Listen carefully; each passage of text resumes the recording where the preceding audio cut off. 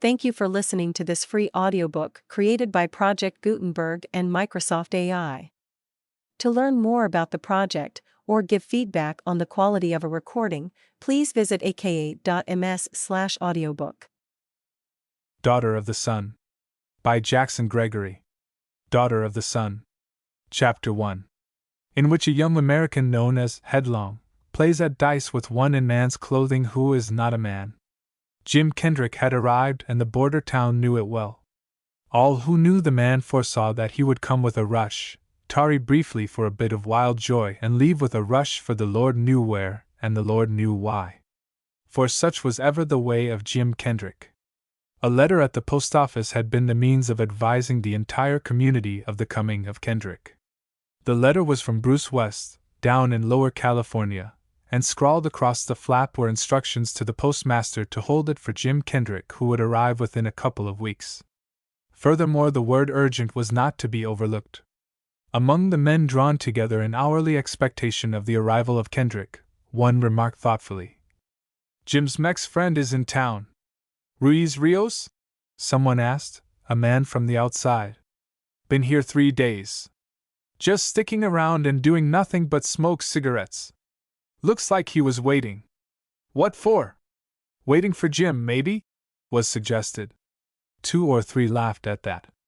In their estimation, Ruiz Rios might be the man to knife his way out of a hole, but not one to go out of his way to cross the trail made wide and recklessly by Jim Kendrick. A half-hour ago, came the supplementary information from another quarter. A big automobile going to beat the band pulls up in front of the hotel. The Mex is watching, and when a woman climbs down, he grabs her traps and steers her into the hotel. Immediately, this news bringer was the man of the moment. But he had had scant time to admit that he hadn't seen her face, that she had worn a thick black veil, that somehow she just seemed young, and that he'd bet she was too darn pretty to be wasting herself on Rios, when Jim Kendrick himself landed in their midst. He was powdered with alkali dust from the soles of his boots to the crown of his black hat, and he looked unusually tall because he was unusually gaunt. He had ridden far and hard. But the eyes were the same old eyes of the same old headlong Jim Kendrick, on fire on the instant, dancing with the joy of striking hands with the old-timers, shining with the man's supreme joy of life. "I'm no drinking man, and you know it," he shouted at them, his voice booming out and down the quiet, blistering street. "And I'm no gambling man. I'm steady and sober, and I'm a regular fool for conservative investments. But there's a time when a glass in the hand is as pat as eggs in a hen's nest, and a man wants to spend his money free. Come on, you bunch of devil-hounds, lead me to it." It was the rollicking arrival which they had counted on, since this was the only way Jim Kendrick knew of getting back among old friends and old surroundings. There was nothing subtle about him. In all things he was open and forthright and tempestuous. In a man's hardened and buffeted body he had kept the heart of a harum-scarum boy. "It's only a step across the line into Old Town," he reminded them. "And the Mexico gents over there haven't got started reforming yet. Blaze the trail, Benny. Shut up your damned old store and post office, Homer, and trot along. It's close to sunset anyway. I'll finance the pilgrimage until sunup." When he mentioned that post office, Homer Day was recalled to his official duties as postmaster. He gave Kendrick the letter from Bruce West. Kendrick ripped open the envelope, glanced at the contents, skimming the lines impatiently. Then he jammed the letter into his pocket. "Just as I supposed," he announced. "Bruce has a sure thing in the way of the best cattle range you ever saw. He'll make money hand over fist. But," and he chuckled his enjoyment, "he's just a trifle too busy scaring off Mexican bandits and close-herding his stock to get any sleep of nights. Drop him a postcard, Homer, tell him I can't come. Let's step over to Old Town. Ruiz Rios is in town, Jim," he was informed. "I know," he retorted lightly. "But I'm not shooting trouble nowadays. Getting older, you know." "How'd you know?" asked Homer. "Bruce said so in his letter. Rios is a neighbor down in Lower California. Now, forget Ruiz Rios. Let's start something." There were 6 Americans in the little party by the time they had walked the brief distance to the border and across into Old Town. Before they reached the swing doors of the Casa Grande, the red ball of the sun went down. "Fat Ortega knows you're coming, Jim," Kendrick was advised. "I guess everybody in town knows by now." And plainly everybody was interested. When the 6 men, going in 2 by 2, snapped back the swinging doors, there were a score of men in the place. Behind the long bar running along one side of the big room, 2 men were busy setting forth bottles and glasses. The air was hazy with cigarette smoke. There was a business air, an air of readiness and expectancy about the gaming tables, though no one at this early hour had suggested playing. Ortega himself, fat and greasy and pompous, leaned against his bar and twisted a stogie between his puffy, pendulous lips. He merely batted his eyes at Kendrick, who noticed him not at all. A golden $20 coin spun and winked upon the bar, impelled by Jim's big fingers, and Kendrick's voice called heartily, "I'd be happy to have every man here drink with me." The invitation was naturally accepted. The men ranged along the bar, elbow to elbow. The bartenders served and, with a nod toward the man who stood treat, poured their own red wine. Even Ortega, though he made no attempt toward a civil response, drank. The more liquor poured into a man's stomach here, the more money in Ortega's pocket, and he was avaricious. He'd drink in his own shop with his worst enemy, provided that enemy paid the score. Kendrick's friends were men who were always glad to drink and play a game of cards, but tonight they were gladder for the chance to talk with Old Headlong. When he had bought the house a couple of rounds of drinks, Kendrick withdrew to a corner table with a dozen of his old-time acquaintances, and for upward of an hour they sat and found much to talk of. He had his own experiences to recount, and sketched them swiftly, telling of a venture in a new silver mining country and a certain profit made, of a misunderstanding, as he mirthfully explained it, now and then, with the children of the South, of horse swapping and a taste of the pearl fisheries of La Paz, of no end of adventures such as men of his class and nationality find every day in troublous Mexico. Twisty Barlow, an old-time friend with whom once he had gone adventuring in Peru, a man who had been deep-sea sailor and near pirate, real estate juggler, miner, trapper and mule skinner, sat at his elbow, put many an incisive question, had many a yarn of his own to spin. "Headlong, old mate," said Twisty Barlow once, laying his knotty hand on Kendrick's arm. "By the livin' God that made us, I'd like to go a-journeyin' with the likes of you again. And I know the land that's waitin' for the pair of us. Into San Diego we go, and there we take a certain warped and battered old stem twister the owner calls a schooner. And we beat it out into the Pacific and turn south until we come to a certain land maybe you can remember having heard me tell about. And there, it's there, headlong, old mate." Kendrick's eyes shone while Barlow spoke, but then they always shone when a man hinted of such things as he knew lay in the sailorman's mind. But at the end he shook his head. "You're talking about tomorrow or next day, Twisty?" He laughed, filling his deep lungs contentedly. "I've had a belly full of mañana talk here of late. All I'm interested in is tonight."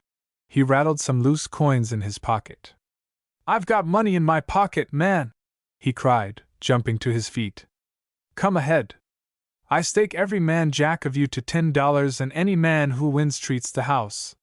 Meanwhile Ortega's place had been doing an increasing business. Now there was desultory playing at several tables where men were placing their bets at poker, at 7.5 and at roulette. The faro layout would be offering its invitation in a moment. There was a game of dice in progress. Kendrick's companions moved about from table to table laughing, making small bets or merely watching. But presently, as $50 were won and lost, the insidious charm of hazard touched them. Monty stuck fast to the faro table for 15 minutes, at the end of which time he rose with a sigh, tempted to go back to Kendrick for a real stake, and cut in for a man's play. But he thought better of it and strolled away, rolling a cigarette and watching the others. Jerry bought a $10 stack of chips and essayed his fortune with roulette, playing his usual luck and his usual system.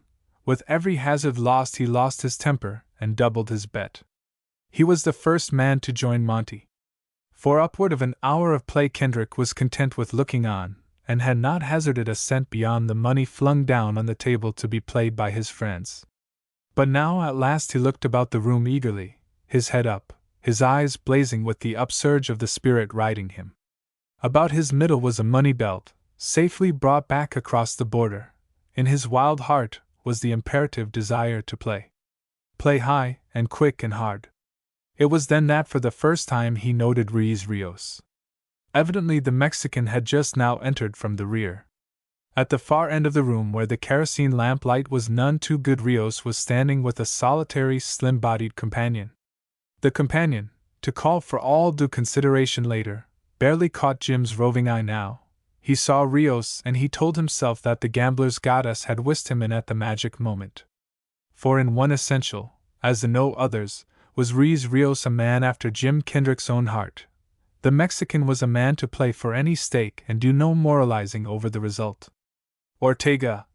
cried Kendrick, looking all the time challengingly at Rios. "There is only one game worth the playing. King of games? The Emperor of games! Have you a man here to shake dice with me?" Ortega understood and made no answer. Rios, small and sinister and handsome, his air one of eternal well-bred insolence, kept his own counsel. There came a quick tug at his sleeve. His companion whispered in his ear. Thus it was that for the first time Kendrick really looked at this companion. And at the first keen glance, in spite of the male attire, the loose coat and hat pulled low, the scarf worn high about the neck, he knew that it was a woman who had entered with Ruiz Rios and now whispered to him. His wife, thought Kendrick. Telling him not to play. She's got her nerve coming in here. The question of her relationship to the Mexican was open to speculation. The matter of her nerve was not. That was definitely settled by the carriage of her body, which was at once defiant and imperious, by the tilt of the chin, barely glimpsed, by the way she stood her ground as one after another pair of eyes turned upon her until every man in the room stared openly. It was as useless for her to seek to disguise her sex thus as it would be for the moon to mask as a candle. And she knew it and did not care. Kendrick understood that on the moment. "Between us there has been at times trouble, senor," said Rios lightly. "I do not know if you care to play? If so, I will be most pleased for a little game." "I'd shake dice with the devil himself, friend Ruiz," answered Jim heartily. "I must have some money from Ortega here," said Rios carelessly. "Unless my check will satisfy?" "Better get the money," returned Kendrick pleasantly. As Rios turned away with the proprietor, Kendrick was impelled to look again toward the woman. She had moved a little to one side so that now she stood in the shadow cast by an angle of the wall. He could not see her eyes, so low had she drawn her wide sombrero, nor could he make out much of her face. He had an impression of an oval line curving softly into the folds of her scarf, of masses of black hair. But one thing he knew, she was looking steadily at him. It did not matter that he could not see her eyes, he could feel them. Under that hidden gaze there was a moment during which he was oddly stirred, vaguely agitated. It was as though she, some strange woman, were striving to subject his mind to the spell of her own will, as though across the room she were seeking not only to read his thought but to mold it to the shape of her own thought. He had the uncanny sensation that her mind was rifling his, that it would be hard to hide from those probing mental fingers any slightest desire or intention. Kendrick shook himself savagely, angered that even for an instant he should have submitted to such sickish fancies. But even so, and while he strode to the nearby table for the dice cup, he could not free himself from the impression which she had laid upon him. She beckoned Rios as he came back with Ortega. He went to her side and she whispered to him. "We will play here, at this end of the room, senor," Rios said to Kendrick. As Kendrick looked quite naturally from the one who spoke to the one from whom so obviously the order had come, he saw for the first time the gleam of the woman's eyes. A very little she had lifted the brim of her hat so that from beneath she could watch what went forward. They held his gaze riveted. They seemed to glow in the shadows as though with some inner light. He could not judge their color. They were mere luminous pools. He started with an odd fancy. He caught himself wondering if those eyes could see in the dark. Again he shrugged as though to shake physically from him these strange fancies. He snatched up the little table and brought it to where Ruiz Rios waited, putting it down not 3 feet from the Mexican's silent companion. And all the time, though now he refused to turn his head toward her, he was conscious of the strangely disturbing certainty that those luminous eyes were regarding him with unshifting intensity. Kendrick abruptly spilled the dice out of the cup so that they rolled on the tabletop. "One die, one throw, ace high?" he asked curtly of Rios. The Mexican nodded. It was in the air that there would be big play, and men crowded around. Briefly, the unusual presence of a woman, here at Fat Ortega's, was forgotten. "Select the lucky cube," Kendrick invited Rios. The Mexican's slim brown fingers drew one of the dice toward him, choosing at random. Kendrick opened vest and shirt and after a moment of fumbling drew forth and slammed down on the table a money belt that bulged and struck like a leaden bar. "Gold and U.S. banknotes," he announced. "Keep your eye on me, Señor Don Ruiz Rios de Mexico, while I count 'em." Unbuttoning the pocket flaps, he began pouring forth the treasure which he had brought back with him after 2 years in Old Mexico.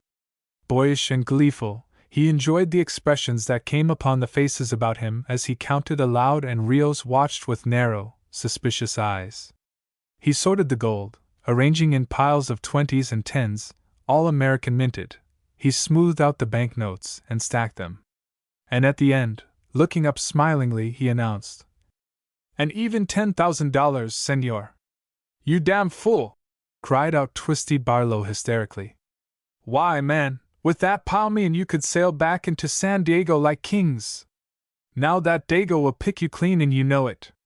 No one paid any attention to Barlow, and he, after that one involuntary outburst, recognized himself for the fool and kept his mouth shut, though with difficulty.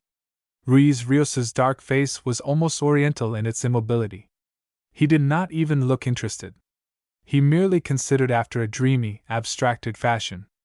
Again a quick, eager hand was laid on his arm, again his companion whispered in his ear. Rios nodded curtly and turned to Ortega. "Have you the money in the house?" he demanded. "Seguro," said the gambling house owner. "I expected Señor Kendrick." "You do me proud," laughed Jim. "Let's see the color of it in American money." With most men, the winning or losing of $10,000, though they played heavily, was a matter of hours and might run on into days if luck varied tantalizingly. All of the zest of those battling hours Jim Kendrick meant to crowd into one moment. There was much of love in the heart of headlong Jim Kendrick, but it was a love which had never poured itself through the common channels, never identified itself with those two passions which sway most men. He had never known love for a woman, and in him there was no money greed. For him women did not come even upon the rim of his most distant horizon. As for money, when he had none of it he sallied forth joyously in its quest, holding that there was plenty of it in this good old world and that it was as rare fun running it down as hunting any other big game. When he had plenty of it he had no thought of other matters until he had spent it or given it away or watched it go its merry way across the table with a green top like a fleet of golden argosies on a fair emerald sea voyaging in search of a port of adventure. His love was reserved for his friends and for his adventurings, for clear dawns in solitary mountains, for springtimes in thick woods, for sweeps of desert, for what he would have called life. "Ready?" Ruiz Rios was asking coldly. Ortega had returned with a drawer from his safe clasped in his fat hands. The money was counted and piled. "Let her roll!" cried Kendrick heartily. Never had there been a game like this at Ortega's. Men packed closer and closer, pushing and crowding. The Mexican slowly rattled the single die in the cup. Then, with a quick jerk of the wrist, he turned it out on the table. It rolled, poised, settled. The result amply satisfied Rios, and to the line of the lips under his small black mustache came the hint of a smile. He had turned up a 6. "The ace is high!" cried Jim. He caught up die and box, lifting the cupped cube high above his head. His eyes were bright with excitement, his cheeks were flushed, his voice rang out eagerly. "Out of 6 numbers there is only one ace," smiled Ruiz Rios. "One's all I want, senor," laughed Jim, and made his throw. When large ventures are made, in money or otherwise, it would seem that the goddess of chance is no myth but a potent spirit, and that she takes a firm deciding hand. At a time like this, when two men seek to put at naught her many methods of prolonging suspense, she in turn seeks stubbornly to put at naught their endeavors to defeat her aims. Had Jim Kendrick thrown the ace, then he would have won and the thing would have been ended. Had he shaken anything less than a 6, the spoils would have been the Mexicans. That which happened was that out of the gambler's cup Kendrick turned another 6. Ruiz Rios's impassive face masked all emotion. Kendrick's displayed frankly his sheer delight. He was playing his game. He was getting his fun. "A tie, by thunder!" he cried out in huge enjoyment. "We're getting a run for our money, Mexico. Shall I shake next?" "Follow your hand," said Ruiz Rios briefly. That which followed next would have appeared unbelievable to any who have not over and over watched the inexplicable happenings of a gaming table. Kendrick made his second throw and lifted his eyebrows quizzically at the result. He had turned out the deuce, the lowest number possible. A little eagerly, while men began to mutter in their excitement, Rios snatched up cup and die and threw. Once already he had counted 10,000 as good as won. Now he made the same mistake. For the incredible happened and he, too, showed a deuce, making a second tie. Ruiz cursed his disgust and hurled the box down. Kendrick burst into booming laughter. "A game for men to talk about, friend Rios," he said. And at the moment he came near feeling a kindly feeling for a man whom he hated most cordially, and with high reason. "Follow your hand?" Rios received the box from a hand offering it, and made his third throw swiftly. The 6 again. "Where we began, senor," he said, grown again impassive. Kendrick was all impatient eagerness to make his throw, looking like a boy chafing at a moment's restraint against his anticipated pleasures. "A 6 to beat," he said. And beat it he did, with the odds all against him. He turned up the ace and won $10,000. In the brief hush which came before the shouts and jabberings of many voices, Ruiz Rios's companion pulled him sharply by the arm, whispering quickly. But this time Rios shook his head. "I am through," he said bluntly. "Another time, maybe." But the fever, to which he had so eagerly surrendered, was just gripping Kendrick. That he was playing for big stakes was the thing that counted. That he had won meant less to him than it would have meant to any other man in the room, or any other man who had ever been in the room, or any other man who would ever come into the room. He saw that Ruiz was through. But as his dancing eyes sped around among other faces, he marked the twinkling lights of covetousness in fat Ortega's rat eyes, and he knew that, long ago, Ortega himself had played for any stake. Beside Ortega there was another man present who might be inclined to accept a hazard, Tony Munoz, who conducted the rival gambling house across the street, and who was Ortega's much despised son-in-law. Long ago Ortega and Tony had quarreled, and when Tony had run away with Eloisa, Ortega's pretty daughter, men said it was as much to spite the old man as for love of the girl's snapping eyes.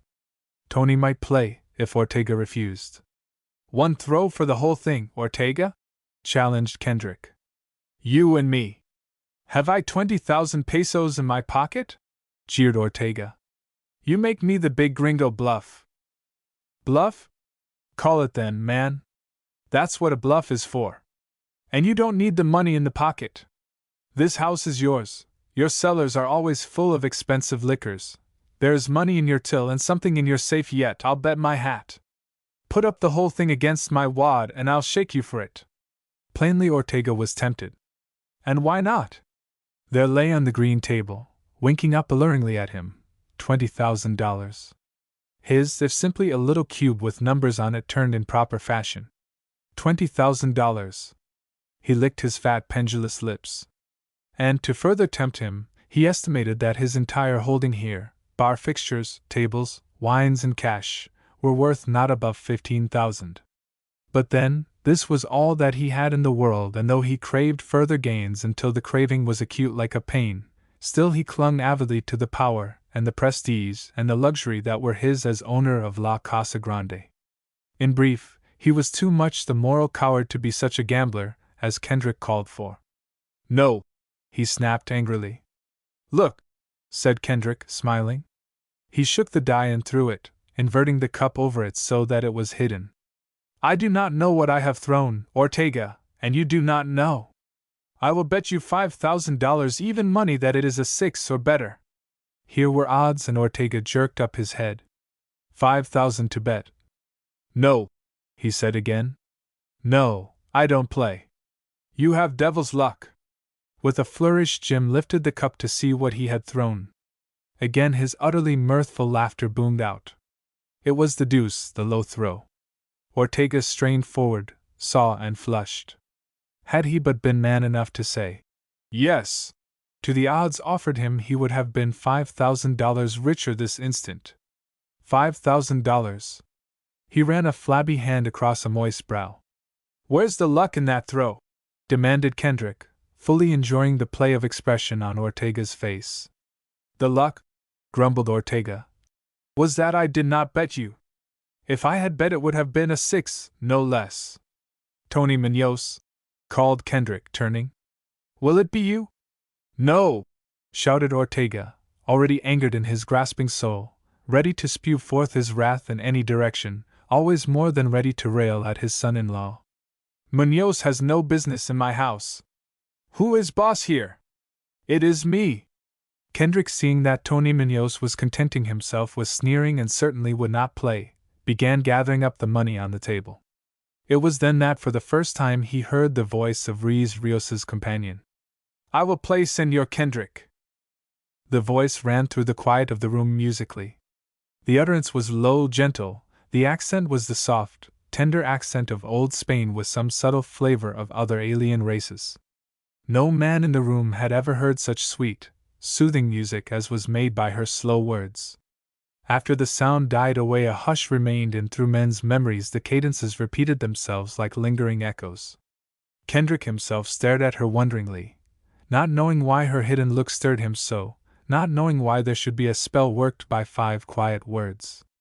Nor did he find the spell entirely pleasant, as her look had done, so now her speech vaguely disturbed him.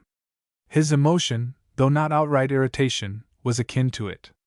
He was opening his lips to say curtly, I do not play dice with women, Señora, when Ortega's sudden outburst forestalled him. Kendrick had barely had the time to register the faint impression of the odd sensation which this companion of Ruiz Rios awoke in him, when he was set to puzzle over Ortega's explosion. Why should the gaming house keeper raise so violent an objection to any sort of a game played in his place? Perhaps Ortega himself could not have explained clearly, since it is doubtful if he felt clearly.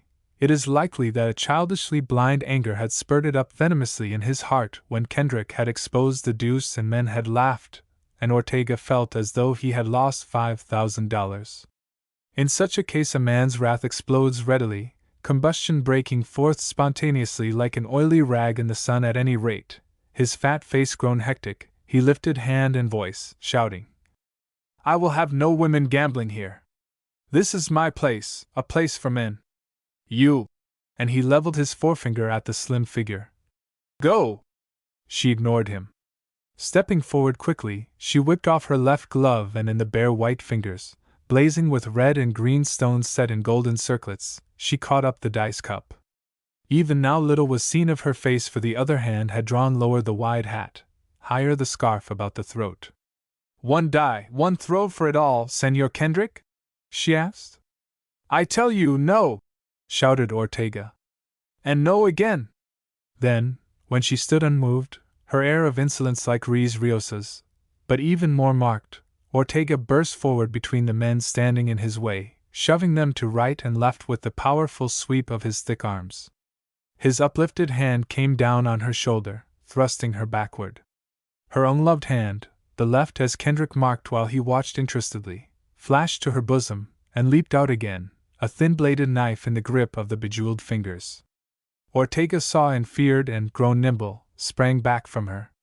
Quickly enough to save the life in him, not so quickly as entirely to avoid the sweep of the knife. His sleeve fell apart, slit from shoulder to wrist, and in the opening the man's flesh showed with a thin red line marking it. There was tumult and confusion for a little while, hardly more than a moment it seemed to Kendrick. He only knew that at the end of it Ortega had gone grumbling away, led by a couple of friends who no doubt would bandage his wounded arm, and that the woman, having put her knife away, appeared not in the least disturbed. He knew then that while men talked and shouted about him he had not once withdrawn his eyes from her. One throw? She was asking again, the voice as tender, as vaguely disquieting to his senses, as full of low music as before. He shook himself as though rousing from a trance. "I do not play at dice with ladies, Senora," he said bluntly. "Did you bluff, after all?"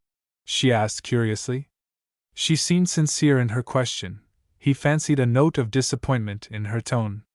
It was as though she had said before, "Here is a man who is not afraid of big stakes," and as though now she were revising her estimate of him.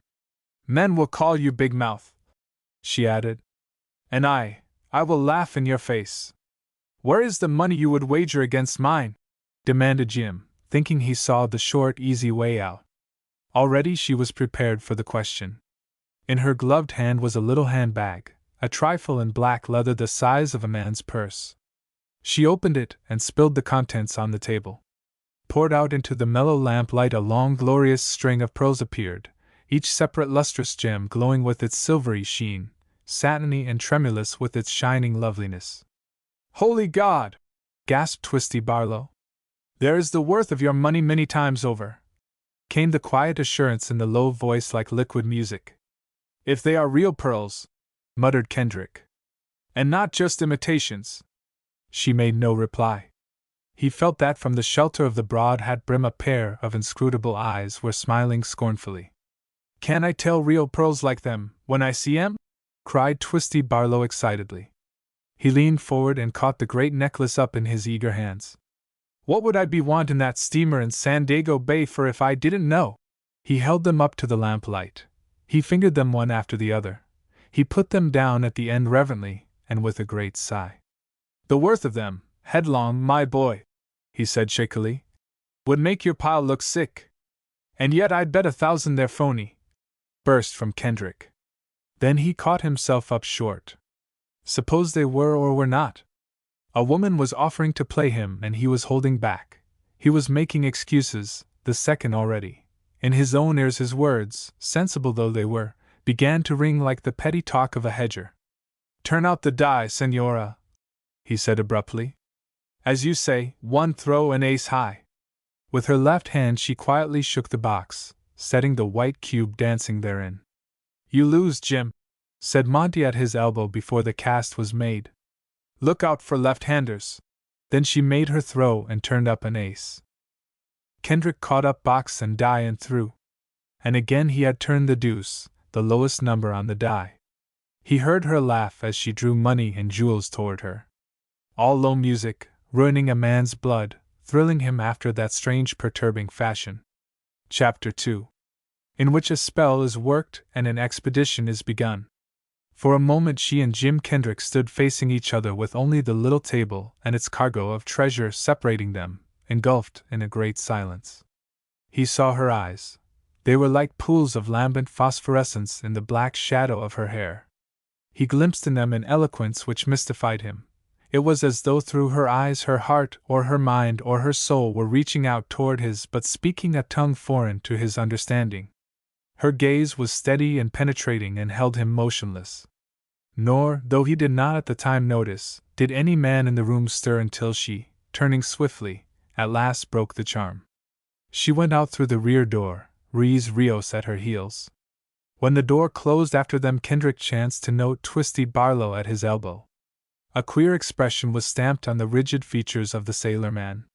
Plainly Barlow, intrigued into a profound abstraction, was alike unconscious of his whereabouts or of the attention which he was drawing. His eyes stared and strained after the vanished Mexican and his companion. He, too, had been fascinated. He was like a man in a trance. Now he started and brushed his hand across his eyes and, moving jerkily, hurried to the door and went out. Kendrick followed him and laid a restraining hand upon his shoulder. "Easy, old boy," he said quietly. Barlow started at the touch of his hand and stood frowning and fingering his forelock. "I know what's burning hot in your fancies. Remember, they may be paste, after all. And anyway, they're not treasure trove." "You mean those pearls might be fake?" Barlow laughed strangely. "And you think I might be slitting throats for them?" "Don't be an ass, Headlong, I'm sober." "Where away, then, in such a hurry?" demanded Kendrick, still aware of something amiss in Barlow's bearing. "About my business," retorted the sailor. "And suppose you mind yours?" Kendrick shrugged and went back to his friends. But at the door he turned and saw Barlow hastening along the dim street in the wake of the disappearing forms of Ruiz Rios and the woman. Inside there were some few who sought to console Kendrick, thinking that to any man the loss of $10,000 must be a considerable blow. His answer was a clap on the back and a laughing demand to know what they were driving at and what they took him for anyway. Those who knew him best squandered no sympathy where they knew none was needed.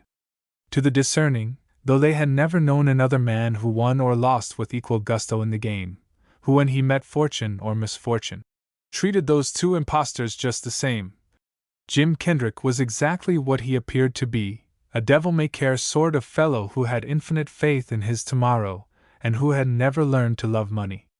Kendrick was relieved when, half an hour later, Twisty Barlow came back. Kendrick's mood was boisterous from the sheer joy of being among friends and once more as good as on home soil. He went up and down among them with his pockets turned wrong side out and hanging eloquently, swapping yarns, inviting recitals of wild doings, making a man here and there join him in one of the old songs, singing mightily himself. He had just given a brief sketch of the manner in which he had acquired his latest stake, how down in Mexico he had done business with a man whom he did not trust. Hence Kendrick had insisted on having the whole thing in good old U.S. money, and then had ridden like the devil-beating tan bark to keep ahead of the half-dozen ragged cutthroats who, he was sure, had been started on his trail. "And now that I'm rid of it," he said, "I can get a good night's sleep. Who wants to be a millionaire anyway?" He saw that though Barlow had once more command of his features, there was still a feverish gleam in his eyes. And further, that with rising impatience Barlow was waiting for him. "Come alive, Twisty, old mate," Kendrick called to him. "Limber up and give us a good old deep-sea chanty." Twisty stood where he was, eyeing him curiously. "I want to talk to you, Jim," he said.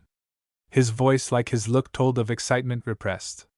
"It's early," retorted Kendrick, "and talk will keep. A night like this was meant for other things than for two old fools like you and me to sit in a corner with long faces. Strike up the chanty." "You're busted," said Barlow sharply. "You've had your fling and you've shot your wad. Come along with me. You know what shore I'm headin' to. You know I've got my hooks in that old tub down to San Diego, dash," improvised Kendrick lightly. But his rhythm was getting away from him and his rhymes petered out and he stopped, laughing while around him men clamored for more. "Oh, there'll be a tale to tell when Twisty sails back," he conceded. "But until he's underway there's no tale to tell, and so what's the use of talk? A song's better. Walk her up, Twisty, old mate." Barlow's impatience flared out into irritation. "What's the sense of this monkey business?" he demanded. "I'm off to San Diego by moonrise. If you ain't with me, you ain't. Just say so, can't you?" "A song first, Twisty?" countered Kendrick. "Will you come listen to me then?" asked Barlow. "Word of honor?" It was plain that he was in dead earnest, and Kendrick cried, "Yes," quite heartily. Then Barlow, putting up with Kendrick's mood since there was no other way that one might do for a willful, spoiled child over which he had no authority of the rod, allowed himself to be dragged to the middle of the room, and there, standing side by side, the two men lifted their voices to the swing and pulse of "The Flying Fish Catcher," through all but interminable verses, while the men about them kept enthusiastic time by tramping heavily with their thick boots. At the end Kendrick put his arm about the shoulders of his shorter companion, and in lockstep they went out. The party was over. "What's on your mind, seafarer?"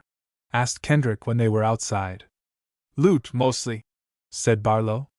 "But first, while I think of it, Ruiz Rios's wife wants a word with you." "What about?" Kendrick opened his eyes. And, before Barlow answered, "You saw her then?" "I went up to the hotel. Tried to get a room. She saw me and sent for you.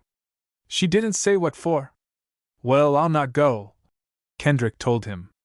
"Now spin your yarn about your loot." He leaned against a lamp post while Twisty Barlow, upright and eager, said his say. A colorful tale it was in which the reciter was lavish with pearls and ancient gold. It appeared that one had but to sail down the coast of Lower California, up into the gulf and get ashore upon a certain strip of sandy beach in the shadows of the cliffs. And I tell you I've already got the hull off San Diego that will take us there, maintained Barlow. All I'm short of is you to stand your share of the hell we'll raise and to chip in with what coin you can scrape. If you hadn't been a damn fool with that 10,000, he added bitterly. Spilled milk. Forget it. It came out of Mexico and it goes back where it belongs. But if you're counting on me for any such amount as that, you're up a tree. I'm flat. We'll go just the same if you can't raise a bean, said Barlow positively. But if you can dig anything, for God's sake scrape lively. We want to get there before somebody else does. And I was hoping you'd come across for grub and some guns and odds and ends. I've got a few old shares, said Kendrick. If they're roosting around par they're good for 2,500. Barlow brightened. We'll knock 'em down in San Diego if we only get 250, he announced, considering the sale as good as made. And we'll do the best we can on what we get. Not yet had Kendrick agreed to go adventuring with Twisty Barlow. But in his soul he knew that he would go, and so did Barlow. There was nothing to hold him here. From elsewhere the voice which seldom grew quiet was singing in his ears.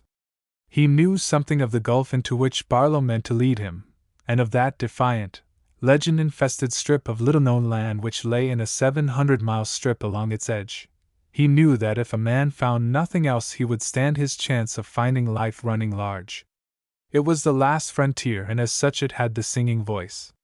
"You'll go?" said Barlow. But first Kendrick asked his few questions. When he had answers to the last of them his own eyes were shining. His truant fancies at last had been snared. He was going headlong into the thing. He had already come to believe that at the end of it he would again have filled his pockets the while he would have drunk deep of the life that satisfied. It was long since he had smelled the sea, had known ocean sunrise and sunset, had gone to sleep with his bunk swaying and the water lapping. So when again Barlow said, "You'll come?" Kendrick's hand shot out to be gripped by way of signing a contract, and his voice rang out joyously. "Put her there, old mate! I'm with you, blow high, blow low." For a few minutes they planned. Then Barlow hurried off to make what few arrangements were necessary before they could be in the saddle and riding toward a railroad. Kendrick meant to get 2 or 3 hours' sleep, since he realized that even his hard body could not continue indefinitely, as he had been driving it here of late. There was nothing to be done just now that Barlow could not do. Before the saddled horses could be brought for him he could have time for what rest he needed. The thought of bed was pleasant as he walked on, for he realized that he was tired in every muscle of his body. The street was deserted saving the figure of a boy he saw coming toward him. As he was turning a corner the boy's voice accosted him. "Senor Kendrick," came the call. "Un momenta." Kendrick waited. The boy, a half-breed in ragged clothes, came close and peered into his face. Then, having made sure, he whipped out a small parcel from under his torn coat. "Para usted," he announced. Kendrick took it, wondering. "What is it?" he asked. "Who sent it?" But the boy was slouching on down the street. Kendrick called sharply. The boy hastened his pace. And when Kendrick started after him the ragamuffin broke into a run and disappeared down an alleyway. Kendrick gave him up and came back to the street, tearing off the outer wrap of the package under a street lamp. In his hand was a sheaf of banknotes, which he readily recognized as the very ones he had just now lost at dice, together with a slip of note paper on which were a few finely penned lines. He held them up to the light in an amazement which sought an explanation. The words were in Spanish and said briefly, "To Senor Jim Kendrick, because under his laugh he looked sad when he lost. From one who does not play at any game with faint hearts." His face flushed hot as he read. Angrily his big hand crumpled message and banknotes together. He glanced down the empty street. Then, forgetful of bed and rest, his anger rising, he strode swiftly off toward the hotel, muttering under his breath. The hotel keeper he found alone in the little room which served him as office and bedchamber. "I want to see Mrs. Rios," said Kendrick curtly. "You'd be meaning the Mexican lady? Name of Castomar." He drew his soiled, inky guest book toward him. "Zoraida Castomar." I suppose so, answered Kendrick. Where is she? Your name would be Kendrick? Persisted the hotel keeper. And at Kendrick's short. Yes. He pointed down the hall. Third door, left side. She's expecting you. Had Kendrick paused to speculate over the implication of the man's words, he would inevitably have understood the trick Ruiz Rios's companion had played on him. But he was never given to stopping for reflection when he had started for a definite goal, and furthermore, just now his wrath was consuming him. He went furiously down the hall and struck at the door as though it were a man who had stirred his anger by standing in his path. Come in, invited a woman's voice in Spanish, the inflection distinctly that of old Mexico. In he went. Before him stood an old woman, her face a tangle of deep wrinkles, her hair spotted with white, her eyes small and black and keen. He looked at her in surprise. Somehow he had counted on finding Zoraida Castelmar young, just why he was not certain. But the surprise was an emotion of no duration, since a hotter emotion overrode it and crowded it out. Look here! He began angrily, his hand lifted, the bills tight clenched. But she interrupted. You are Senor Kendrick, no? She awaits you. There. She indicated still another door, and would have gone to open it for him. But he brushed by her and threw it back himself and crossed the threshold impatiently. And again his emotion surging uppermost briefly was one of surprise. The room was empty. It was the unexpected and incongruous trappings which astonished him. On all hands the walls, from ceiling to floor, were hidden by rich silken curtains, hanging in deep purple folds, displaying a profusion of bright-hued woven patterns, both splendid and barbaric. The floor was carpeted by a soft thick rug, as brilliant as the wall drapes. The two chairs were hidden under similar drapes, the small square table covered by a mantle of deep blue and gold which fell to the floor. Beyond all of this, the solitary bit of furnishing was the object on the table whose oddity caught and held his eye, a thin column of crystal like a 10-inch needle, based in a red disc and supporting a hollow cap, the size of an acorn cup, in which was a single stone or bead of glass, he knew not which. He only knew that the thing was alive with the fire in it, and blazed red, and he fancied it was a ruby. He glanced hurriedly about the room, making sure that it was empty. Again his eyes came back to the glowing jewel supported by the thin crystal stem. Now he was conscious of a sweet heavy perfume filling the room, a fragrance new to him and subtly exotic. Everything about him was fantastic, extravagant, absurd, he told himself bluntly, as was everything connected with an absurd woman who did mad things. He looked at the banknotes in his hand. What more insane act than to send an amount of money of this size to a stranger? The familiarly disturbing feeling that her eyes, were upon him, came again. He turned short about. She stood just across the room, her back to the motionless curtains. Whence she had come and how, he did not know. She was smiling at him, and for the first time he saw her eyes clearly, and her dark passionate face and scarlet mouth. He did not know if she were 15 or 25. The oval face, the curving lips were those of a young maiden. Her tall, slender figure was obscured by the loose folds of a snow-white garment which fell to the floor about her. Her eyes were just now of any age or ageless, unfathomable, and though they smiled, filled with a sort of mockery which baffled him, confused him, angered him. Upon one point alone there could be no shadow of doubt. From the top of her proudly lifted head with its abundance of black hair wherein a jewel gleamed, to the tips of her exquisite fingers where gleamed many jewels, she was almost unhumanly lovely. She looked foreign, but he could not guess what land had cradled her. Mexico? Why Mexico more than another land? It struck him that she would have seemed alien to any land under the sun. She might have sprung from some race of beings upon another star. She had marked the look on his face, and in her eyes the laughter deepened and the mockery stood higher. He frowned and stepped to the table, tossing down the pad of banknotes. That is yours, he told her briefly. I don't want it and I won't take it. Then she, too, came forward to the table. Her left hand took up the money swiftly, eagerly. It struck him, and thrust it out of sight somewhere among the folds of her gown. Then finally her laughter parted her lips, and the low music of it filled the room. He knew in a flash now that she had never meant to allow her winnings to escape her, that there had been craft in the wording of the message she had sent him, that all along she counted on his coming to her as he had come. She sank into the chair nearest her and indicated the other to him. "If Senor Kendrick will be seated," she said lightly, "I should like to speak with him." In blazing anger had Kendrick come here. Now, seeing clearly just how she had played with him, the blood grew hotter in his face and hammered at his temples. "Senora," he said crisply, "there need be no talk between you and me since we have no business together." "Senorita," she corrected him curiously, "I am not married. Nor is that a matter for us to discuss." He meant, as he desired, to be rude to her. "Since it does not interest me. It has interested many men." She laughed at him lightly, but still with that intense probing look filling the black depths of her eyes. "With them it has been a vital matter."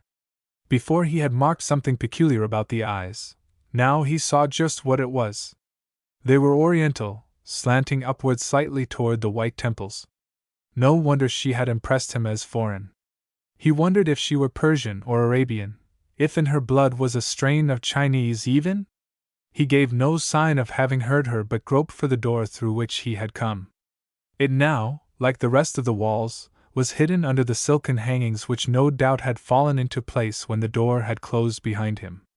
He did not remember having shut it. Perhaps the old woman in the outer room had done so. And locked it. For when at last his hand found the knob, the door would not open. "What's all this nonsense about?" he demanded. "I want to go." It was her turn to pretend not to have heard. She sat back idly, looking at him fixedly, smiling at him after her strange fashion.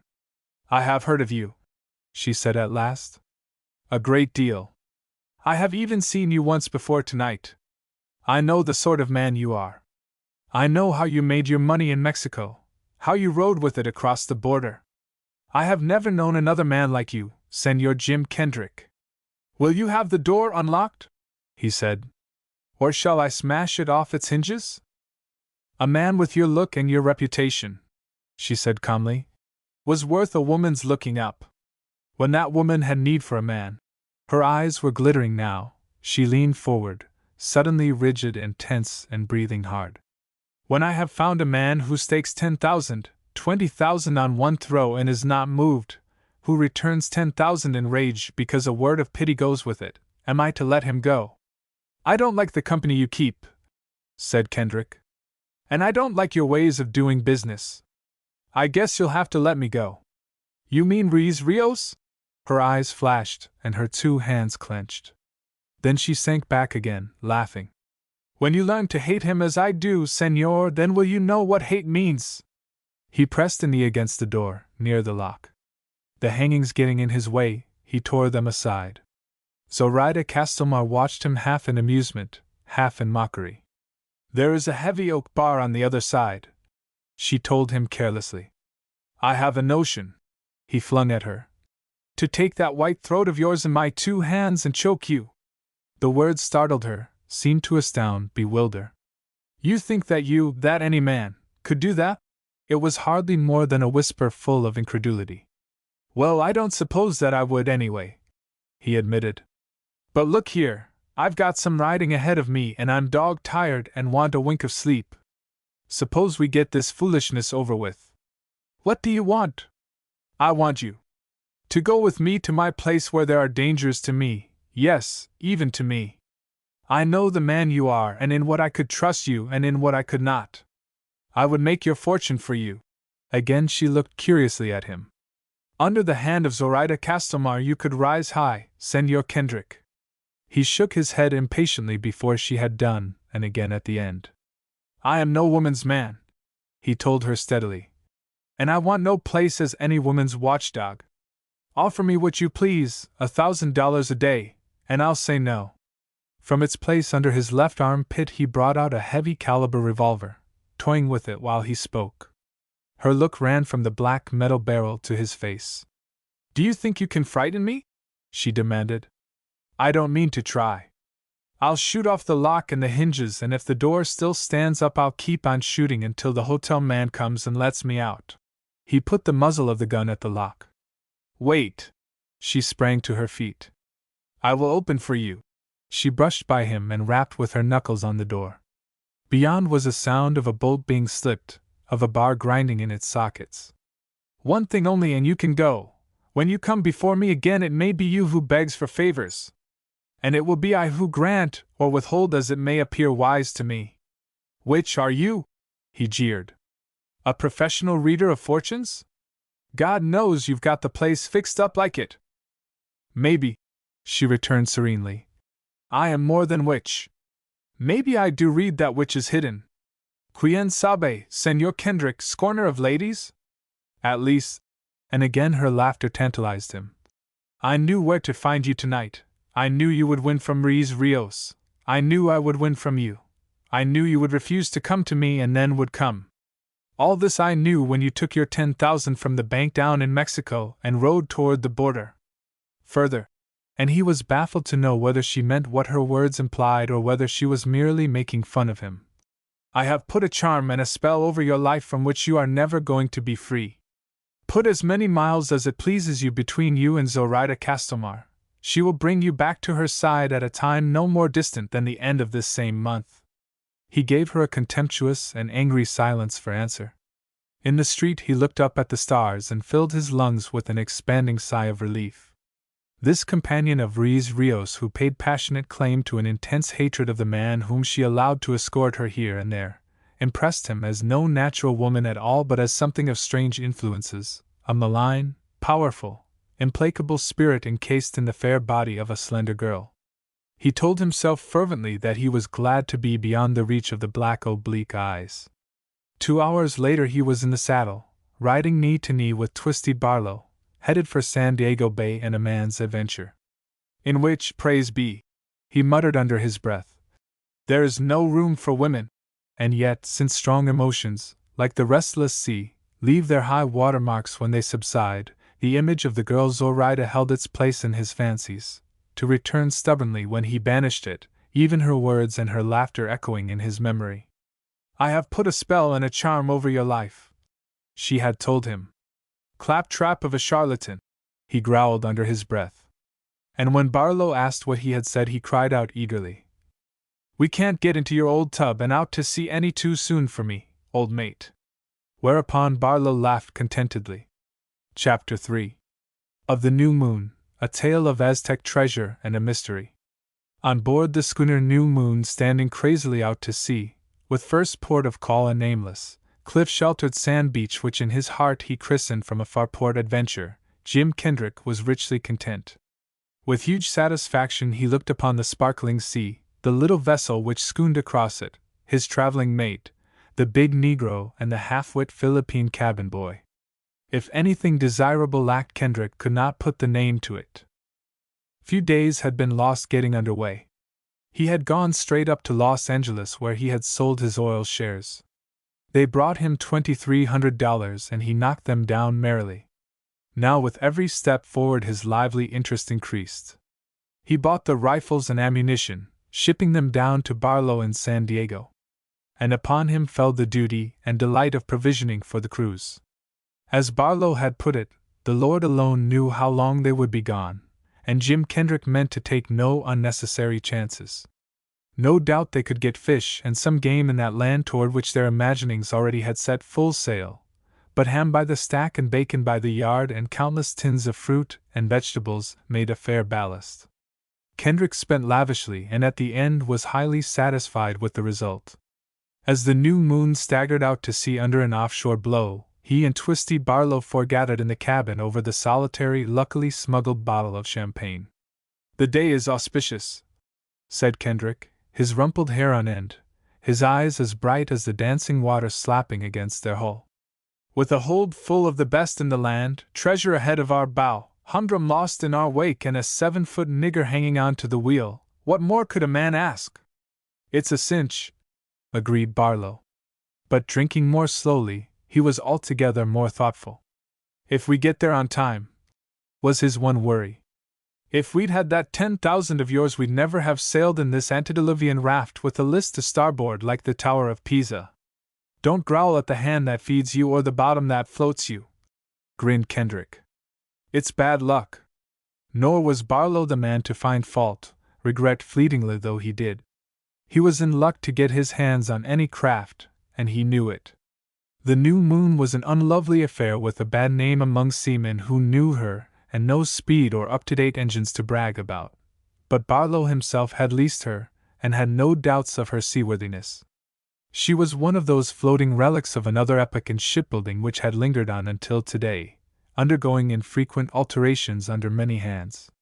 While once she had depended entirely for her headway on her two poles, foresail set flying, now she lurched ahead answering to the drive of her antiquated internal combustion motor.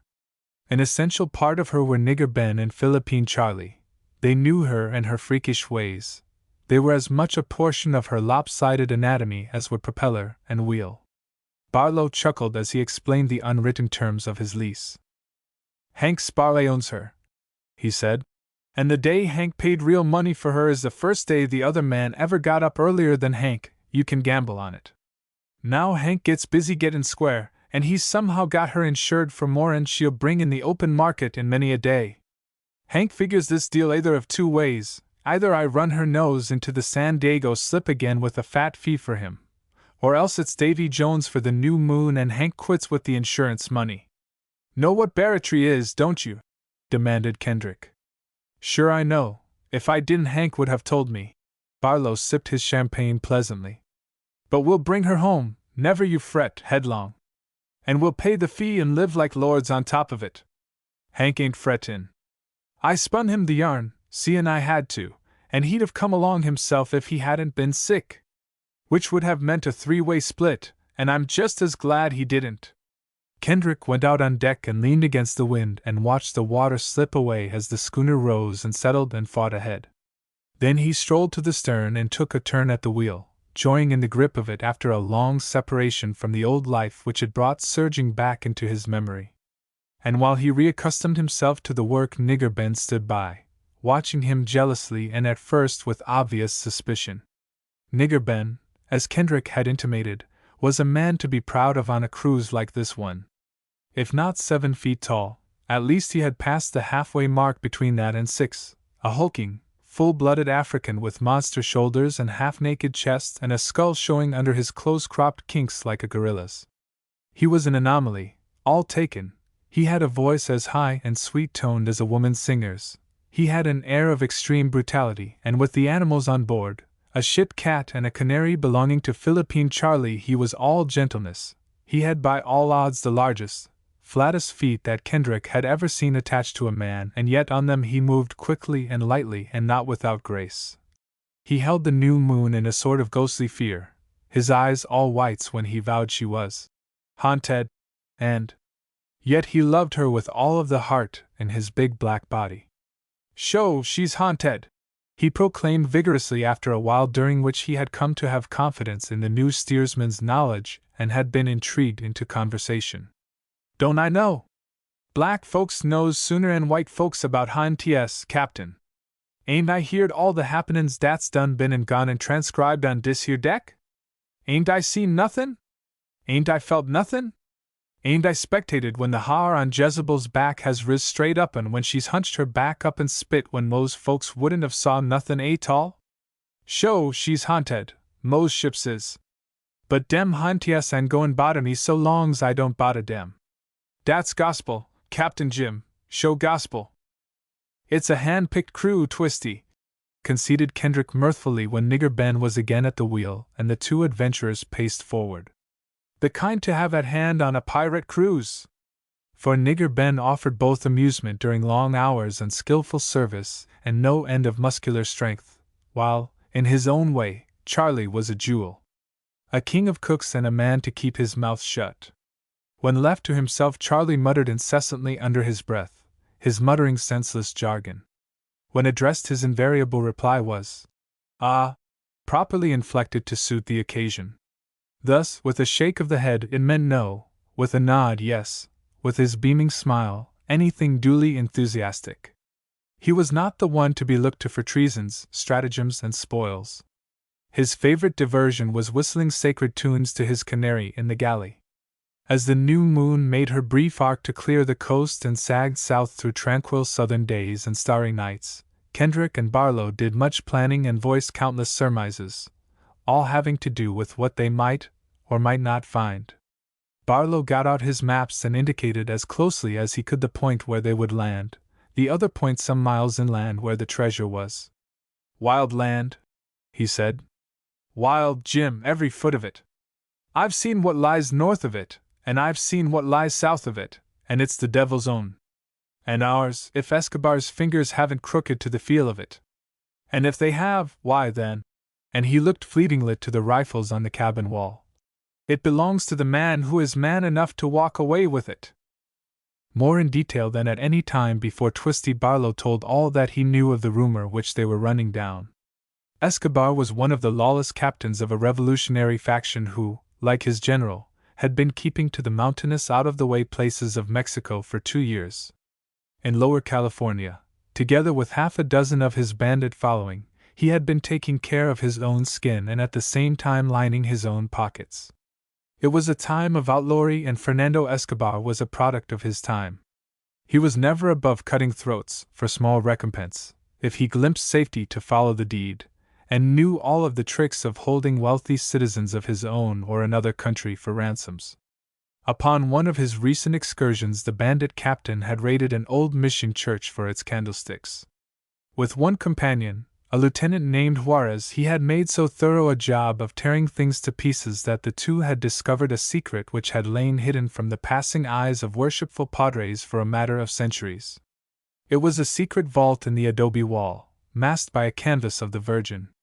And in the small compartment were not only a few minor articles which Escobar knew how to turn into money, but some papers. And whenever a bandit, of any land under the sun, stumbles upon papers secretly immured, it is inevitable that he should hastily make himself master of the contents, stirred by a hope of treasure. "And right enough, he'd found it," said Barlow, holding a forgotten match over his pipe.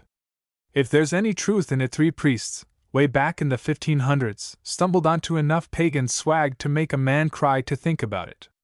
Held it accursed, I guess. And didn't need it just then in their business, anyway. Just what is it? I don't know. Juarez himself didn't know. Captain Escobar let him get just so far and decided to hog the whole thing and slipped 6 inches of knife into him.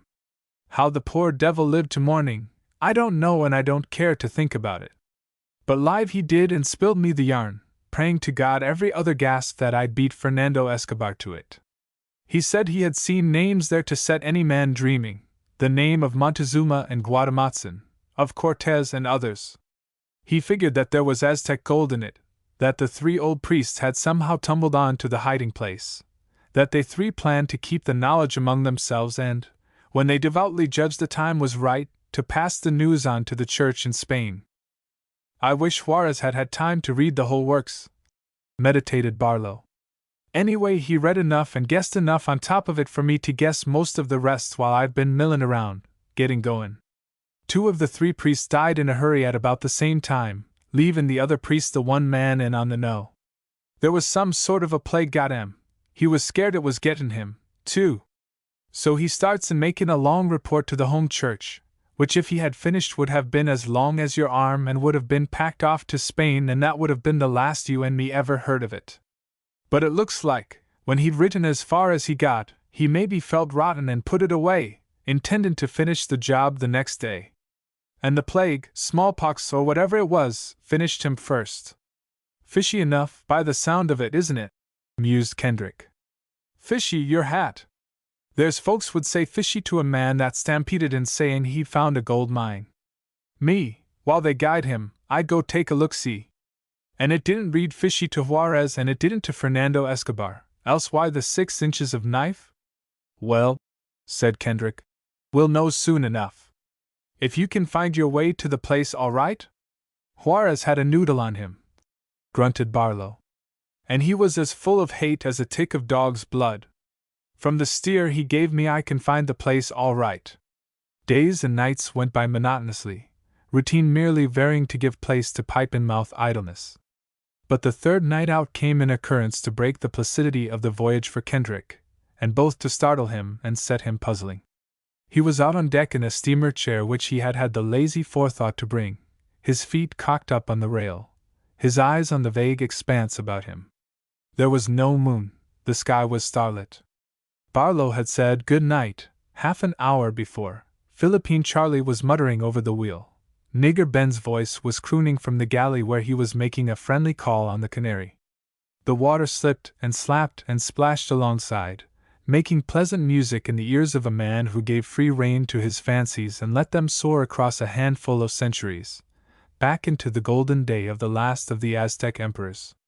The Montezumas had had vast hoards of golden nuggets and dust and hammered ornaments and vessels. History vouched for that. And it stood to reason that the princes and nobles, fearing the ultimate result of the might of the Spaniards, would have taken steps to secrete some of their treasure before the end came. Why not somewhere in Lower California, hurried away by caravan and canoe to a stronghold far from doomed Mexico City? He was conscious now of no step upon the deck, no sound to mar the present serene fitness of things.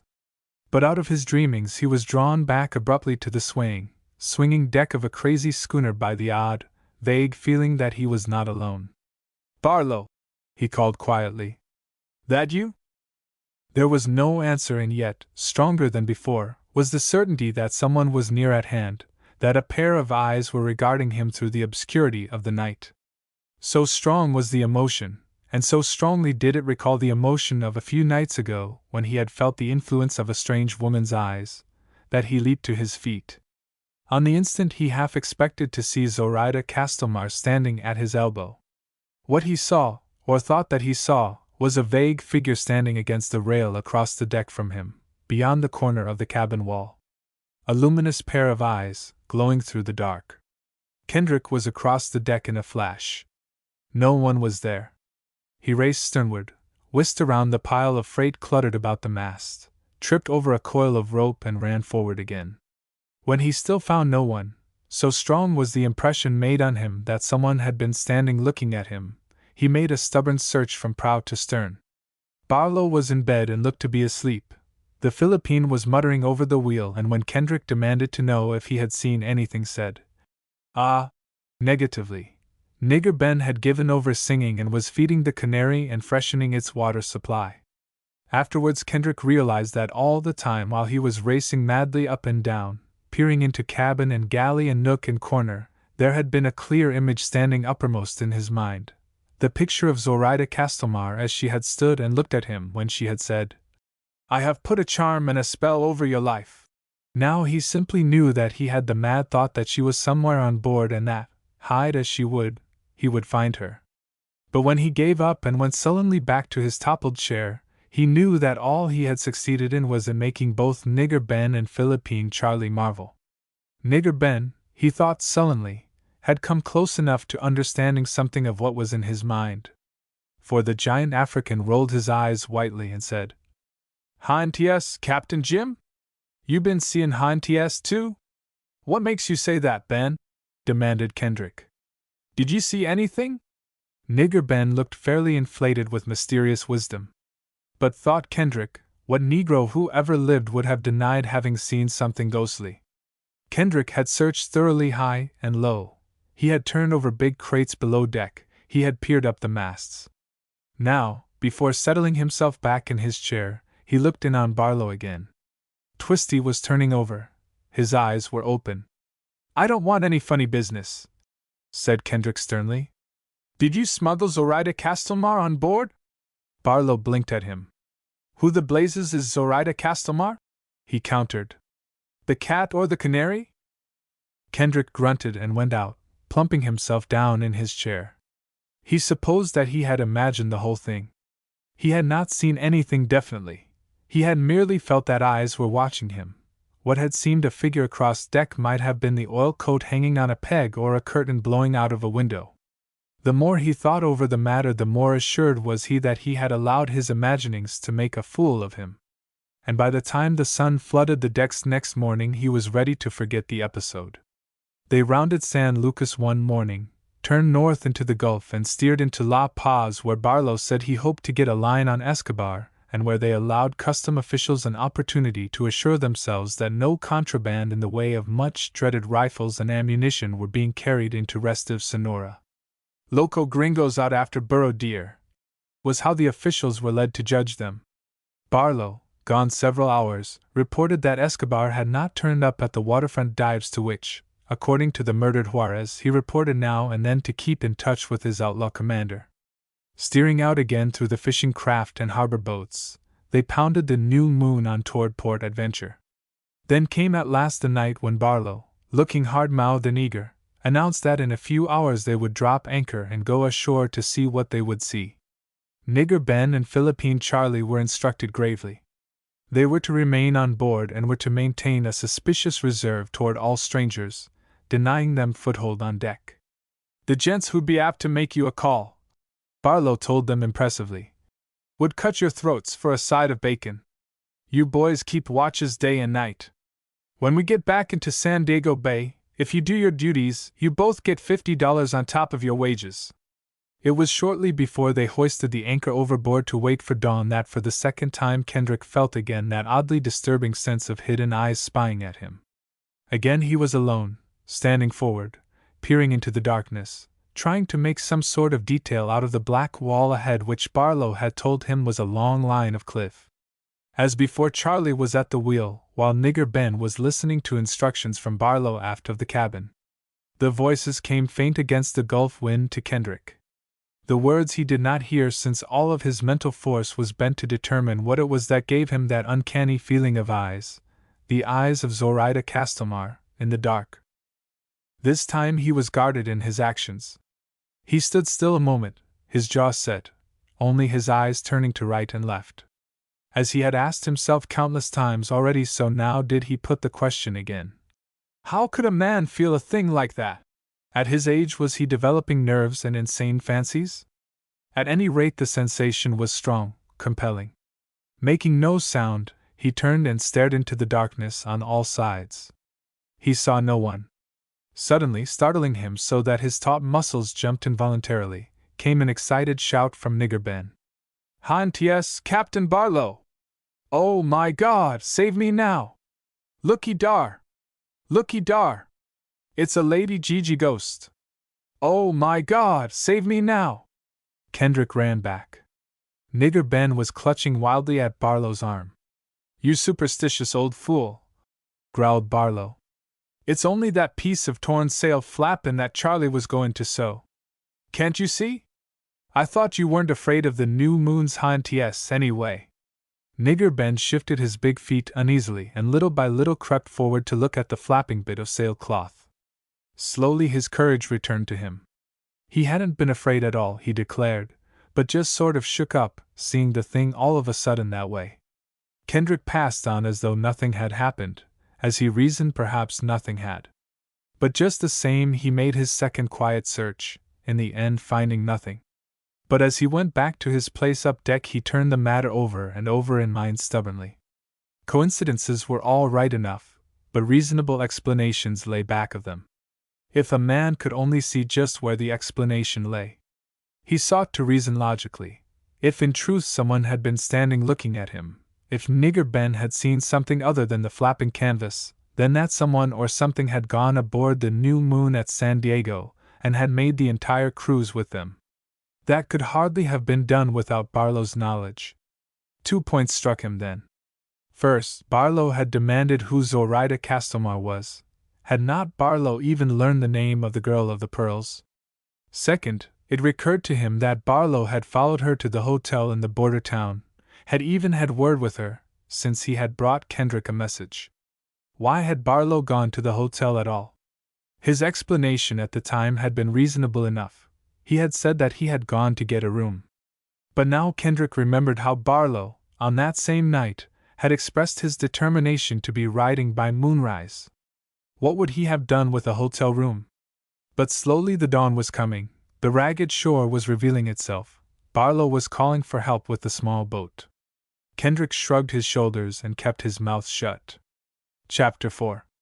Indicating that which appears the earthly paradise may prove quite another sort of place. A strip of white beach 300 feet long, a score of paces across at its widest, with black barren cliffs guarding it, and the faint pink dawn slowly growing a deeper rose over it. Such was the port of adventure into which nosed the rowboat bringing Jim Kendrick and Twisty Barlow treasure seeking.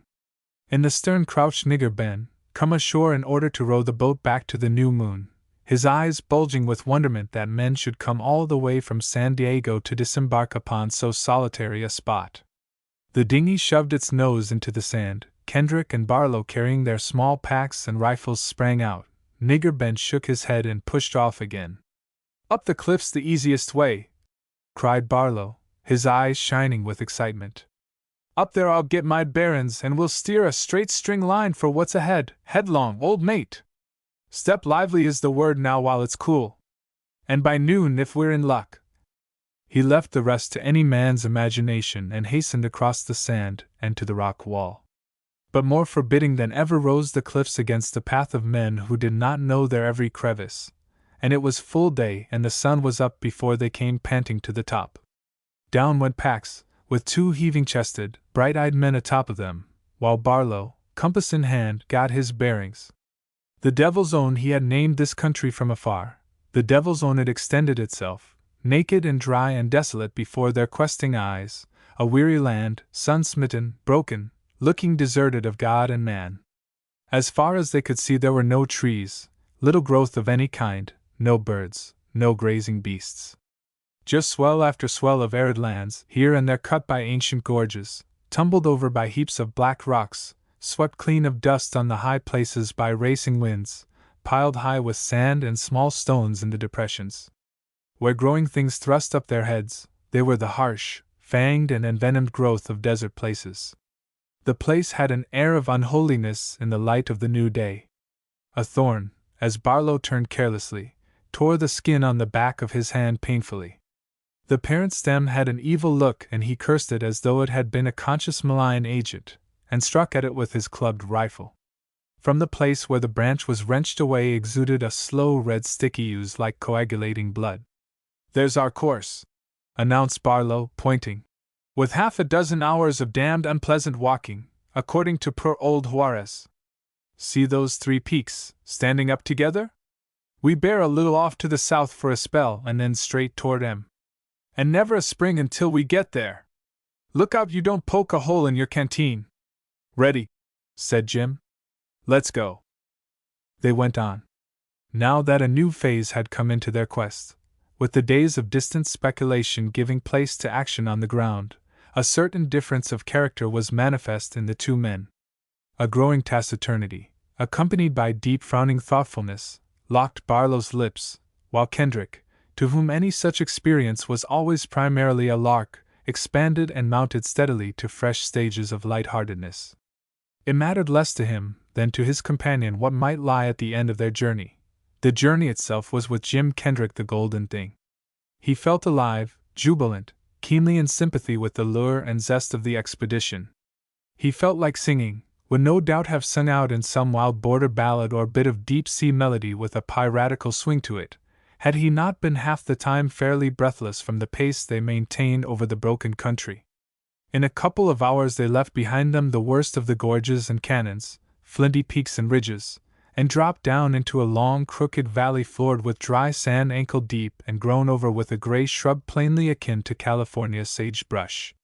Here was some scant evidence of animal life, a dusty jack-rabbit, a circling buzzard, a thin spotted snake, a wild pony with upflung head staring at them from the further ridge, gone whisking away as they drew on. And they came to trees whose shade was grateful, oaks and, later, a few dusty straggling piñons. Wisps of dry grass, an occasional patch of flowering weeds or taller plants, a flock of bewildered-looking birds that had the appearance of having strayed hitherward by mistake. No water, no sign of water, no man-owned herds, no sign of man. The open valley under the high, hot sun was a drearier place than the mountain slopes. Then came the uphill climb as they passed out of the western edge of the sandy flats, a steep spur of the Cordillera, a region silent and saturnine and unthinkably hot. 3 times, though they guarded against profligacy with their water, they unstoppered their canteens and rested in the shade on the way up. At last they came to the crest of the barrier of the blistering hills, having been on foot for a full 5 hours. And now, for the first time, looking forward down the steep slopes and across the miles, they saw the Valley of Las Flores, the place of flowers. At first it was hard for them to believe that their eyes, which the desert lands befool so often and so readily, had not tricked them. It was as though in a twinkling the world had changed about them. The long wide valley below was one sweep of green, fresh, colorful, cool green. Across it wandered many cows and horses and donkeys, browsing where the herbage was luscious, dozing in the shade of the widespread oaks, standing indolent in the golden sunshine. A bright stream of water cut the emerald sward in two, coming from the bordering mountains at one end, gone flashing into the mountain-guarded pass at the other. From a distance Kendrick heard a bird singing away like mad and saw the sweep and flutter of a butterfly's wing. "The earthly paradise!" he cried admiringly. But already Barlow's fixed eyes were upon the mountainous country across the valley. "Come on," he said, slipping his pack straps over his shoulders and swinging up his rifle. "It would be 3 to 5 miles, easy going, and we're there. There are our 3 peaks straight across." Only when they were fairly down on the floor of the valley did they see the ranch houses.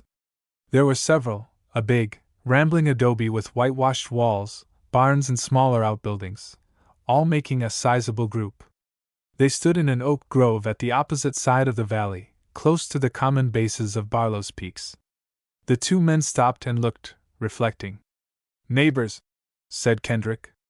"They'll be wanting to know what we're about, pottering around on the rim of their holding." "It's anybody's land over there," growled Barlow. "They'd best keep out of it." They pushed on across the fields, noting casually how they were all leveled and ditched for irrigation, and came at last to the creek where they rested under an oak and drank deeply and smoked. As they rose to go on they saw 4 horsemen bearing down upon them from the direction of the ranch houses. "Vaqueros," said Barlow. "They'll be wanting to know if we're lost." "They look more like brigands than cowmen," grunted Kendrick. "Every man jack of them wears a rifle. And they're in a rush, twisty old mate. What will you bet they don't hurt us back where we came from? Let 'em try it on." Barlow shot back at him, his eyes narrowing on the oncoming riders. "I'm going to roll up in my blanket under those 3 peaks tonight if the whole Mexican army shows up." The 2 Americans stopped and stood ready to ease their shoulders out of their packs and start pumping lead if the newcomers turned out to be half the desperados they appeared. "The way to argue with these sort of gents," said Barlow contemptuously, "is shoot their eyes out first and talk next." But as the foremost of the little cavalcade drew up in front of them, with his 3 followers curbing their horses a few paces in his rear, the fellow's greeting was amazingly hospitable. "Buenos dias, amigos," he called to them. But though he hailed them in the name of friendship, his eyes were sullen and gave the lie to his speech.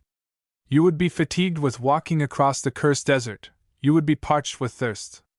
Yonder," and he pointed toward the distant white walls, "is coolness and pleasant welcome awaiting you."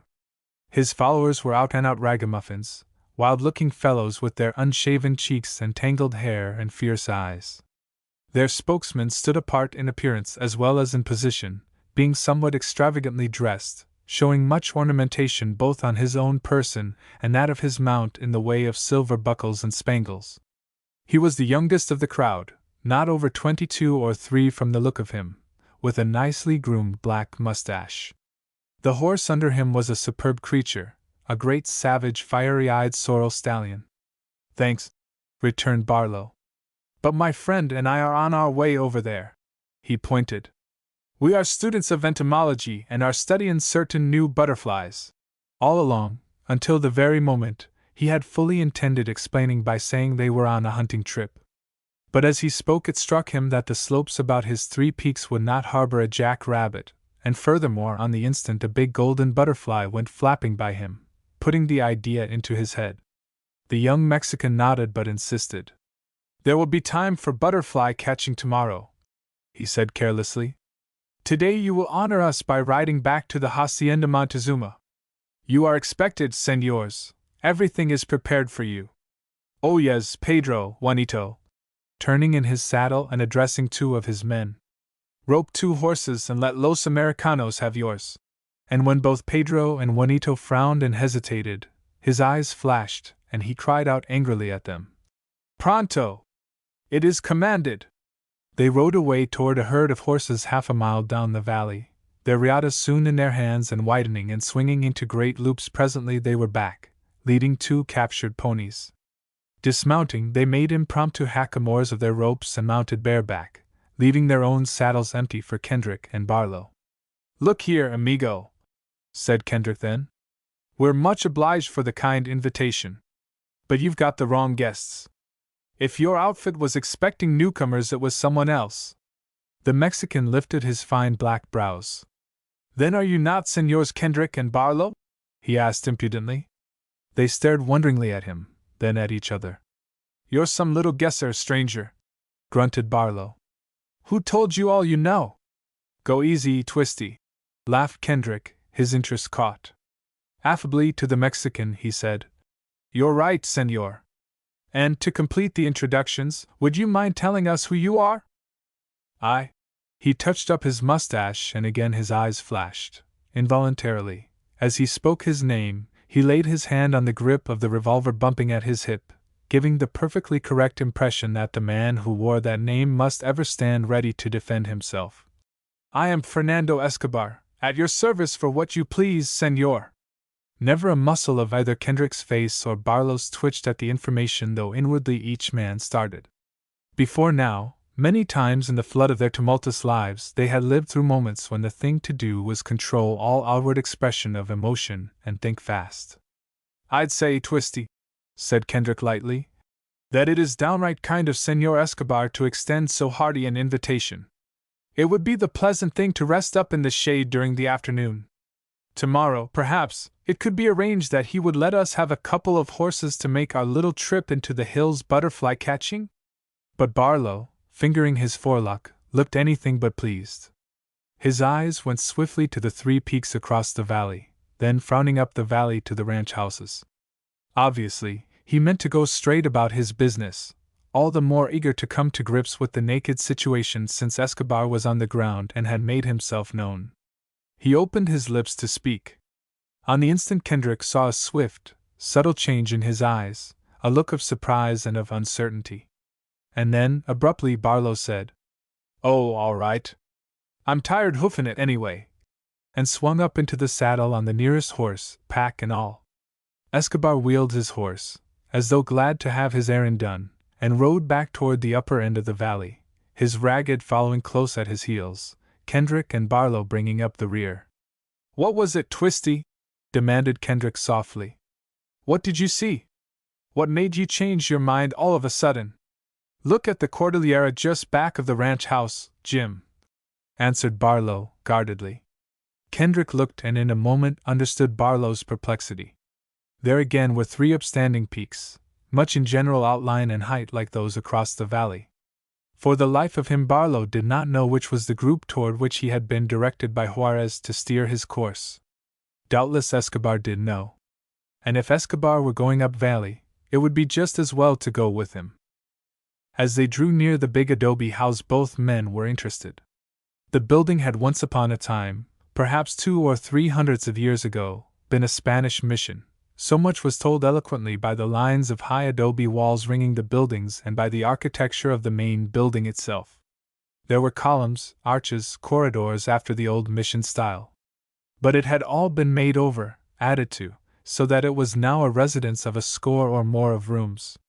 It spread out covering the entire top of a knoll whereon were many large oaks. At the back, rising sharply, was the barren slope of the mountain. Their gaze was drawn suddenly from the house itself to a rider darting out through the high arched gateway in the adobe wall. A beautiful horse, snowy, glistening white, groomed to the last hair, an animal of fine thin racing forelegs proudly lifted and high-flung head, shot out of the shadows like a shaft of sunlight. On its back what at first appeared an elegantly dressed young man, a youth even fastidiously and fancifully accoutred, with riding boots that shone and a flaunting white plume and red-lined cape floating wildly. Only when the approaching rider came close and threw up a gauntlet hand to the wide black hat, saluting laughingly, Did they recognize this for the same youth who had come with Ruiz Rios to Ortega's gambling house? "Zoraida Castelmar!" gasped Kendrick. Turning in his amazement to his companion, he caught a strange look in Barlow's eyes, a strange flush in Barlow's cheeks. Then he saw only the girl's dark, passionate face and scarlet lips and burning eyes as she called softly, "Welcome to the Hacienda Montezuma! The gods have willed that you come. The gods and I." And into Kendrick's bewildered face, ignoring Barlow, she laughed triumphantly. Chapter 5. How one not accustomed to taking another man's orders receives the command of the Queen Lady. Had horse and rider been only a painting, immovable upon hung canvas, they would have drawn to themselves the enrapt eyes of mute, admiring artists. Endowed with the glorious attribute of pulsating life, they fascinated. Kendrick saw the white mare's neck arch, marked how the satiny skin rippled, how the dainty ears tipped forward, how the large intelligent eyes bespoke the proud spirit. He could fancy the mare prancing forth from the stables of an Eastern prince, the finest pure-bred Arabian of his stud, the royal favorite, the white queen rose of his costly gardens. From the mare he looked to the rider, not so much as a man may regard a woman but as he must pay tribute to animal perfection. He told himself that as a woman Zoraida Castelmar displeased him, that there was no place in his fancies for the bold eyes of an adventuress. But he deemed a man might look upon her as impersonally as upon the white mare, giving credit where credit was due. It struck him then that all that was wrong with Zoraida Castelmar was that she was an anachronism, that had he lived 1,000 years ago and had she then, a barbaric queen, stepped before him, he would have seen the superb beauty of her, and would have gone no further. Before now he had felt that she was foreign. That was on the border. Here, deep in old Mexico, she still remained foreign. Rightly she belonged to another age, if not to another star. For the moment she sat smiling at him, her eyes dancing and yet masking her ultimate thought. Triumph he had glimpsed and, as always, a shadowy hint of mockery. Suddenly she turned from him and put out her gauntlet hand to Barlow, flashing him another sort of smile, one that made Barlow's eyes brighten and brought a hotter flush to his tanned cheeks. "You have kept your promise with me," she said softly. "I shall not forget and you will not regret." Even while she spoke her eyes drifted back to Kendrick, laughing at him, taunting him. He looked sharply at Barlow. But he said nothing, and Barlow, intent upon the girl, did not note his turned head. Zoraida turned imperiously upon Fernando Escobar. "These men are my guests," she said sharply, her tone filled with defiant warning. "Remember that, Señor El Capitan. You will escort them to the house where my cousin will receive them. Until we meet at table, señors all." From her neck hung a tiny whistle from a thin gold chain. She lifted it to her lips, blew a long clear note, and with a last sidelong look at Kendrick touched her dainty spurs to her mare's sides and shot away. "You will follow me," said Escobar stiffly. "This way, caballeros." He pressed by them, dismissing his following with a glance, and rode through the wide arched gateway. Barlow turned in after him but hesitated when Kendrick called coolly, "I have small hankering to accept the lady's hospitality, Barlow. Why should we establish ourselves here instead of going on about our business?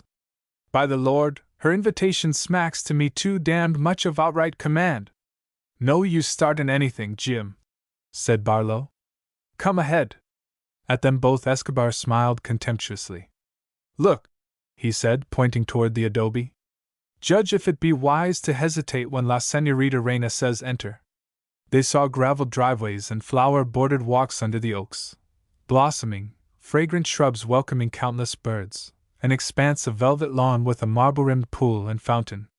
A beautiful garden, empty one instant, then slowly filling as from about a far corner of the house came a line of men.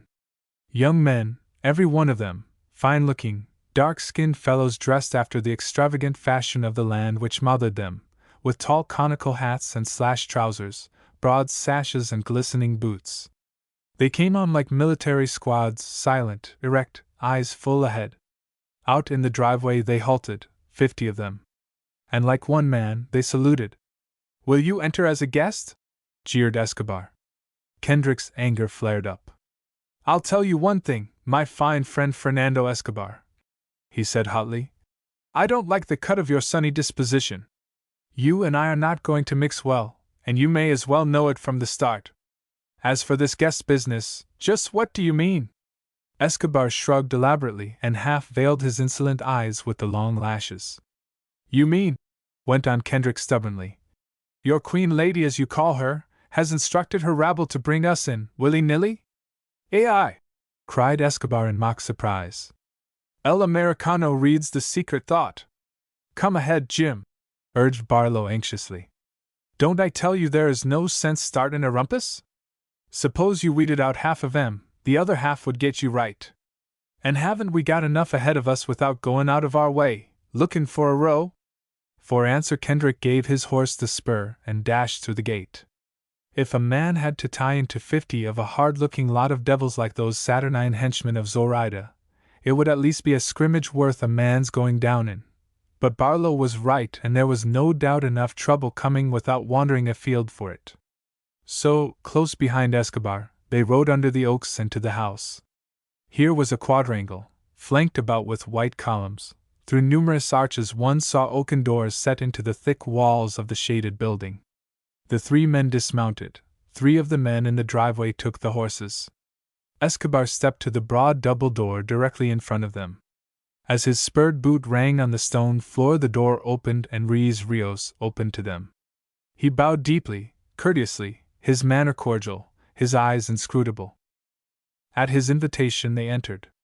He led them through a great, low-ceiled room where dim light hovered over luxurious appointments, across oriental rugs and hardwood floors to a wide hallway. Down this for a long way, past a dozen doors at each hand, and finally into a suite looking out into the gardens from a corner of the building. As they went in, 2 Mexican girls, young and pretty, with quick black eyes and in white caps and aprons, came out. The girls dropped their eyes, curtsied and passed on, as silent as little ghosts. Your rooms, señors, said Rios, standing aside for them. When you are ready you will ring and a servant will show you to the patio, where I will be waiting for you. If there is anything forgotten you have but to ring and ask. He left them and hurried away, obviously glad to be done with them.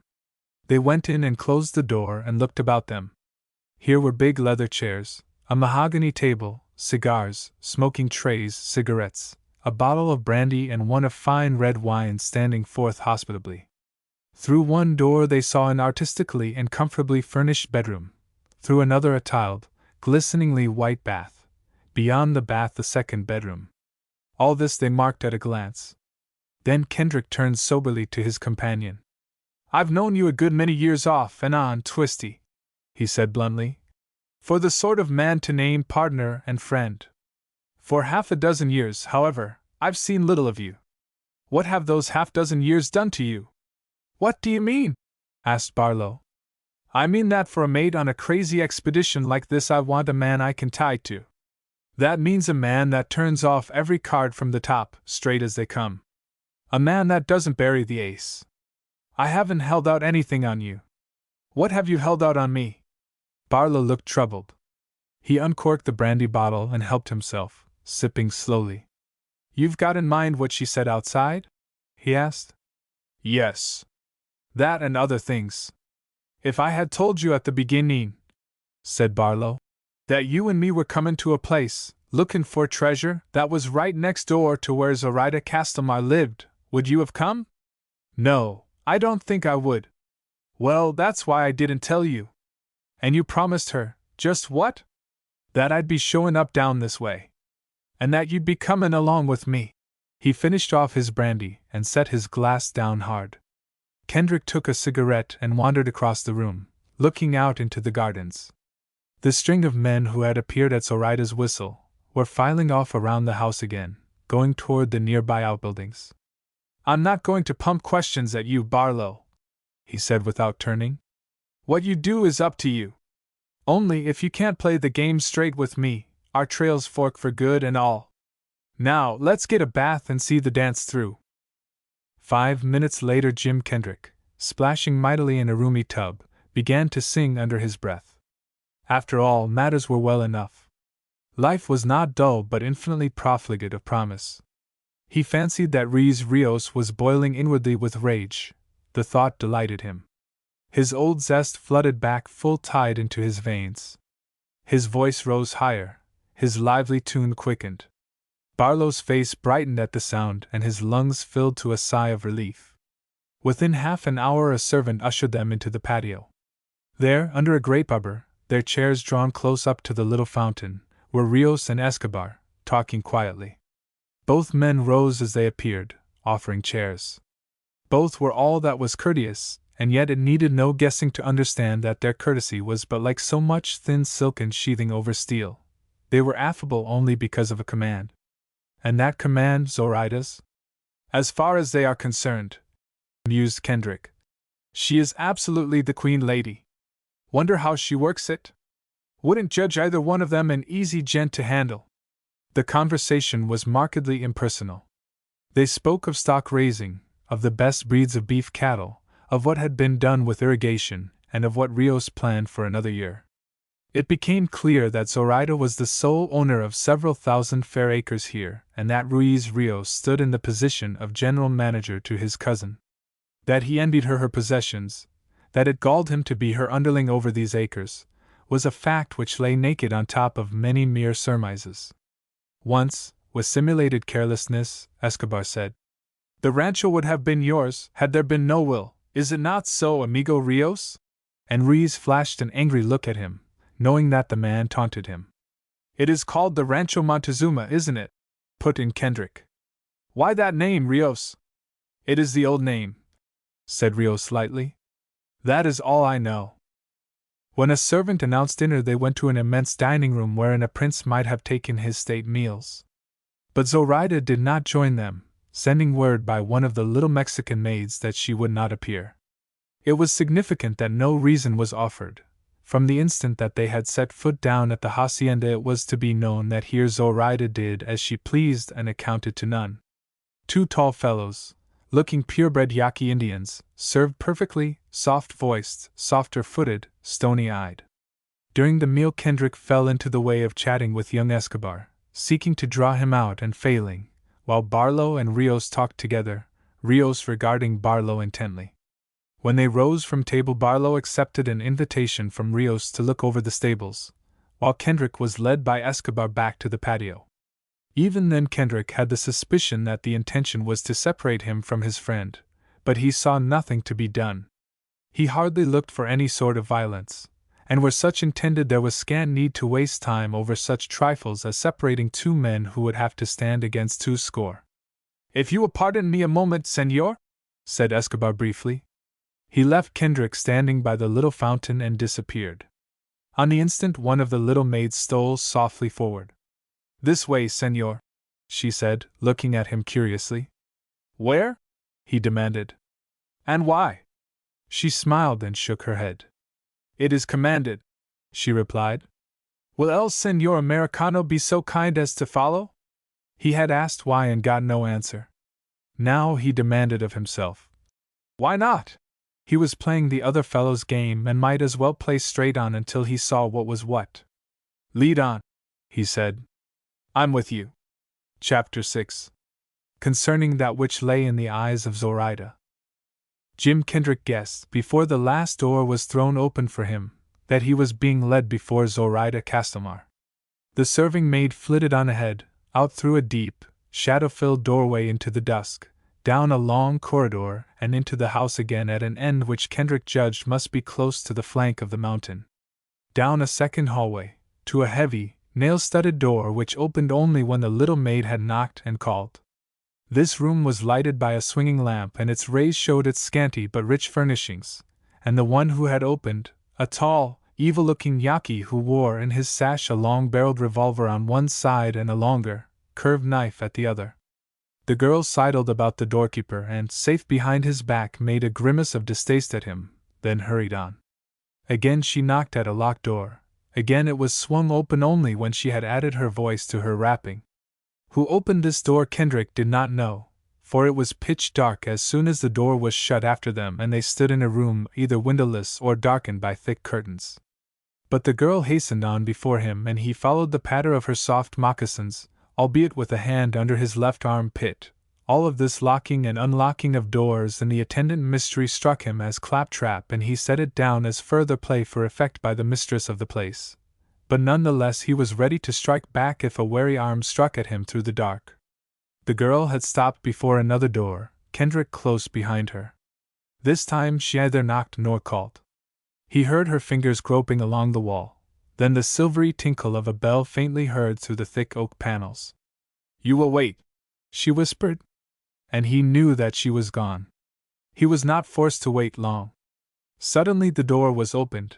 He heard it move on its hinges and made out a pale rectangle of light. A softly modulated voice said, "Entra, señor." He stepped across the threshold and into the presence of another serving girl, taller than the other two maidens, finer bred, a calm-eyed, serene girl of 20 dressed in a plain white gown girdled with a smooth gold band. They were in a little anteroom. The curtains between them and the main apartment had made the light dim, for just beyond he could make out the blurred glowing of many lamps. The girl's great calm eyes looked at him frankly an instant, vague shadows drifting across them. Then, abruptly, she put her lips quite close to his ear, and whispered, "Do not anger her, señor!" Then, stepping quickly to the curtain, she threw it back and he entered. A vain, headstrong girl, deemed Kendrick, given the opportunity and very great wealth, might be looked to for absurdities of this kind. But was all of this nothing more, nothing worse, than absurdity? Suppose Zoraida were sincere in all that she had said to him, in all the things she did? He had heard a rumor concerning Ruiz Rios, long ago, half forgotten. Certain wild deeds laid to the Mexican's door had brought forth the insinuation that he was a little mad. Zoraida had claimed kinship with him. At any rate, to Kendrick's matter-of-fact way of thinking, here was further claptrap that might well have been the result of a mad mind working extravagantly. The room was empty. All four walls, from ceiling to floor, were draped in gorgeously rich hangings, oriental silks, he imagined, deep purples and yellows and greens and reds cunningly arranged so that their glowing colors and the ornamental designs worked upon them made no discordant clash of color. The chamber in which he had met Zoraida at the hotel was mild-hued, colorless compared to this one. There were no chairs but a couch against each wall, each a bright spot with its high heaped cushions. In the middle of the room was a small square ebony stand, upon it, glowing like red fire upon its frail crystal stem, the familiar stone. He had stepped a couple of paces into the room, his boots sinking without sound into the deep carpet. In no mood for a girl's whims, mad or sane, he waited, impatient and irritated. He regretted having come. He should have sat tight in the patio and let her come to him. No doubt she was spying on him now from behind the hangings somewhere. There was no comfort in the thought, no joy in imagining that while he stood forth in the clear light of the hanging lamps she and her maidens and attendants might all be watching him. He vastly preferred solid walls and thick doors to silken drapes. While he waited, two distinct impressions slowly forced themselves upon him. One was that of a faint perfume, coming from whence he had no way of knowing, the unforgettable, almost sickeningly sweet fragrance he remembered. One instant he was hardly conscious of it, it was but a suspicion of a fragrance. And then it filled the room, strongly sweet, strangely pleasant, and near opiate in its soothing effect. The other impression was no true sensation in that it was registered by none of the five senses. A true sensation only if in truth there is in man a subtle sixth sense, uncatalogued but vital. It was the old uncanny certainty that at last eyes, the eyes of none other than Zoraida Castelmar, were bent searchingly on him. So strong was the feeling on him that he turned about and fixed his own eyes on a particular corner where the silken folds hung graceful and loose. He felt that she was there, exactly at that spot. He strode across the room and laid a sudden hand on the fabric. It parted readily, and just behind it, her eyes more brilliant, more triumphant than he had ever seen them, stood Zoraida. "Can you say now, Señor Americano," she cried out, the music of her voice rising and vibrating, "that I have not set the spell of my spirit upon your spirit, the influence of my mind upon your mind? You stood here and the chamber was empty about you. I came, but so that you might not hear with your ears and might not see with your eyes. And yet, looking at you through a pinhole in a drawn curtain, I made you conscious of me and called voicelessly to you to come, and you came. There was laughter in her oblique eyes and upon her scarlet lips, and Kendrick knew that it was not merely light mirth but the deeper laughter of a conqueror, a high rejoicing, the winged joy of victory. "I am no student of mental forces," said Kendrick, "but to my knowledge there is nothing unusual in one's feeling the presence of another. As for any power which your mind can exert over mine, I don't admit it. It's absurd." Contempt hardened the line of her mouth, and the laughter died in her eyes. "Man is an animal of little wisdom," she murmured as she passed by him into the room, "because he has not learned to believe the simple truth. If there is anything either simple or true in your establishment," he blurted out, "I haven't found it." She went to the table before she turned. A flowing garment of deep blue fell about her. On her black hair, like a coronet, was a crest of many-colored, tiny feathers, feathers of humming-birds, he learned later. Throat and arms were bare save for many blazing red and green stones, feet bare save for exquisitely wrought sandals which were held in place by little golden straps which ended in plain gold bands about the round white ankles. Slowly she turned and faced him. But not yet did she speak. She clapped her hands together and the curtains at her right bellied out, parted, and a man stepped before her, bending deeply in genuflection. No Yaqui this time, no Mexican as Kendrick knew Mexicans. The man was short, but a few inches over 5 feet, and remarkably heavy-muscled, the greater part of the body showing since his simple cotton tunic was wide open across the deep chest, and left arms and legs bare. The forehead was atavistically low, the cheekbones very prominent, the nose wide and flat, the lips loose and thick. The man looked brutish, cruel, and ugly as he stood face to face with the noble beauty of Zoraida. And yet Kendrick, glancing swiftly from one to the other, saw a peculiar resemblance. It was the eyes. This squat animal's eyes were like Zoraida's in shape, though they lacked the fire of spirit and intellect. Long eyes that sloped outward and upward toward the temples. Zoraida spoke briefly, imperiously. Kendrick did not understand the words, though he readily recognized the tongue for one of the native Nahua dialects. Old Aztec it might have been, or Toltec. The man saluted, bowed, and was gone. But in a moment he returned, another man with him who might have been his twin brother, so strongly pronounced in each were the racial physiognomic characteristics. Between them they bore a heavy chair of black polished with the feet of which were eagles' talons gripping and resting on crystal balls. They placed it, and stood waiting for orders or dismissal.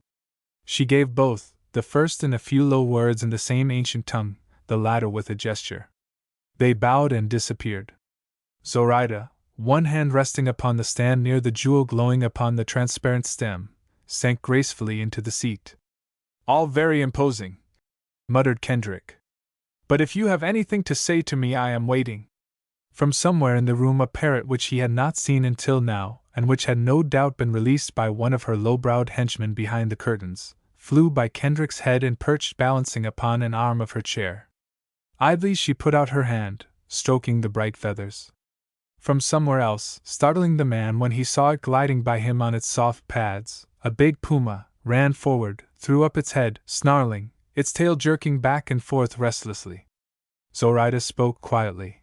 The monster cat crept close to her chair and lay down before her, stretched out to 5 feet of graceful length. Zoraida set one foot lightly upon the tawny back. The big cat lay motionless, its eyes steady and unwinking upon Kendrick.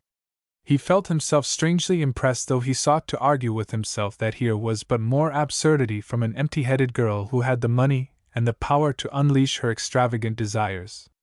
But since everything about him was stamped with the barbaric, even to the oblique-eyed woman staring boldly at him, since everything in the exotic atmosphere was in keeping, even to the parrot at her elbow and the heavy, honey-sweet perfume filling the room, he was unable to shake off, as he wished to, the impression made upon him. "In your heart," said Zoraida gravely, "you censure me for empty byplay, you accuse me of vain trifling. You are wrong, Señor Americano! And soon you will know you are wrong. There is no woman throughout the wide sweep of my country or yours who has the work to do that I have to do, the destiny to fulfill, or the power to wrest from the gods that which she would have. And will have." Steadfast conviction, fearlessly voiced, rang through her speech. What she said she meant with all of the fiery ardor of her being. Her words spoke her thought. Whatever the fate which she judged was hers to fulfill, she accepted it with a fervor not unlike some ecstatic religious devotion. Of all this he was confident on the instant. She might surround herself with colorful accessories, but her purpose was none the less serious. Symbols, if you like, she said carelessly. She had been staring at him profoundly, and well might have glimpsed something of his train of thought. As are statues and picture symbols in the Roman Church. My bright-colored bird is older now than you will be, or I, when we die. Age, bright feathers and chatter. My puma means much to me that you would not understand, being of another race. Further, did you or another lift a hand against his mistress, he would tear out your throat. You have had me brought here for some purpose? Said Kendrick. She sat forward, straight in her chair, her two hands gripping the carved arms.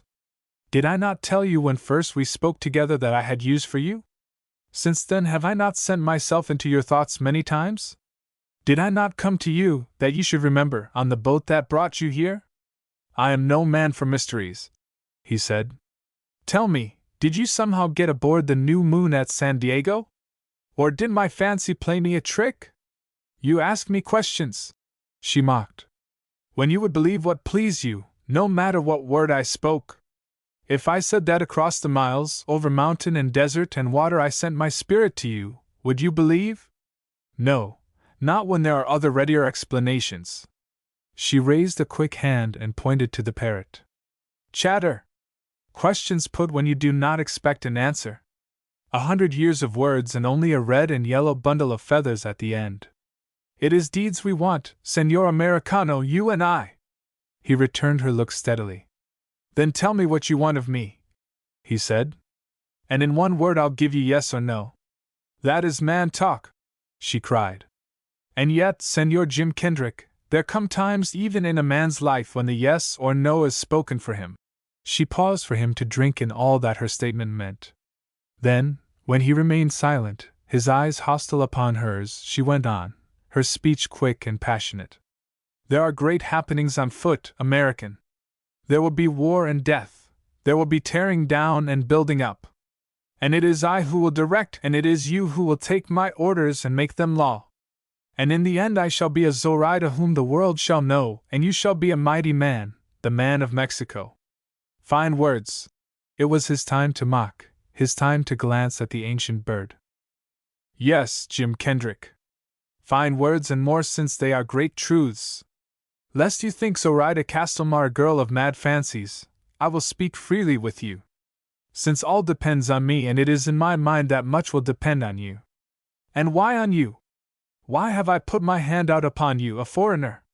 Because you are such a man as I would make were I God, a man strong and fearless and masterful, a man trustworthy to the death when his word is given and his honor is at stake. No, I do not judge you alone by what happened at Ortega's gambling house. But that fitted in with all I knew of you. Where else can I find a man to lose $10,000, $20,000, all that he has, and think no more of the matter than of a cigarette paper that the wind has blown from his hands? I have heard of you, Jim Kendrick, and I have said to myself, is there such a man? I know none like him. Then I went for myself, saw for myself, judged for myself. And now I offer you what I offer no other man and what no other mortal can offer you. You give me a pretty clean bill of health, he said quietly. Now what follows? This, there will be war in Mexico. No new thing, he cut in. There is always war in Mexico. And I will direct that war. She went on serenely. From this chair in this room and from elsewhere. Lower California will raise its own standard, and it will be my standard. Already has word stirred Sonora into restlessness and a beginning of activity. Already is Chihuahua armed and eager. Already have the thousands of Yaquis listened and agreed. Already have I made them large promises of ancient tribal lands restored and money. A Yaqui guards my door yonder. But you did not know that he was the son of Chief Pima, nor that in 10 days the son will be chief after having served in the household of Zoraida. And Sonora and Chihuahua and the Yaqui tribes are pledged to one thing, to an independent Lower California over which I shall rule. Wild schemes? Muttered Kendrick.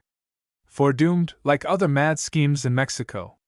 And if your great plannings are feasible, which I very much doubt, has your feathered companion failed to remind you that talk with a stranger is rash? You are no stranger, she said coolly. Nor have I spoken a word to you that is not known already to all about me. My cousin, Ruiz Rios, whom I distrust and detest, the Captain Escobar, who is a small man and a murderer, the other men whom I have gathered about me, they all know, for in this, if in nothing else, I can trust them all. But if I went away, he asked, and talked? You are not going away. He lifted his brows quickly at that. I go where I please, he reminded her. When I please. I am my own man, Señorita Castelmar. Large words. She smiled at him curiously. You mean that my going would be interfered with? I mean that you may make yourself free of the house, that you may walk in the gardens, that, if you sought to pass the outer wall, you would be detained. You remain my prisoner, Señor Kendrick, until you become my trusted captain. You're a devilish hospitable hostess, he remarked. She was watching him shrewdly, interested to see just how he would accept her ultimatum. He returned her look with clear, untroubled eyes. You will think of what I have told you, she said slowly. My wealth is very great. The fertile lands which I have inherited and those which I have purchased embrace hundreds of thousands of acres. The barren lands which are mine, desert and mountain, stretch mile after mile. There is no power like mine in all Mexico, though until now it has lain hidden, giving no sighing. It is in my heart to make you a rich man and, what you like more, Jim Kendrick, a man to play the biggest of all games and for the biggest of all stakes. And further. Further? He laughed. What comes after all that, Queen Zoraida? Look into my eyes, she said softly. Look deep. He looked, and though to him were women unread books, at last a slow flush crept up into his cheeks. For now neither he nor any other man could have failed to understand the silent speech of Zoraida's eyes. It was as though she invited him not so much to look into her eyes as through them and on, deep into her heart, as though these were gates, open to him, through which he might glimpse paradise. Zoraida, her look clinging to his passionately, was seeking to offer the final argument. The case would have not been plainer had she whispered with her lips. Even I, Zoraida, love you. You shall be my master, I your willing slave. What you will, I will also. My beauty shall be yours, my wealth, my estate, my ambitions, my power, all those shall be my lord's. Of a kingdom which shall be built you shall be king. You shall go far, you shall climb high. All because I, Zoraida, love you. She stood there watching him, her eyes burning into his. In her own mind were pictures made, pictures of pride and power, and, as a mirror reflects the scene before it, so for a little did Jim Kendrick's mind hold an image of the thing in Zoraida's. He felt her influence upon him. He felt that outstirring of the blood. He stared back into her eyes like a man bewildered as pictures rose and swept magnificently by. He saw the red of her parted lips and heard her soft breathing. For a certain length of time, long or short he had little conception, he was motionless and speechless under her spell. He stirred restlessly. Those visions conjured up within him, either by Zoraida's previous words and what had gone before or by the subtle workings of her mind now, were not unbroken. He thought of Twisty Barlow. Barlow had gone to her at the border town hotel. From his own experiences with her, Kendrick thought that he could imagine how she stood before the sailor, how she talked with him and looked at him, how in the first small point she won over him. He thought of an ancient tale of Circe and the swine. Was he a free man, a man's man, or was he a woman's plaything? It flashed over him again that it might be that Zoraida was mad. Even now, that he seemed to be reading her inmost soul, was she but playing the siren to his imaginings? Was this some barbaric whim of hers, or was she, for the once, sincere? While appearing to be all yielding softness, was she but playing a game? Would she, at one instant swaying toward a man's arms, the next whip back from him, laughing at him? Confused thoughts winging through his chaos of uncertainty held him where he was, his eyes staring at hers. Zoraida might read some of his mind, but surely not all. What she realized was that she had offered much, everything, and that he stood, seemingly unmoved, and frowned at her. Quick in all her emotions, now suddenly her cheeks flamed and the light in her eyes altered swiftly to blazing anger. "Go!" she cried, pointing. She leaped to her feet, her eyes flaming. "By the long-vanished Huitzil, I swear that I am of a mind to let those dogs, Rios and Escobar, have their way with you." "What? Am I Zoraida Castelmar, of a race of kings, daughter of the Montezumas, to have a man stand up before me weighing me in the balance of his two eyes? Go!" He turned to go, eager to be out in the open air. But as he moved, she called out to him. "Wait! At least I will say my say. You and that fool Barlow came here, into my land, seeking gold. Escobar comes slinking in like a desert wolf on the same errand. Oh, I know something of it, as I know something of all that goes forward from end to end of a land that will one day all be mine. Juarez died from Escobar's knife, but his last gasp was for one of my agent's ears. When you or Barlow or Escobar lay hand on the treasure of the Montezumas, it will be to step aside for the last Montezuma. It will be mine." Fury filled her eyes. The hands at her sides clenched until the knuckles shone white through the blaze of her rings. The great cat rose and yawned, showing its glistening teeth and red throat. Its eyes were no more merciless and cruel than its mistress's.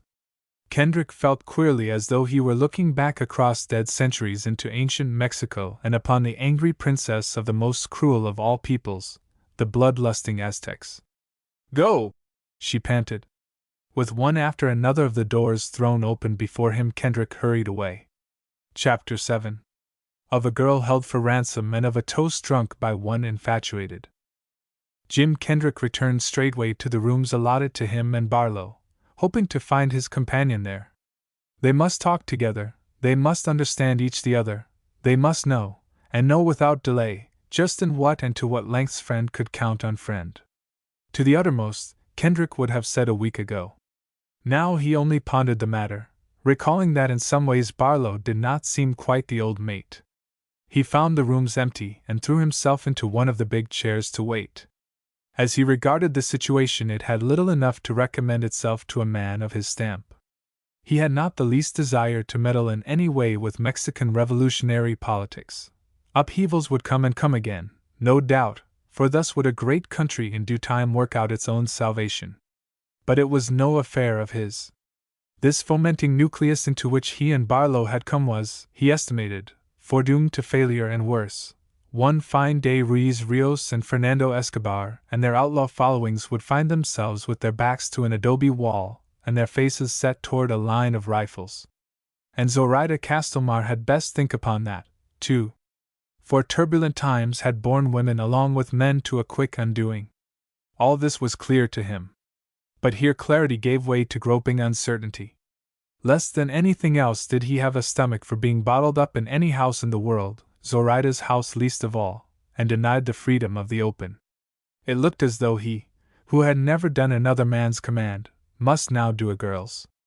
At call she had 50, perhaps 100 retainers, ugly-looking devils all and no lovers of Americans who came unbidden into their country. "There's always a way out of a mess like this," he told himself, determined to find it. "But right now I don't see it." There was also the lodestone toward which he and Barlow had steered and which had drawn Fernando Escobar. And that amazing creature who coolly laid claim to the royal blood of the Montezumas, laid claim as well to their treasure trove. Just how any of them could make a move toward it without her knowledge baffled him. And hence, more than ever before, did his desire mount to get his own hands on it. When presently Barlow entered, Kendrick looked up at him thoughtfully. Barlow bore along with him a subdued air of excitement. "You've just left Rios?" asked Kendrick. "Yes." Barlow came in and closed the door, looking quickly and questioningly at his friend. He appeared to hesitate, then said hurriedly, "There are big things ahead, old Headlong." "Big?" "Shoot," answered Kendrick sharply. "What's the play, man?" Again Barlow hesitated, plainly in doubt just how far Kendrick might be in sympathy with him. "It wouldn't make you mad to fill your pockets, Headlong, would it?" he asked. "Bulgin full? And you wouldn't mind a scrap or two and a blow or two in the job, would you?"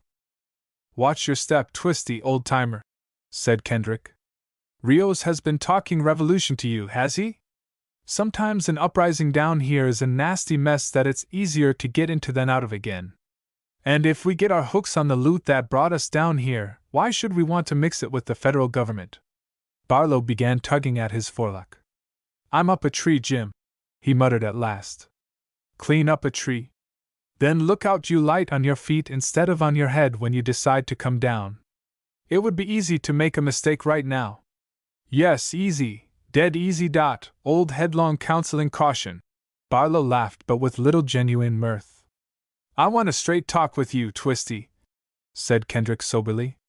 I for one don't like the layout here, and I'm going to break for the open. You and I have fallen among a pack of damned thieves, to draw it mild. It strikes me we'd better understand each other. Right, cried Barlow eagerly. Let's talk straight from the shoulder. But events, or rather Zoraida Castelmar, who sought to usurp destiny's prerogatives here, ruled otherwise. There came a quiet rap at the door, then the voice of one of the housemaids, saying, La Señorita Zoraida desires immediately to speak with Señor Barlow. Barlow, just easing himself into a chair, jumped up. Coming, he called. Kendrick, too, sprang up, his hand locking hard upon Barlow's arm. Twisty, he said. Hold on a minute. The house isn't on fire. Well? Barlow's impatience glared out of his eyes. What is it? I've got a very large, life-size suspicion that it would be just as well if you sent back word you couldn't come. At least, not until we've had our talk. She said immediately, said Barlow. And then, you don't want me to see her? Why? Because you want to know she isn't good for you. She'll seek to draw you in on this fool scheme of hers, and if you don't look out you'll do just what she says do. There never was a mere woman like her. She's uncanny, man. She will give you the same line of mad talk she gave me, she will make you the same sorts of offers. You've seen her then? Tonight? While I was out with Rios you were with her. Yes. And not because I found any pleasure in her company either. Barlow jerked free, laughing his disbelief, his look at once unpleasant and suspicious. Tell that to the Marines, he jeered. He threw the door open and went out. In the hall Kendrick could hear his steps sounding quick and eager. Kendrick returned to his chair, perplexed. Then again he sprang up, throwing out his hands, shaking his shoulders as though to rid them of a troublesome weight. Too much thinking isn't good for a man, he told himself lightly. The game's made, let her roll. He took a cigar from the table, lighted it, and passed through the bath and adjoining room. A door opened to the outer corridor. He stepped out upon the flagstones and strolled down the aisle flanked on one side by the adobe wall of the house, on the other by the white columns and arches. The night was fine, clear and starlit. The fragrance of 1,000 flowers lay heavy upon there. The babble of the outdoor fountain made merry music. He left the stone floor for the gravel driveway and put his head back to send a little puff of smoke upward toward the flash of stars. It's a good old land at that, he mused. Big and clean and wide open. He strolled on, looking to right and left. Before him the gardens appeared deserted. But there were patches of impenetrable blackness under the wider-flung trees, and it seemed likely, from what Zoraida had said, that some of her rabble were watching him. If so, he deemed it as well to know for certain. So he kept straight on toward the whitewashed wall glimpsed through the foliage. He came to it and stopped. It was little higher than his head and would be no obstacle in itself. He shot out his hands, gripped the top and went up. And still no one to dispute his right to do as he pleased. He sat for a moment atop the wall, looking about him curiously. He marked that at each of the corners of the enclosure to be seen from where he sat, was a little square tower rising a dozen feet higher than the wall. In each tower a lamp burned. From the nearest one came the voices of 2 men. Tied near this tower and outside the wall were 2 horses. He saw them vaguely and heard the clink of bridle chains. Saddled horses? There would be saddled horses at each of the 4 towers, night and day, if Zoraida's talk were not mere boasting. The temptation to know just how strict was the guard kept moved him to drop to the ground, on the outside of the wall. He moved quickly, but his feet had not struck the grass when a sharp whistle cut through the still night. The whistle came from somewhere in the shadows within the enclosure. Kendrick stood stone still. But had he been ready for flight, he knew now that he could not have gone 20 paces before they stopped him. Where he had heard the voices of two men, he now heard an overturned chair, jingle of spur and thud of boots, a sharp command. He saw two figures run out on the wall and leap down into the saddles just below. And he knew that in the other towers there had been like readiness and like action. For already he saw 4 mounted men and needed no telling that each man carried a rifle. He climbed back on the wall, his curiosity for the moment satisfied. And there he sat until one of the riders galloped to him. The man came close and said gruffly, "It is not permitted to cross the wall. It would be best if Señor Americano remembered," and went back to the house. "Right-o," agreed Kendrick cheerily. "I just wanted to be sure, compadre." And he turned and dropped back into the garden. "She holds the cards, ace, face, and trump," he conceded sweepingly. "But the game's to play." And, as again he strolled along the driveway, his thoughts were not unpleasant. For what had he come adventuring into Lower California if he weren't ready for what the day might bring? The situation had its zest. He wondered how many men were hidden about the garden, like the fellow who had watched him and whistled. How many were watching him now? He reflected as he walked on, but his conjectures were not so deep as to make him oblivious of his cigar. On the whole, for the night, he was content. Just as he turned the corner of the house, a rider, coming from the double front gate, raced down the driveway and flung himself to the ground. A figure stepped out from the shadowy corridor, and Kendrick was near enough to recognize the second figure as that of Captain Escobar, even before he heard his sharp, "Is that you, Ramirez? What luck?" "Si, Señor Capitan. It is Ramirez. And the luck is fine. You have her?" Escobar's tone was exultant. "Just outside. Sancho is bringing her. I am here for orders. Where shall we take her?" "Here. Into the house. Señorita Castelmar knows everything and is with us." Ramirez swung back up into the saddle and spurred away, gone into the darkness under the trees toward the gate. Kendrick stood where he was, receptive for any bit of understanding which might be vouchsafed him. He was satisfied with his position in the shadows, glad when Escobar stepped out so that the lamp light from within streamed across his face. Actually, the man's hard eyes gloated. It was only a moment until Ramirez returned, another man riding knee and knee with him, a led horse following them. It was this animal and its rider that held Kendrick's eyes. In the saddle was what appeared a weary little figure, drooping forward, clutching miserably at the horn of the saddle with both hands. As she came nearer and there was more light, he saw the bowed head, made out that it was hatless, even saw how the hair was all tumbled and ready to fall about her shoulders. "You will get down, señorita." It was Escobar's voice, gloating like his eyes. The listless figure in the saddle made no reply, seemed bereft of any volition of its own. As Ramirez put up his hands to help her, she came down stiffly and stood stiffly, looking about her. Kendrick, to see better, came on emerging from the shadows and stood, leaning against the wall, drawing slowly at his cigar and awaiting the end of the scene. So now, for the first time, he saw the girl's face as she lifted it to look despairingly around. "Oh!" she cried suddenly, a catch in her voice, throwing out her 2 arms toward Escobar. "Please, please let me go!" The hair was falling about her face. She shook it back, still standing with her arms outflung imploringly. Kendrick frowned. The girl was too fair for a Mexican. Her hair in the lamplight was less dark than black and might well be brown.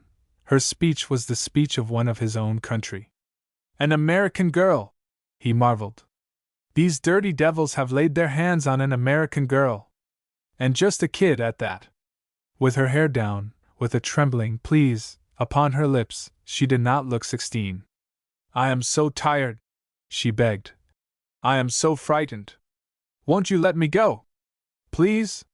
Kendrick fully expected her to break into tears, so heartbroken was her attitude, so halting were her few supplicating words. A spurt of anger flared up in his heart. To be harsh with her was like hurting a child. and yet he held resolutely back from interference. As yet no rude hand was being laid on her, and it would be better if she went into the house quietly than if he should raise a flurry of wild hope in her frightened breast and evoke an outpouring of terrified pleadings, all to no avail. What he would have to say were best said to Escobar alone. Slowly her arms dropped to her sides. Her look went from face to face, resting longest on Jim Kendrick's. He kept his lips tight about his cigar, shutting back any word to raise false hope just yet. The result was that the girl turned from him with a little shudder, seeing in him but another oppressor.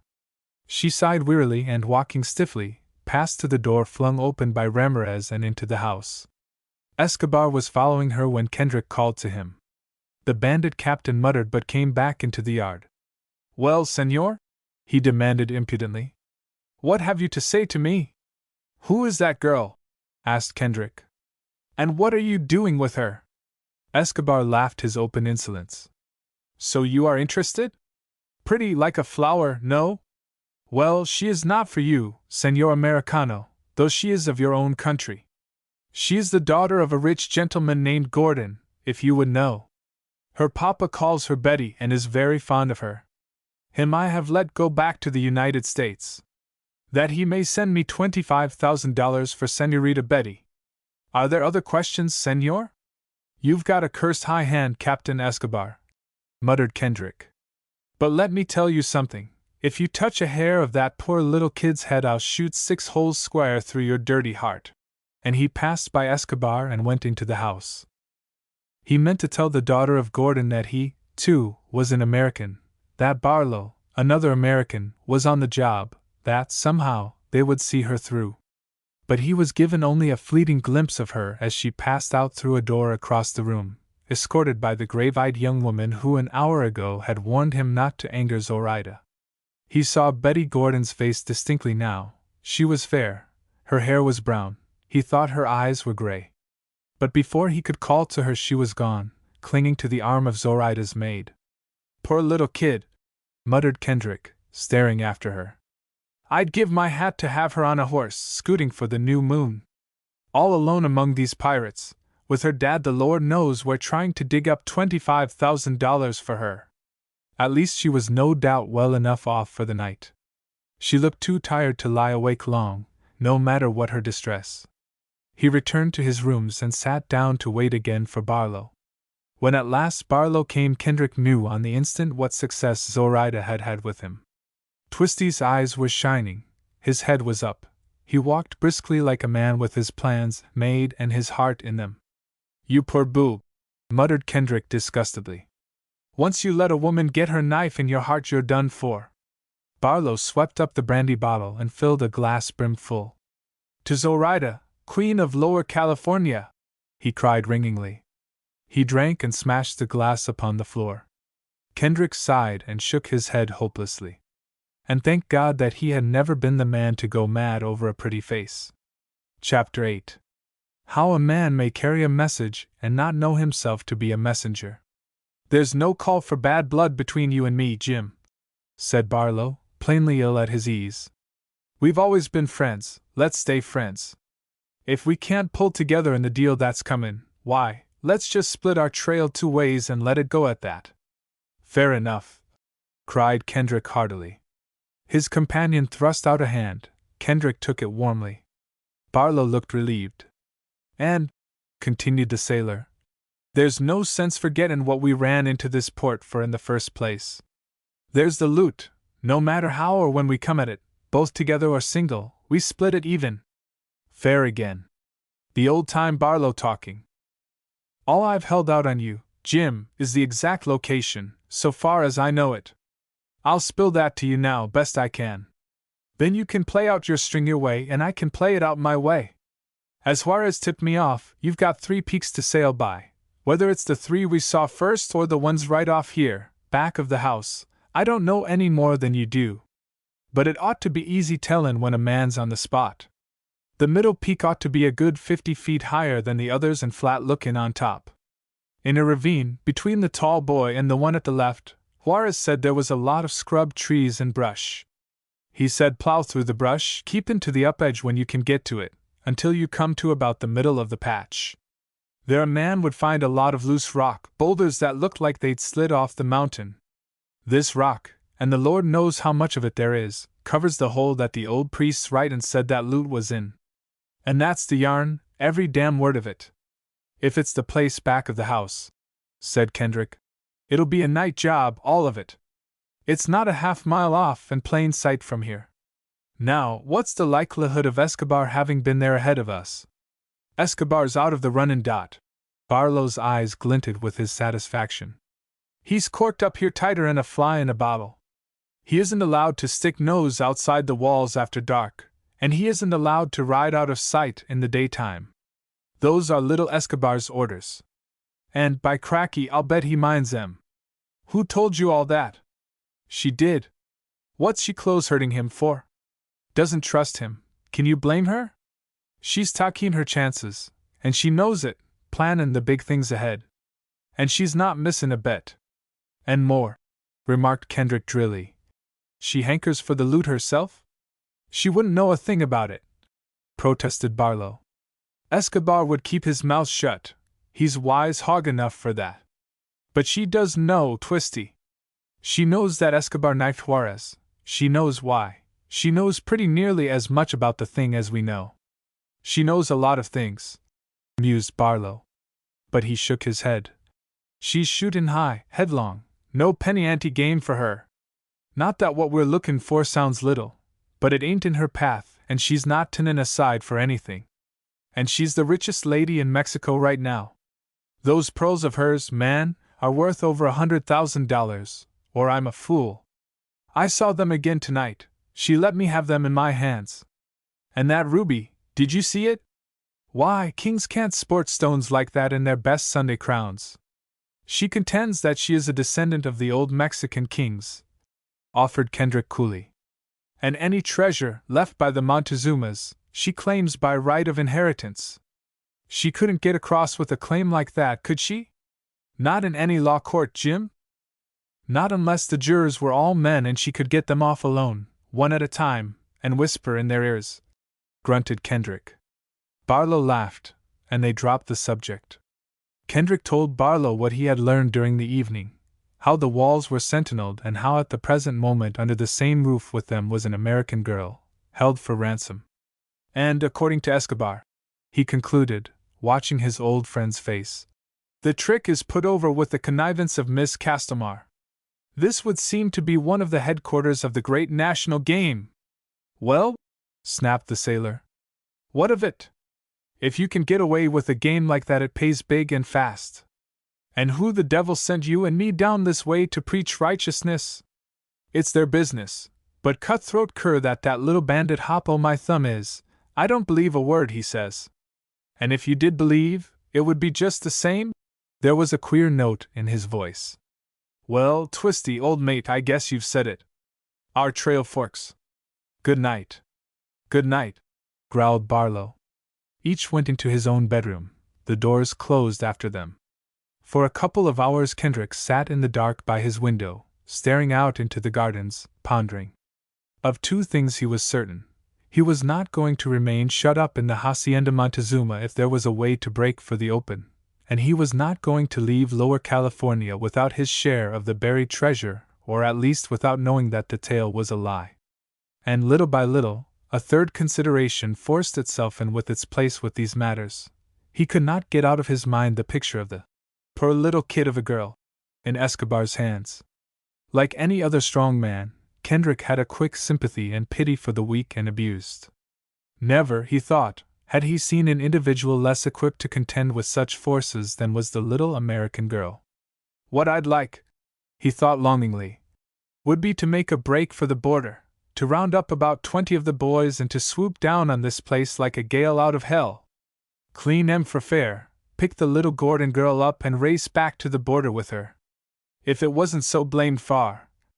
But he realized, even while he let his angry fancies run, that he was dreaming impossibilities. He knew, also, that to take up the matter through the regular diplomatic channels would be a process too infinitely slow to suit the situation. It was either a single-handed job for Jim Kendrick, or else it was up to the girl's father to pay down the $25,000. I'd give a good deal for a talk with old Bruce West, he told himself. His outfit lies close into these diggings.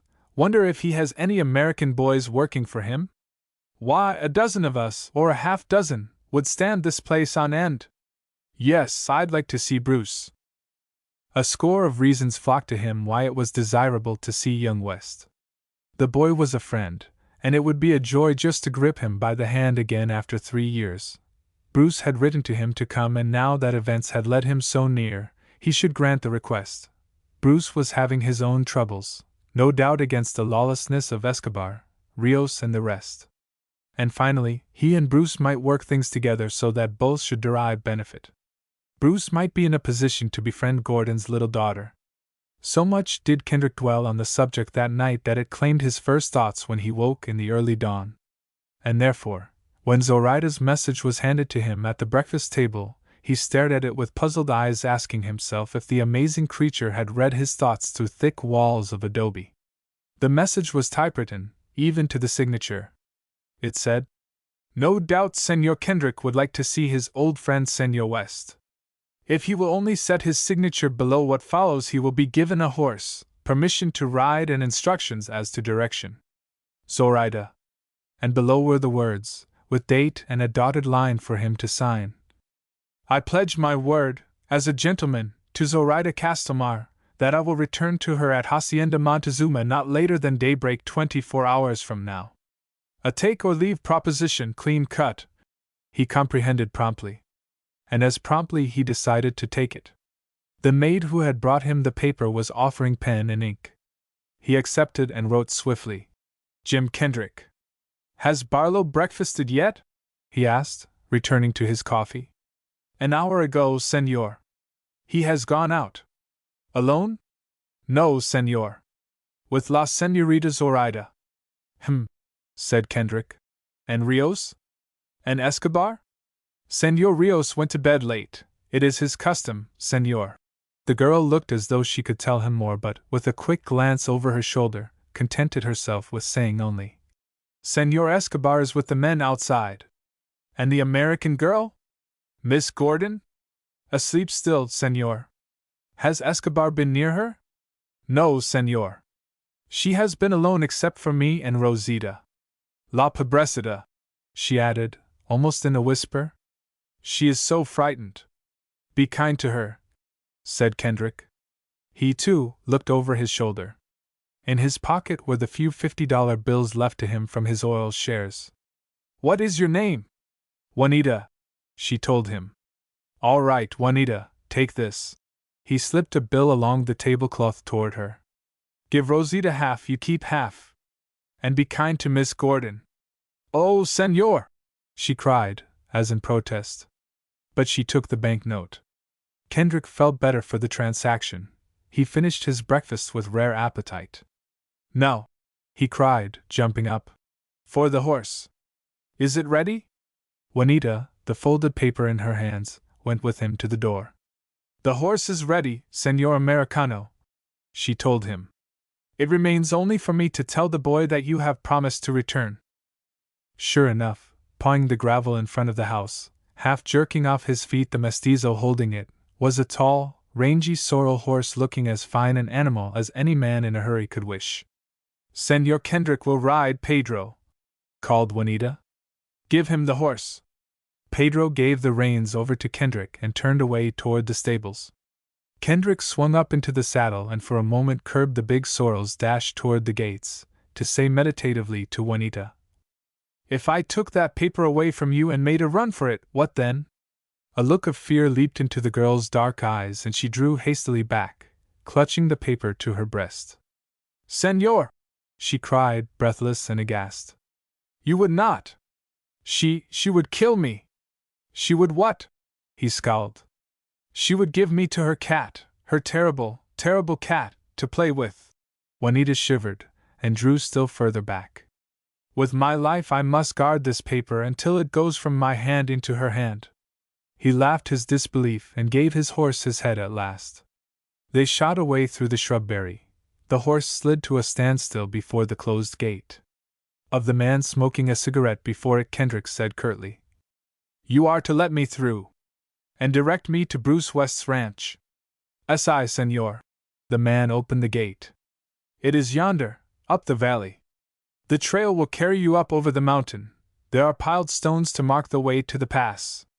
In an hour, from the other side of the ridge, you will see houses. 10 miles from there. Kendrick rode through, and as he did so his figure straightened in the saddle, his shoulders squared, he put up his head. Free and in the open, if only for 24 hours. And with a horse, a real horse, between his knees. He looked off to the left to Barlow's 3 Peaks. The sun was gilding the top of the tallest, and it was unquestionable that it was flat-topped.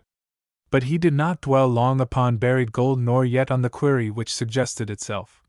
Where were Barlow and Zoraida riding so early? The immediate present, and the immediate surroundings were all that he cared to interest himself in on a day like this. The man at the gate had said it was 10 miles from the far side of the ridge to the Bruce West ranch house. The entire distance, therefore, from the Hacienda Montezuma would be about double that distance. The trail, once he reached the hills, was a dilatory, leisurely affair, thoroughly Mexican. It sought out the gentlest slope always and appeared in no haste to arrive anywhere. Well, his mood could be made to suit the trails. He was in no hurry, having all day for his talk with young West. The higher he rose above the floor of Zoraida's grassy valley, the steeper did his trail become, flanked with cliffs, at times looking too sheer ahead for a horse. But always the path twisted between the boulders and found the possible way up. So he came into a splendid solitude, a region of naked rocks, of a few wind-blown trees, of little open level spaces grown up with dried brush and wiry grass, of defile through stone-bound ways that were so narrow 2 men could not have ridden through them abreast, so crooked that a man often could not see 10 steps ahead or 10 steps behind, so deep that he must throw his head far back to see the barren cliff tops above him. Strips of sky, seen thus, were deep, deep blue. It was not at all strange, he told himself during one of his meditative moments while his horse climbed valiantly, that Zoraida should know of his friendship with Bruce West, nor that she should understand his natural desire to ride where he was going this morning. Everyone in the border town had known of his letter at the post office. Further, it was not in the least unlikely that Señorita Castelmar would know of the letter when it was dropped into the slot at the Mexican post office. What did strike him as odd, however, was that she should consent to his leaving the ranch, realizing that he knew much of her own plans and would doubtless speak freely of them and of the American girl held in her house for ransom. Not only was she willing for me to see Bruce, he decided. She wanted me to. Why? His trail led him into the last narrow defile to be encountered before reaching the summit. So closely did the rocks press in on each side that often his tapaderos brushed the sheer wall. He made a turn, none too wide for the body of his horse, and drew sudden rein, looking into 2 rifle barrels. The men covering him lay a dozen feet above his head upon a bare, flat rock. He could see only the hands upon their guns, the heads under their tall hats, the shoulders. But he was near enough to mark a businesslike look in the hard black eyes. "You've got the drop on me, compañeros," he said lightly. "What's the game?" A third man appeared on foot in the trail before him, stepping out from behind a shoulder of rock. He came on until he could have put out a hand to the sorrel's reins. "Where do you ride so early?" asked the man on foot, his voice quiet but vaguely hostile. "On what errand?" "What business is it of yours, my friend?" returned Kendrick. "I know the horse," called one of the figures above. "It is El Rey, from the stables of La Señorita." "Then the rider must have a message. Or a sign. Or he has stolen the horse, which would go bad with him." "Curse you and your signs and messages!" cried Kendrick hotly. "It's a free country and I ride where I please." The man before him only smiled. "Let me look at your saddle strings," he said. Kendrick stared wonderingly. Was the fellow insane? What in the name of folly did he mean by a thing like this? Surely not just the opportunity to draw close enough to strike with a knife. The rifles above made such strategy useless. So he sat still and contented himself with watching. The man came a step closer, twisted El Rey's head aside, pressed close and looked at the rawhide strings on one side of the saddle. Then he moved to the other side and repeated the process. Immediately he drew back, lifting his hat widely. "Pass on, senor," he said courteously. "Viva la senorita!" Kendrick spurred by him and rode on, passing abruptly out of a wilderness of tumbled boulders into a grassy flat. He turned in the saddle. Nowhere was there sign of another than himself upon the mountain. Curiously, he looked at his saddle strings. In one of them a slit had been made through which the end of the string had been passed. A double knot had been tied just below the slit. In no other particular was any one of the strings in the least noteworthy. "As good a way to carry a message as any," he grunted. "With not even the messenger aware of the tidings he brings." The incident impressed him deeply. Zoraida, at the game she played, was in deadly earnest. Her commands went far and through many channels and were obeyed. The passes through the mountains were in her hands. The sunlight fell warm and golden about him. The full morning was serene. A stillness as of ineffable peace lay across the solitudes. And yet he felt that the placid promise was a lie, that the laughing loveliness of the day was but a mask covering much strife. In the full light he moved on, not unlike a man groping in absolute darkness, uncertain of the path he trod, suspicious of pitfalls, knowing only that his direction was in hands other than his own. Hands that looked soft and that were relentless. Hands that blazed with barbaric jewels. There had been a knot in a rawhide string, and a bandit in the mountains had lifted his hat and had said simply, "Long live la senorita!" Chapter 9. Which begins with a little song and ends with trouble between friends. Speculation at this stage was profitless, and the day was perfect. Kendrick told himself critically that he was growing fanciful. He had been cooped up too much. First on board the schooner New Moon, then in four walls of a house. What he needed was day after day, stood on end, like this. If he didn't look out, he'd be growing nerves next. He grinned widely at the remote possibility, pushed his hat far back and rode on. And by the time his horse had carried him to the far edge of the level land and to the first slope of the downward pitch, he was singing contentedly to himself and his horse and all the world that cared to listen. Far below, far ahead, he caught his first glimpse of the ranch houses marking the Bruce West holdings. From the heights his eye ran down into valley lands that stretched wide and far away, rolling, grassy, with occasional clumps of trees where there were water holes. A valley by no means so prodigally watered as Zoraida's, but none the less in a state to put a sparkle into a man's eyes. It was large, it was sufficiently level and fertile, above aught else it was remote. It gave the impression of a great, calm aloofness from the outside world of traffic and congestion. It lay, mile after mile, sufficient unto itself, a place for a lover of the outdoors to make his home. No wonder that young West had gone wild over it. Hills and mountains shut it in, rising to the sky lines like walls actually sustaining the blue cloudless void. As Jim Kendrick rode on and down, his old song, his own song, found its way to his lips. 20 miles between shacks, he considered approvingly. And never a line fence to cut your way through. It's near paradise, this land, wherever it isn't just fair hell. No halfway business, no maudlin make-believe. But all of a sudden his face darkened. "Poor little kid," he said. "If Bruce could only loan me half a dozen ready-mixed, rough and ready, border cowboys, Californians, Arizonans, and Texans." His hopes of this were not large at any time. When he came upon the first of Bruce West's riders, they vanished entirely. An Indian, or half-breed at the best, ragged as to black stringy hair, hard-visaged, stony-eyed. Kendrick called to him, and the rider turned in his saddle and waited. And for answer to the question, "Where's the old man? Bruce West?"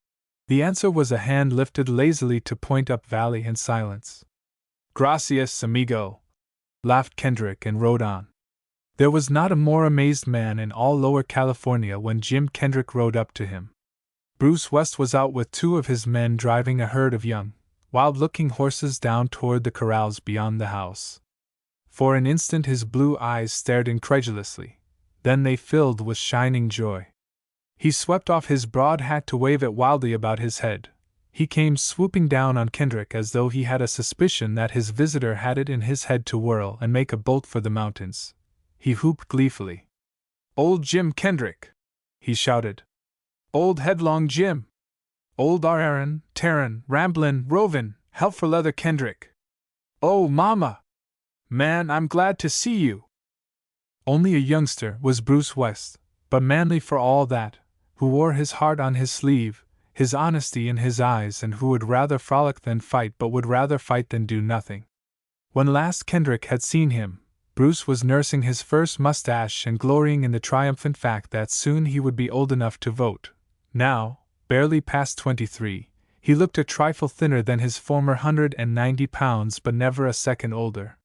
He was a boy with blue eyes and yellow hair, and a profound adoration for all that Jim Kendrick stood for in his eager eyes.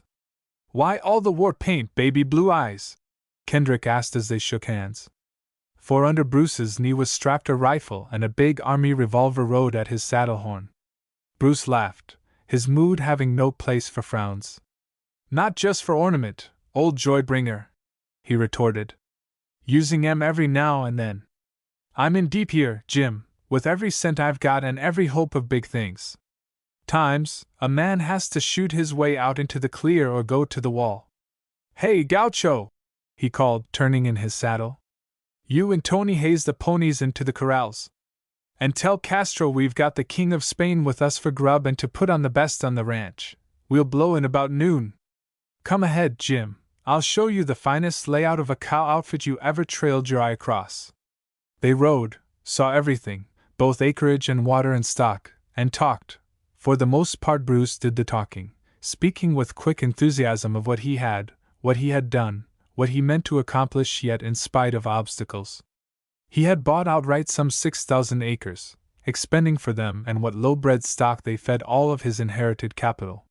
From the nearest bank, at El Ojo, he had borrowed heavily, mortgaging his outfit. With the proceeds he had leased adjoining lands so that now his stock grazed over 10,000 acres. He had also bought and imported a finer strain of cattle. With the market what it was, he was bound to make his fortune, hand over fist. "If they'd only leave me alone!" he exclaimed hotly. "They?" queried Kendrick. "Of course the country is unsettled," explained the boy. "Ever since I came into it there has been one sort or another of unrest. When it isn't outright revolution it's politics, and that's pretty near the same thing. There are prowling bands of outlaws, calling themselves soldiers, that the authorities can't reach. Look at those mountains over there.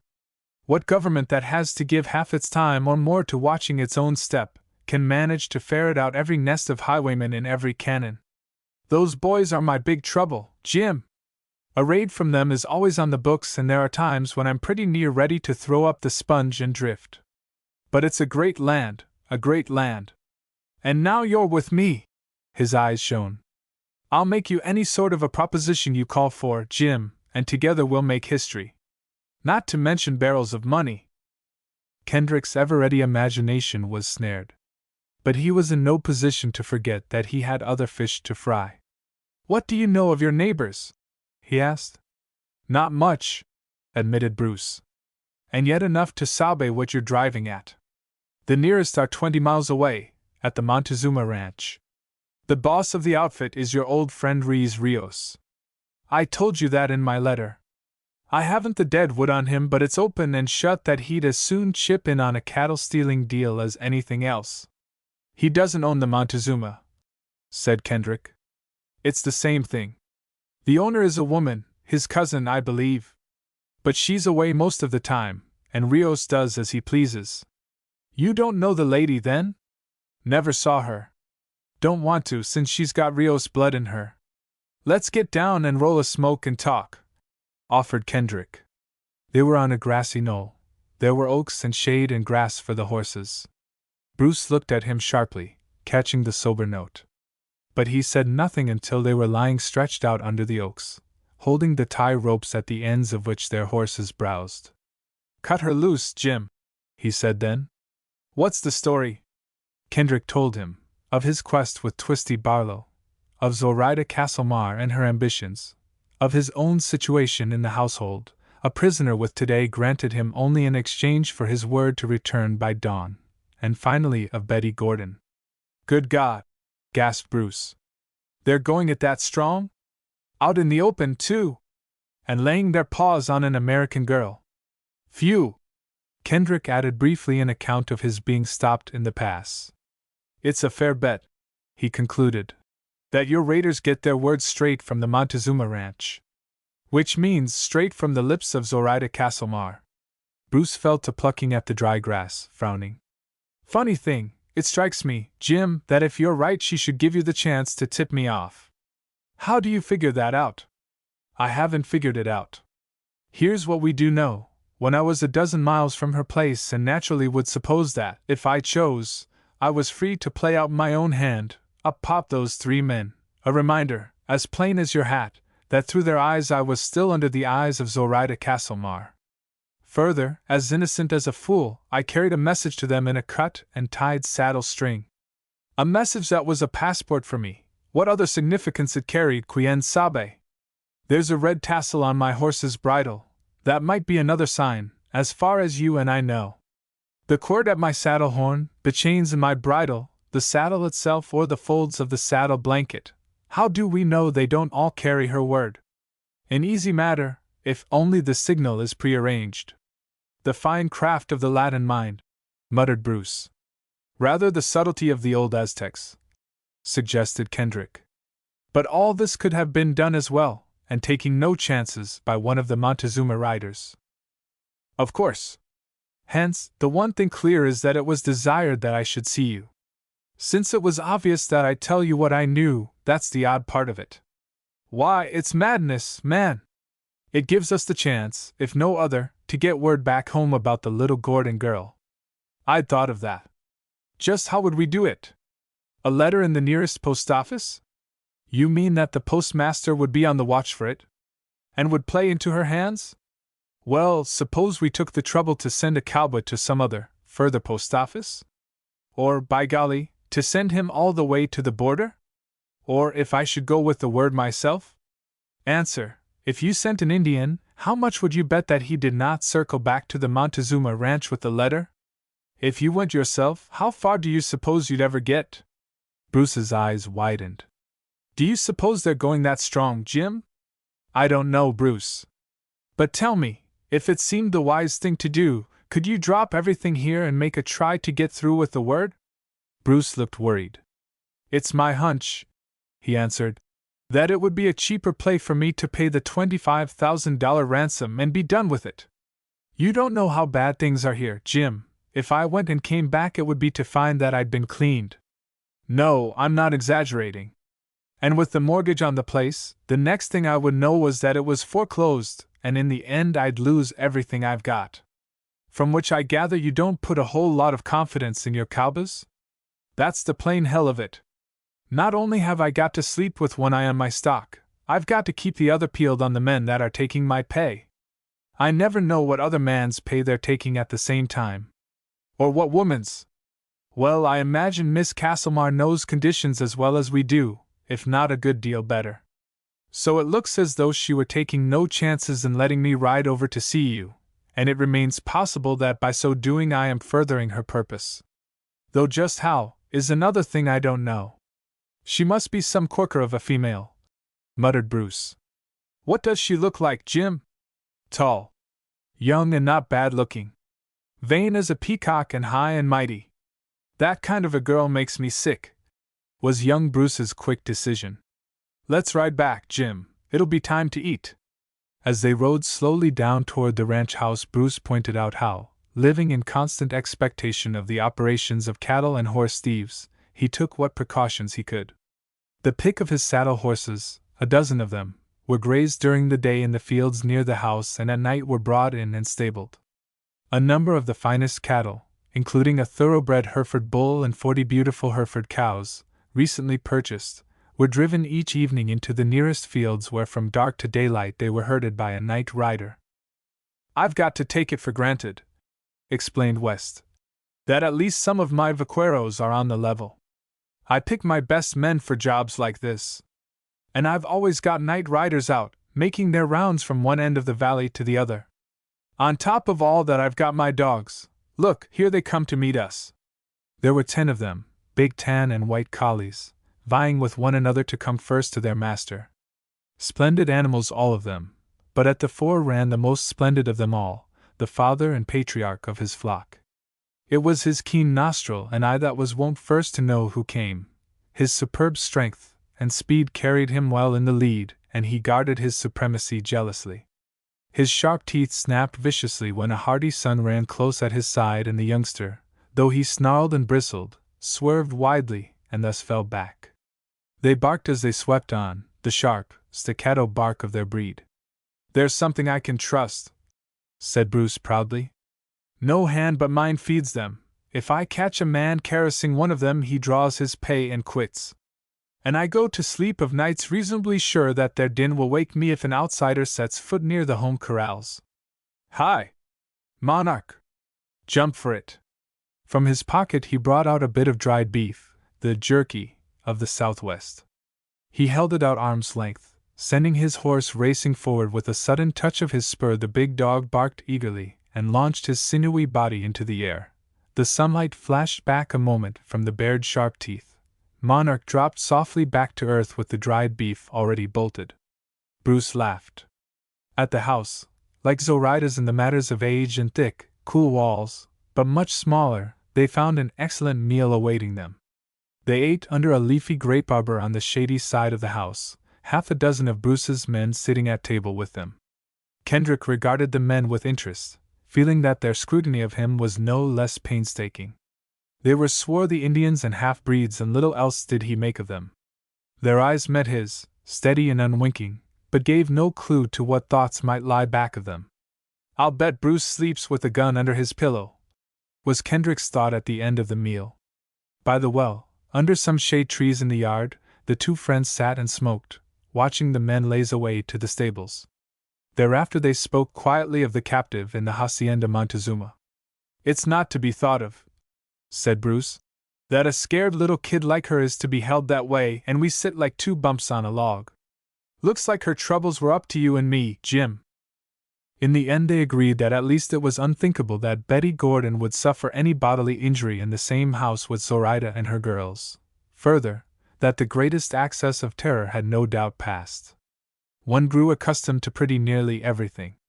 Kendrick, bound by his parole to return, would seek the girl out and extend to her what comfort he could. Just to know that she was not altogether friendless would bring hope and its own sort of gladness. Tonight, as soon as the men came in and it was dark, they would send Manuel, Bruce's most trustworthy man, to a 40-mile distant post office. He would carry with him 2 letters. One would be addressed to the governor of Lower California and one to friends in San Diego. "It's about the best we can do on short notice," admitted Kendrick, though he was dissatisfied. "I'm not figuring, though, that it's in the cards for me to stick over long under the same roof with Rios and his crowd. There's the schooner down in the Gulf, and there's you for us to count on. Never fret, old baby Blue Eyes, we'll have her out of that yet." The letters were written. A little after dusk Manuel set forth, promised a double month's pay if he succeeded, and in return promising by all the saints he could call to tongue that he would guard the letters with his life. From their chairs on the porch Kendrick and Bruce saw the man depart. When his figure had dimmed and blurred into the gathering night they still sat on, silent, watching the stars come out. Bruce had brought out cigars and the red embers glowed companionably. Presently Bruce sighed. "It's a great little old land," he said, and the inflection of the quietly spoken words was that of affection. "A man could ask for no better, Jim. Conditions right now are damnable. You've got to scrap all along the line for what's yours. But what do you know that is worth the having that isn't worth the fighting for? And one of these fine days when Mexico settles down to business, sort of grows up and gets past the schoolboy stage, we'll have the one combination now lacking, law and order." Kendrick, who had been reflecting upon other matters, made no immediate reply. Bruce had the answer to his suggestion of a new order of things, but it came from the darkness beyond his barns. There was a sudden sharp bark from one of his dogs, then a rising clamor as the whole pack broke into excited barking. From so far away that the sound barely reached them came a man's voice, exclaiming angrily. Then a rifle shot, a long, shrill whistle, shouts, and the sudden thud of many racing hoofs. Bruce West toppled over his chair and plunged through the nearest door. It was dark in the house, and Kendrick heard him strike against the second chair, send it crashing to the floor, and dash on. In a moment Bruce was back on the porch, a rifle in each hand. One he thrust out to Kendrick, muttering between his teeth, "Raiders, or we're in luck. Damned rebel outlaws. Come on!" He ran out into the yard, Kendrick at his heels pumping a shell into the barrel. As they turned a corner of the house, Bruce stopped dead in his track and Kendrick bumped into him and stopped with him. Already the barns were on fire. 2 tall flames stabbed upward at the dark. The hissing of burning wood and fodder must have reached their ears in 5 minutes, had the pack given no warning. In the rapidly growing light they saw the dogs where, bunched together, they snarled and snapped and broke into wilder baying. Bruce began shouting, calling to his men, 3 or 4 of whom came running out of the house. Beyond the barns they made out vague forms, whether of cattle or horses or riders it was at first impossible to know.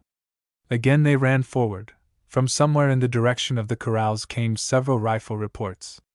With the gunshots a confusion of shouts through the heavier notes of which rose one voice, as high-pitched as a woman's.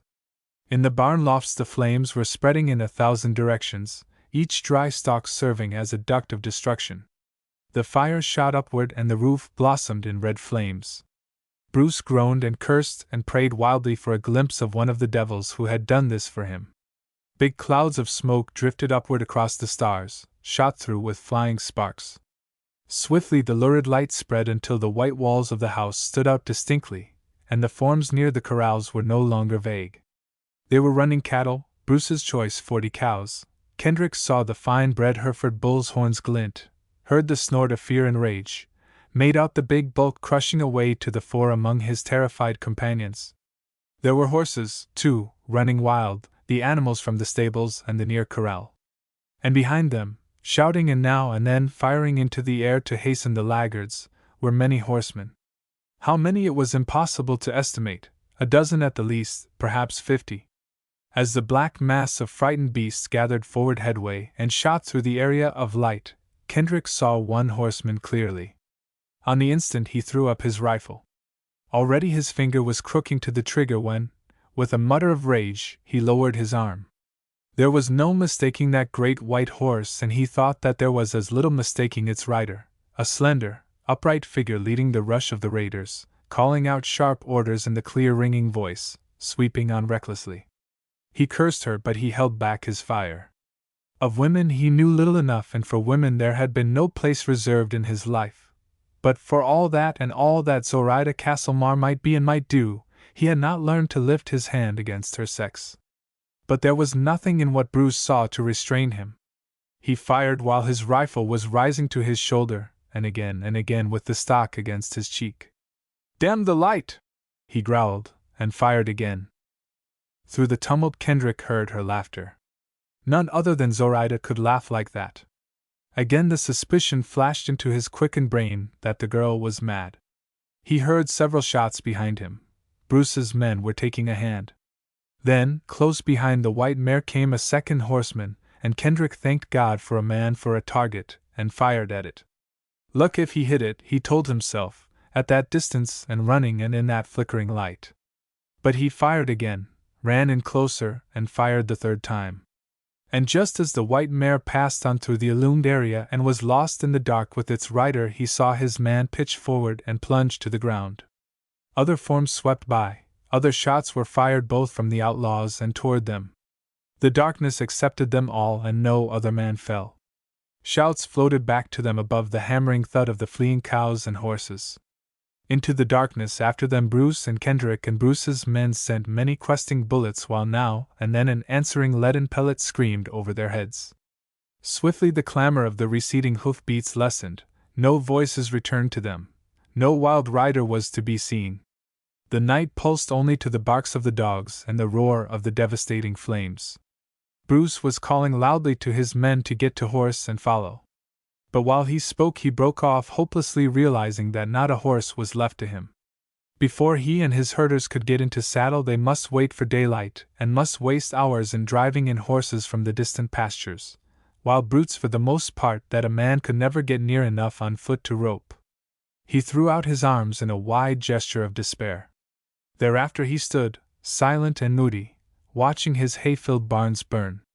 "If I could get my hands on the man that engineered this," he said, his voice broken, barely carrying to Kendrick a few paces away. "That's all I ask?" Kendrick, his rage scarcely less than Bruce's, called back to him. "I could lead you as straight as a string. It's the handiwork of your neighbor." "Rios?" cried Bruce eagerly. "Zoraida Castamar." "Damn her!" cried the boy. In the firelight Kendrick saw his steady eyes glisten and knew that they were filled with tears, the terrible tears of rage rising above anguish. "Damn her!" After that he stood silent again, looking at the burning buildings. When a new flame spurted skyward, when a section of roof fell, he twitched as though his muscles knew physical pain.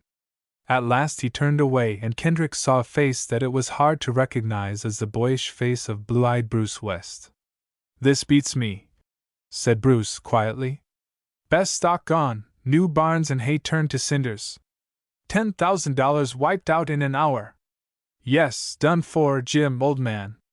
Clean." Kendrick found no word of answer. He turned away and went down to the broken corrals where the man behind Zoraida had fallen. If the man were not dead, he might be induced to talk. And in any case, thief though he was a man and not a dog. He found the huddled body lying still. Kneeling, he turned it over so that the wavering light shone on the face. He did not know whether the man was dead or not. He knew only that it was Twisty Barlow. He squatted there, looking from the white face to the sky full of stars. And his thought was less on the instant of Twisty Barlow than of Zoraida Castlemar. "This is what she has done for two old friends," he said aloud. Chapter 10. In which a man keeps his word and Zoraida dares and laughs. Kendrick called to Bruce. Together they carried the unconscious Barlow into the house. Kendrick, once satisfied that his old friend's heart still beat, scarcely breathed until he lighted a lamp and found the wound. It was in the shoulder, and not only did not appear dangerous, but failed to explain the man's condition of coma. There was a trickle of blood across the pale forehead. Kendrick pushed back the hair and found a cut there, ragged and filled with dirt. Plainly the impact of the heavy bullet had sufficed to unseat the sailor who, pitching out of the saddle and striking on his head, had been stunned by the fall. Kendrick bathed and bandaged both wounds while Bruce went for a bottle of brandy. "He's coming around," said Kendrick as Barlow's throat received the stinging liquor. "I don't want to be on hand when he opens his eyes, Bruce. For 10 years I've called Twisty by the name of friend. He's down and out for a little, and what we two have to say to each other can wait a spell." Bruce, stolid-faced now and morose, nodded. Kendrick went outside and stood watching the flames work their will with Bruce's barns, his heart heavy within him. One friend down, a bullet hole in his shoulder, shot as a raiding cattle thief. Another friend looking to have lost his boyish nature with the loss of his hope. And both rendered what they were through the wickedness of a woman. Woman? As he brooded over the devastation she had wrought, he began to think of her as an evil spirit. He recalled with a shiver the feel of her burning eyes, hidden but potent. He thought of the nights at sea when he had felt her presence. For the first time he allowed himself to wonder in all seriousness if she had powers above a mere woman's, as she had a character set apart. And, after all that happened, he must return to her. He, Jim Kendrick, must leave Twisty Barlow, wounded, and Bruce West, ruined, and return to Zoraida Castlemar, who had set her brand upon both them. His 24-hour leave would expire at daybreak. He had meant to spend the evening with Bruce and then to ride back during the night. Now, for the first time, he realized that the raiders had set him on foot. The 20 miles to the Montezuma ranch would have to be walked. "And I'd better be on my way," he decided promptly. It did not enter his head that he had an excuse to offer for making a tardy appearance. He had pledged his word, and while it was humanly possible, he would keep it. Even were it impossible, it would have been Jim Kendrick's way to try. And now he was not sorry for an excuse for leaving early. He could do nothing for Bruce. What must be said between him and Twisty Barlow could come later. It was then, while he was returning to the house, that he saw a steady light shining out in the fields. He stopped, at first fearing that a fresh fire was breaking out. Not thieves but cursed marauders. He named the crowd to which Bruce had already lost so heavily. They've fired the dry grass. But while he watched it, the light did not alter, either flaring up nor dying down, burning steadily like a lamp. When after 2 or 3 minutes he observed this, he left the house and walked out into the field, keeping to the shadows when he could, watchful and suspicious. Thus presently he came to see what it was, a lantern tied from a low limb of a tree. Below the lantern he saw a dark object. It moved and he heard the clink of a bridle chain. Again he went forward, puzzled and curious. He made out that the saddle was empty. He could see no one near. A man might be hiding behind the bole of the oak, or might even be above in the branches.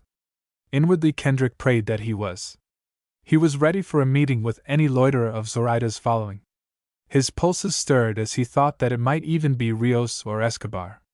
But though he circled the tree and peered long into the shadows among the branches, he still saw no one. At last he came close to the tethered horse. It was his own, the sorrel El Rey he had ridden here this morning, saddled and bridled, spurs slung to the horn. The lantern shed its rays upon the saddle, and Kendrick saw something else at the horn, a bunch of little blue field flowers, held in place by a bit of white ribbon. He snatched the flowers down angrily, trampled on them, ground them underfoot. They seemed to him a bit of Zoraida herself. They taunted him, they bore the message she sent. They were her summons to come back to her. He jerked free the tie rope and swung up into the saddle, eager and anxious to go back to her the swiftest way, in order that the time might come the more swiftly when he could fulfill his word and be free to leave her. He'd get a rifle from Bruce. With that and his revolver he'd take his chance, let all of her infernal rabble bar the way. From the rear of the house he called to Bruce. "I've found my horse. They left him behind," he said as Bruce came out. "I've got to go back, so back I go the quickest I know how. Take decent care of Barlow.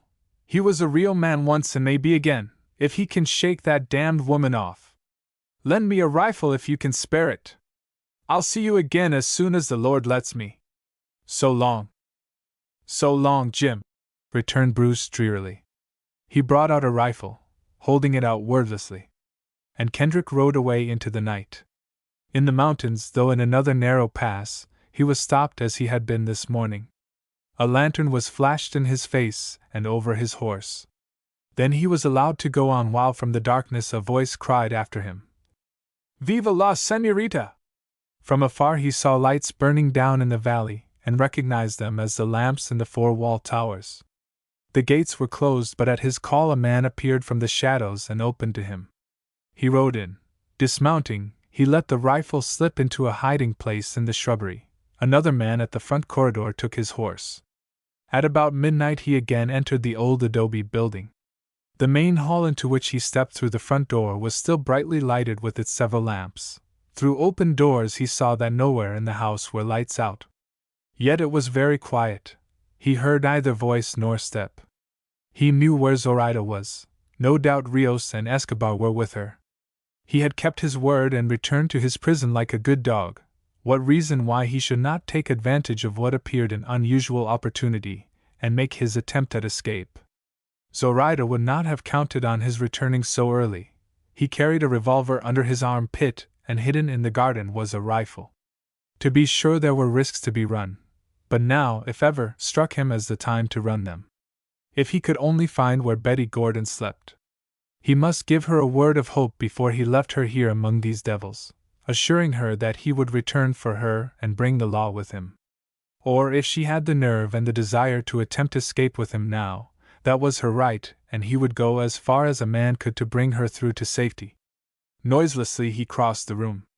He would pass through the music room and down the hall toward the living quarters of the house. If luck were with him, he would find her. It was only when he was about to pass out of the music room door going to the hallway that he heard voices for the first time.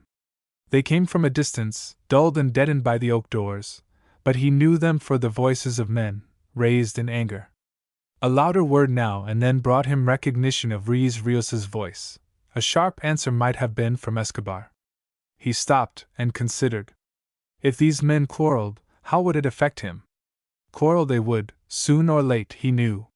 For both were truculent, and in the looks he had seen pass between them there was no friendship. Two rebellious spirits held in check by the will of Zoraida Castelmar. But now Zoraida was away. Then for the moment he forgot them and his conjectures. He had heard a faint sound and turning quickly saw for the first time that he was not alone in the music room. In a dim corner beyond the piano was a cushioned seat, and on it, her hands clasped in her lap, her eyes wide with the sleeplessness and anxiety of the night, crouched Betty Gordon. He took a quick step toward her. She drew back, pressed tight against the wall, her look one of terror. Terror of him. But he came on until he stood over her, looking down into her raised face. He felt no end of pity for her, she looked so small and helpless and hopeless. Big gray eyes pleaded with him, and he read and understood that she asked only that he go and leave her. An impulse which was utterly new to him surged over him now, the impulse to gather her up into his arms as one would a child and comfort her. Not that she was just a child. She had done her shining brown hair high up on her head, she fought wildly for an air of serene dignity. He judged her at the last of her teens. But she was none the less flower-like, all that a true woman should be according to the beliefs of certain men of the type of Jim Kendrick, a true descendant of her sweet, old-fashioned grandmothers. Her little high-heeled slippers, her dainty blue dress, the flower which even in her distress she had tucked away in her hair, were quite as he would have had them. "Betty Gordon," he said softly so that his words would not carry to others. "I want to help you if you will let me. Will you?" Her clasped hands tightened. He saw the lips tremble before she could command her utterance. I don't know what to do," she faltered. Her eyes clung to his frankly, filled with shining eagerness to read the heart under the outer man. For the first time Jim was conscious of his several days' growth of beard. He supposed that it was rather more than an even chance that his face was grimy and perhaps still carried evidences of the fight at Bruce West's ranch. To assure her of his honorable intentions toward her he could have wished for a bath and a shave. "You're in the hands of a rather bad crowd," he said when he saw that she had no further words but was waiting for him.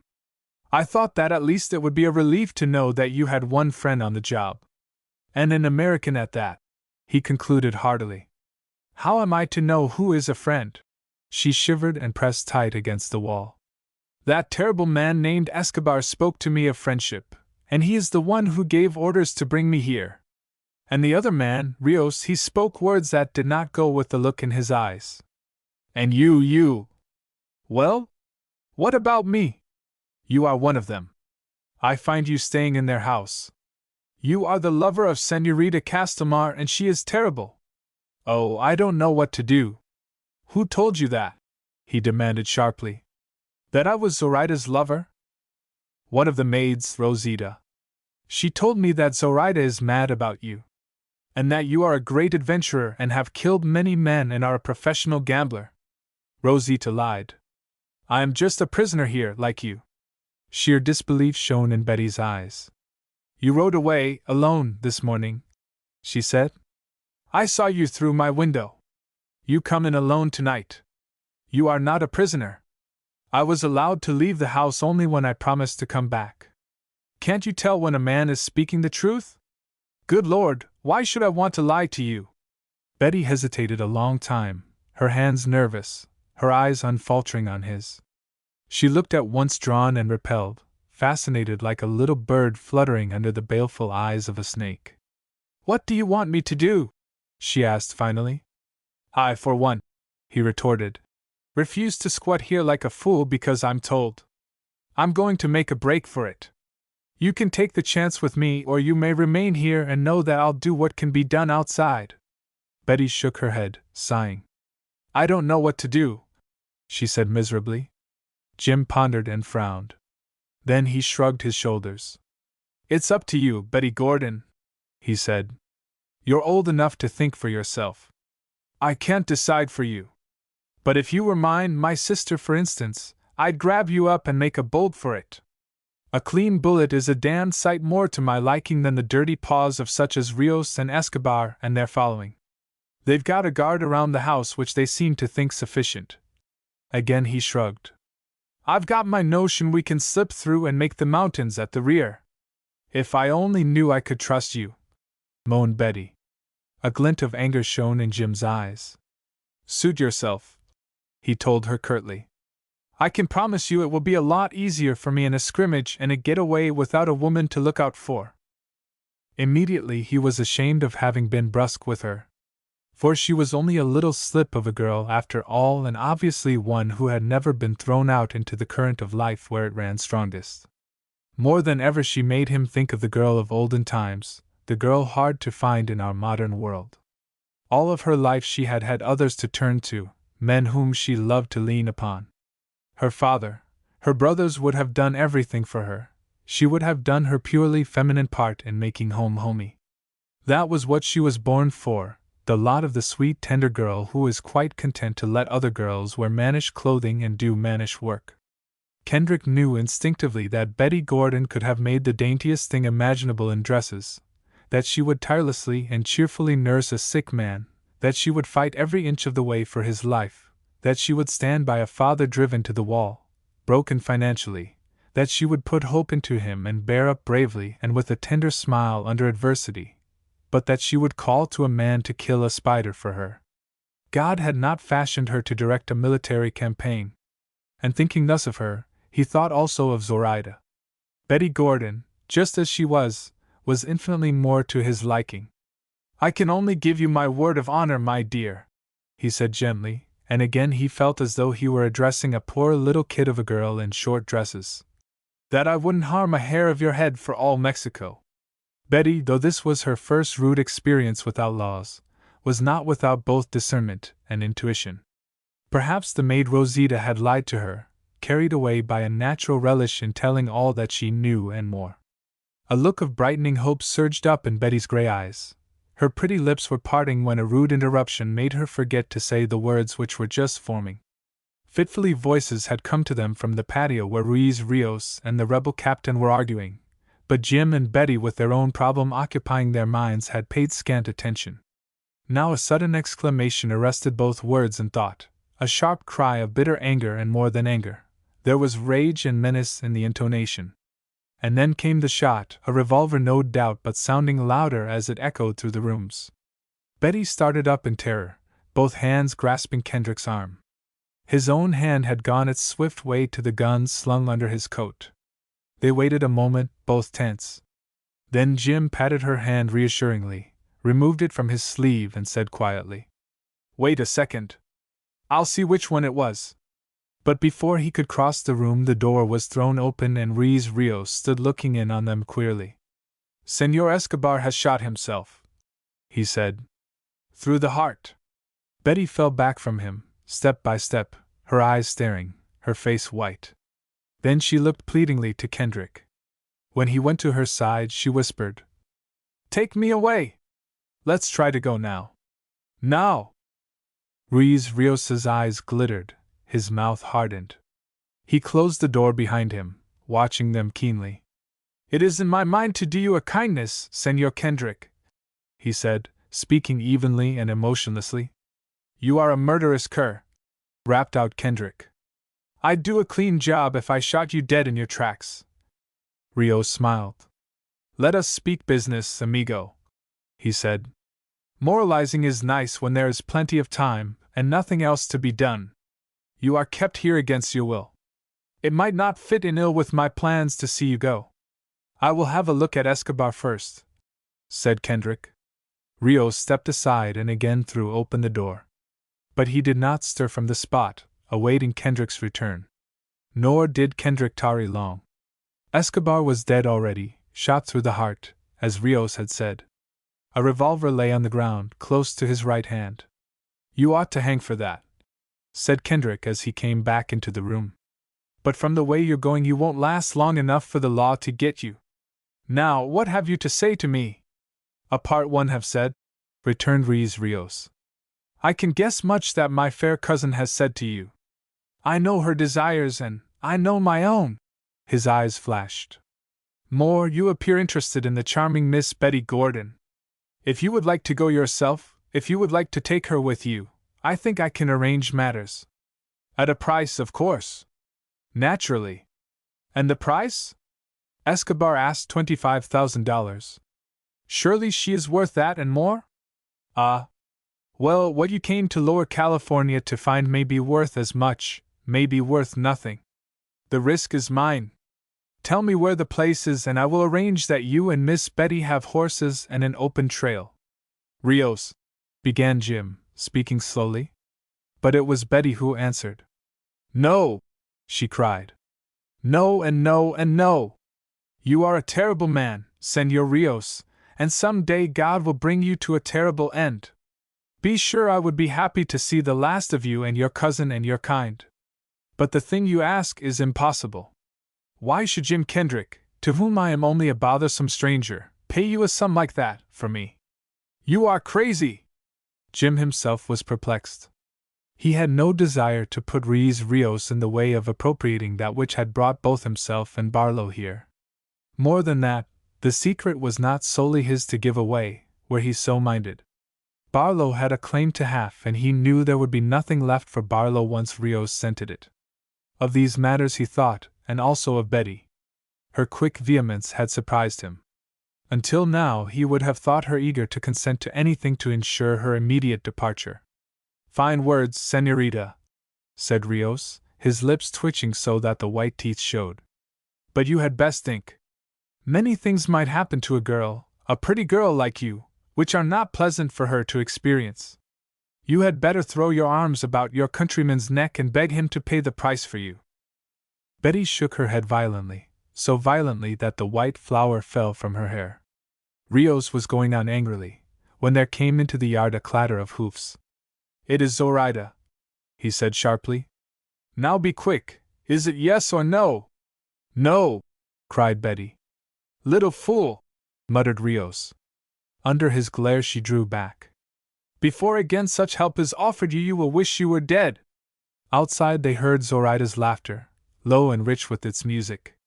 Then her voice as gay as though there were in all the world no such shadows as those cast by destruction and death. And then she entered, slender and graceful in her elaborate riding suit, her white plume nodding, her eyes dancing, her red mouth triumphant. Behind her came Bruce West. Kendrick stared at him in amazement. For Bruce came of his own free will and his own eyes were shining. There was no sign of his recent distress upon his face. Rather it looked more joyous, more boyish and glad than Kendrick had seen it for years. The boy hardly noted anyone in the room but Zoraida. His eyes were for her alone and they were on fire with adoration. Chapter 11. In which there is more than one lie told and the truth is glimpsed. You! Cried Kendrick in amazement as his look went swiftly from Bruce's radiant face to Zoraida's and back to Bruce. With her! Young Bruce West advanced eagerly. It's been a mistake, Jim, he said earnestly. A cursed mistake all along the line. When I explained to you. Boy! Cut in Kendrick sternly. Where's your head? Don't you know that she was one of the crowd raiding you? Have you forgotten all I told you? Zoraida, head held high, her cheeks flushed, stood eyeing him defiantly. The mockery of her look disturbed him. She appeared fully confident of herself, her destiny and her place in Bruce's estimation. Bruce himself frowned and shook his head. You've always been a fair man, Jim, he said. Suspend judgment until we've talked. While Kendrick held his tongue and pondered angrily, Zoraida's eyes flashed about the room. Only for an instant did they tarry with Betty who, drawn away from her almost to the table against the wall, looked back at her with unhidden distrust. Longer did they hold to Rios. My cousin, she said softly, you have something to say to me. What is it? Not here, señorita, urged Rios. In another room. Kendrick, but not Bruce, saw the deeply significant regard she shot at Rios. Her answer puzzled Kendrick for the moment, not so much the words as the tone. She spoke to Rios as one might speak to a dreaded master. I am ready, was all that she said. And when Rios threw open the door for her, it was to Bruce that she said gently, her eyes melting into his. A moment only if Señor Rios will permit that I return so soon. And she went out, Rios at her heels. Can't you see, Jim? Bruce was all excitement, and his hands were clenched at his side. His boyish eyes blazed. "It's that damned Ruiz Rios! He dictates to her. He has put the fear of death and worse into her heart. She is made to suffer for all of his crimes." "So that's the story?" Kendrick grunted his disgust. "And you've let her stuff you hide full of lies?" "Go easy, Jim." Bruce appeared sincerely pained and troubled. "I've called you a fair man. Won't you open your mind to the truth? She has been misrepresented, I know. Her enemies." He clenched his hands. "She is a wonderful creature," he burst out. "And she has honored me with her confidence and her friendship." This very night Zoraida Castelmar had ruthlessly pillaged Bruce's ranch, and from Bruce's mouth now gushed the words, "She has honored me with her confidence and her friendship." Was there no end to the woman's audacity? Was there no end to the blind stupidity of mankind which permitted of lawlessness like tonight's being glossed over, which went to the insane extreme of worshipping when normally the logical emotion would be hatred? Was there finally no end to the power of Zoraida? What had happened between Bruce West and Zoraida? Kendrick knew something of Zoraida's bravado, know little of her supreme assurance, much of her methods. Plainly she had gone straight to Bruce after the raid. He could see the picture of her coming out of the lurid night and into the experience of a boy all unnerved by his anger and grief. He could understand how she offered her softened beauty to the hard eyes, how her voice had caressed and distorted fact, how Zoraida had had the wit to tell her own story, make her own impression, before Bruce could have had time to steel himself against her. But what tale could she have told to convince a man like Bruce who, at the least, was not a fool? Somehow, decided Kendrick, she had lied out of the whole thing. Further, she had used every siren trick she knew to drug his better judgment. She had been tender and feminine and seductive. While with one hand she had robbed him, she had caressed him with the other. And not too boldly, she had not overdone it. She probably wept for him, she treated him to the flash of her eyes through spurious tears. She employed her beauty like a lure and had little trouble in putting the boy's suspicions to sleep. What chance would a simple, open-hearted fellow like Bruce have against the wiles which were Zoraida's stock in trade? Kendrick recalled vividly that subtle influence which Zoraida had cast even upon him, which he had felt even when steeled against her, and asked himself again what chance Bruce could have with her in the hour of her boldest triumph. The very fact of her having come immediately on the heels of the catastrophe gave her a look of innocence. Had Zoraida the trick of hypnosis over men? It began to look like it. "Poor old baby blue eyes," muttered Jim. He looked at the boy wonderingly. Then only did it occur to him that Bruce and Betty Gordon were strangers to each other, and that Bruce, when his sanity should return to him, would make a desirable friend for Betty.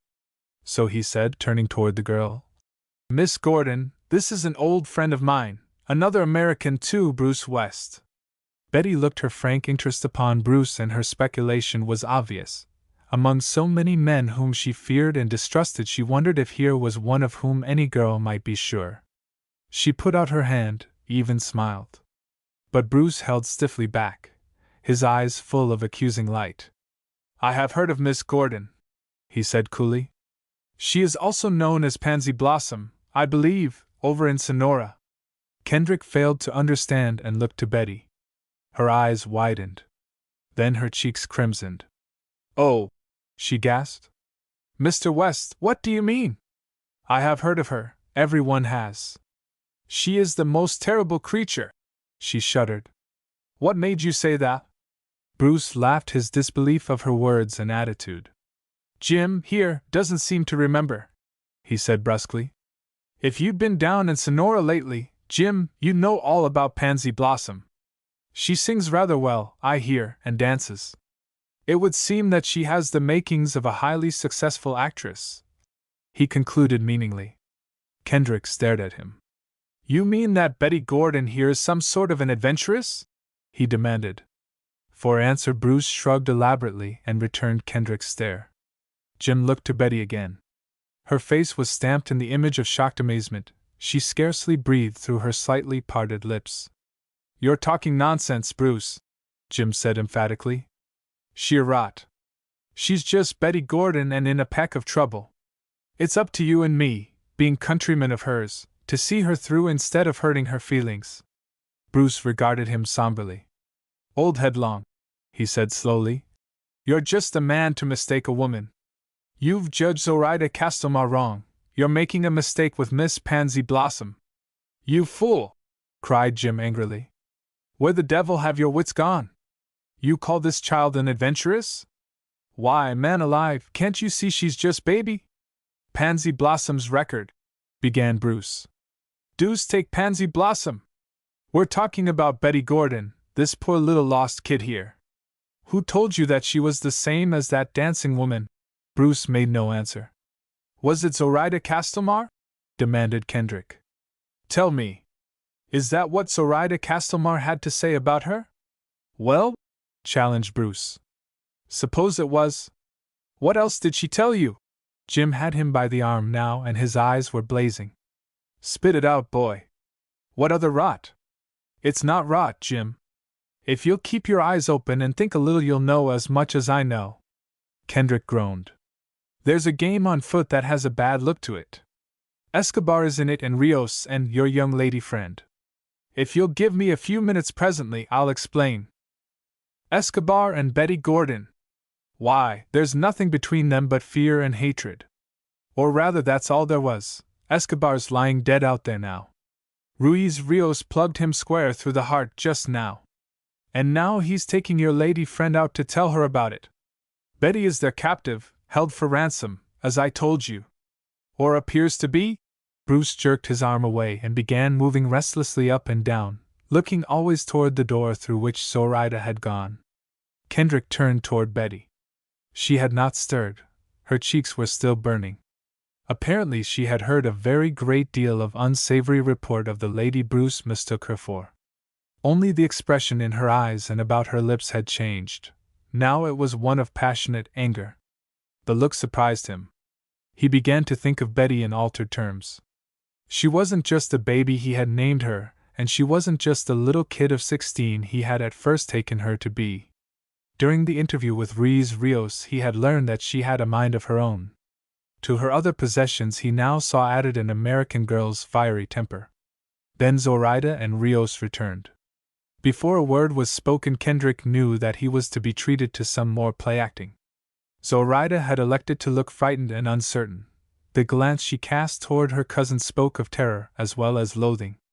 Rios glared and looked important. Swiftly Zoraida crossed the room, her bejeweled fingers finding Bruce West's arm. My friend, she whispered so that they could all hear. I don't know which way to turn. A man has killed himself, the Captain Escobar. Or so Ruiz Rios says. And she broke off, shuddering. And then, bewildering Jim Kendrick if no one else, 2 big tears gathered in her eyes and spilled down to her cheeks. Senors Kendrick and West, announced Rios autocratically. You will take all orders from me now. You will not leave the house, either of you, unless I give the word. Senorita Zoraida, you will go to your room and wait until I send for you. Senorita Pansy. And suddenly his teeth showed in his quick smile. A word with you, please, in the patio? My cousin, said Zoraida, all soft supplication now, her 2 hands held out toward Rios. It is only a little thing I beg of you. May I have a few words with Senor West? Go to your room, answered Rios shortly. Senor West remains with us. You may see him later. Zoraida looked lingeringly at Bruce, shook her head sorrowfully as he appeared to be gathering himself to spring at the man who terrorized her, murmured gently, Wait, for my sake, senor, and went out of the room.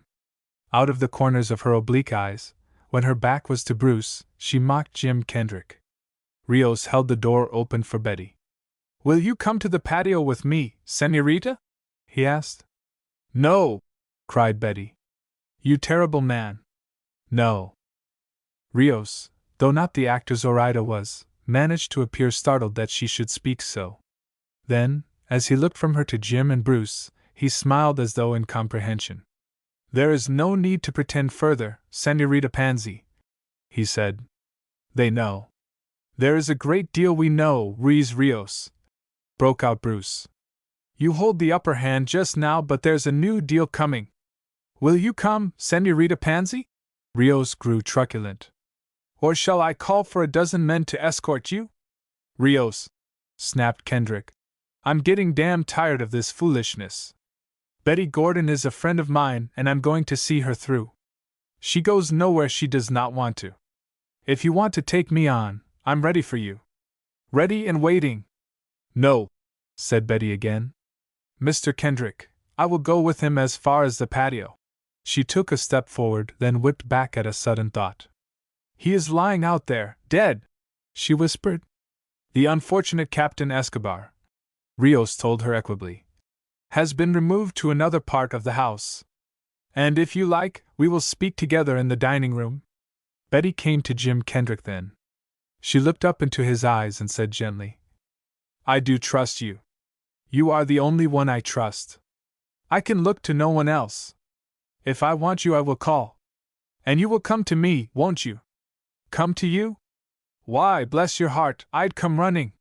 So Betty and Rios went out, and for a little while Jim and Bruce were left alone. Bruce, old man, said Kendrick, let's come down to earth. Put your sentimental heart in your pocket, and use your brains a while. You know me well enough to know that I won't lie to you. Will you listen to me? Yes. But tell me only what you know, not what you surmise.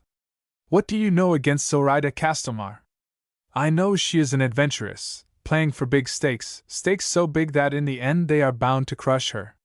Speculation, old chap. Bruce smiled faintly. Keep away from doping out the future and stick to facts. So you want facts? All right. She is planning a revolution. She has the mad idea that she can rip Lower California away from the government and make of it a separate empire, herself its queen. Why not? Wilder things have been done. And where would you find a more likely queen? When I first saw her, she came, disguised as a man, into Ortega's gaming hell, Rios with her. She played dice with me for $20,000. Bruce's eye brightened. She's wonderful, he said eagerly. She's hand and fist with Rios and Escobar and a lot of other riffraff I don't know. She is instrumental in Betty Gordon's being held for ransom. How do you know? Or are you just guessing again? Betty Gordon! How do you know she isn't what I called her, the infamous dancing woman with an evil record a mile long? Haven't I talked with her? Kendrick grew impatient. Haven't I seen her terror? Haven't I looked into her eyes? Haven't I talked with Zoraida? Countered Bruce. Haven't I heard her explanations? Haven't I seen her terror of Rios? Haven't I looked into her eyes? You were burned out tonight. Have you forgotten that? Your herds were raided. Even old Twisty Barlow, once a square man, followed Zoraida Castelmar into that. And Zoraida, herself, was one of the raiders. How do you know? Demanded Bruce. And always he laid significant stress on the word of certainty. I saw the horse she rode. I heard the whistle which she wears on a chain about her throat. I even saw the white plume in her hat. Is there only one white horse in Mexico? And only one whistle? And only one white plume? These things, if it had been Zoraida, she would have left behind. In the dark you guessed. I am afraid you have guessed all along the line. Then tell me how the devil it came about that Zoraida showed up at your place? A pretty tall coincidence. Nothing of the kind. The whole thing was engineered by Rios. She overheard a little, guessed it all. Dangerous though the effort was, she tried to be in time to warn me. She came just too late. Kendrick stared at his friend incredulously. First Barlow, then young Bruce West drawn from his side into Zoraida's. She required men of his stamp. And she seemed to have the way of drawing them to her. He felt utterly baffled. He could at the moment think of no argument which Bruce's infatuation would not thrust aside. Where he would depict a heartless, ambitious, adventurous Bruce would see a glorified and heroic superwoman. Rios came to the door. Senor West, he said as they turned expectantly toward him. Senorita Zoraida implores so eloquently for word with you that I have consented. If you will step this way, she will come to you. Bruce required no second invitation. With Rios's words he forgot Kendrick's arguments, and Kendrick's very presence. He went out, his step eager. Before Rios followed him, Kendrick called, "Where is Miss Gordon?"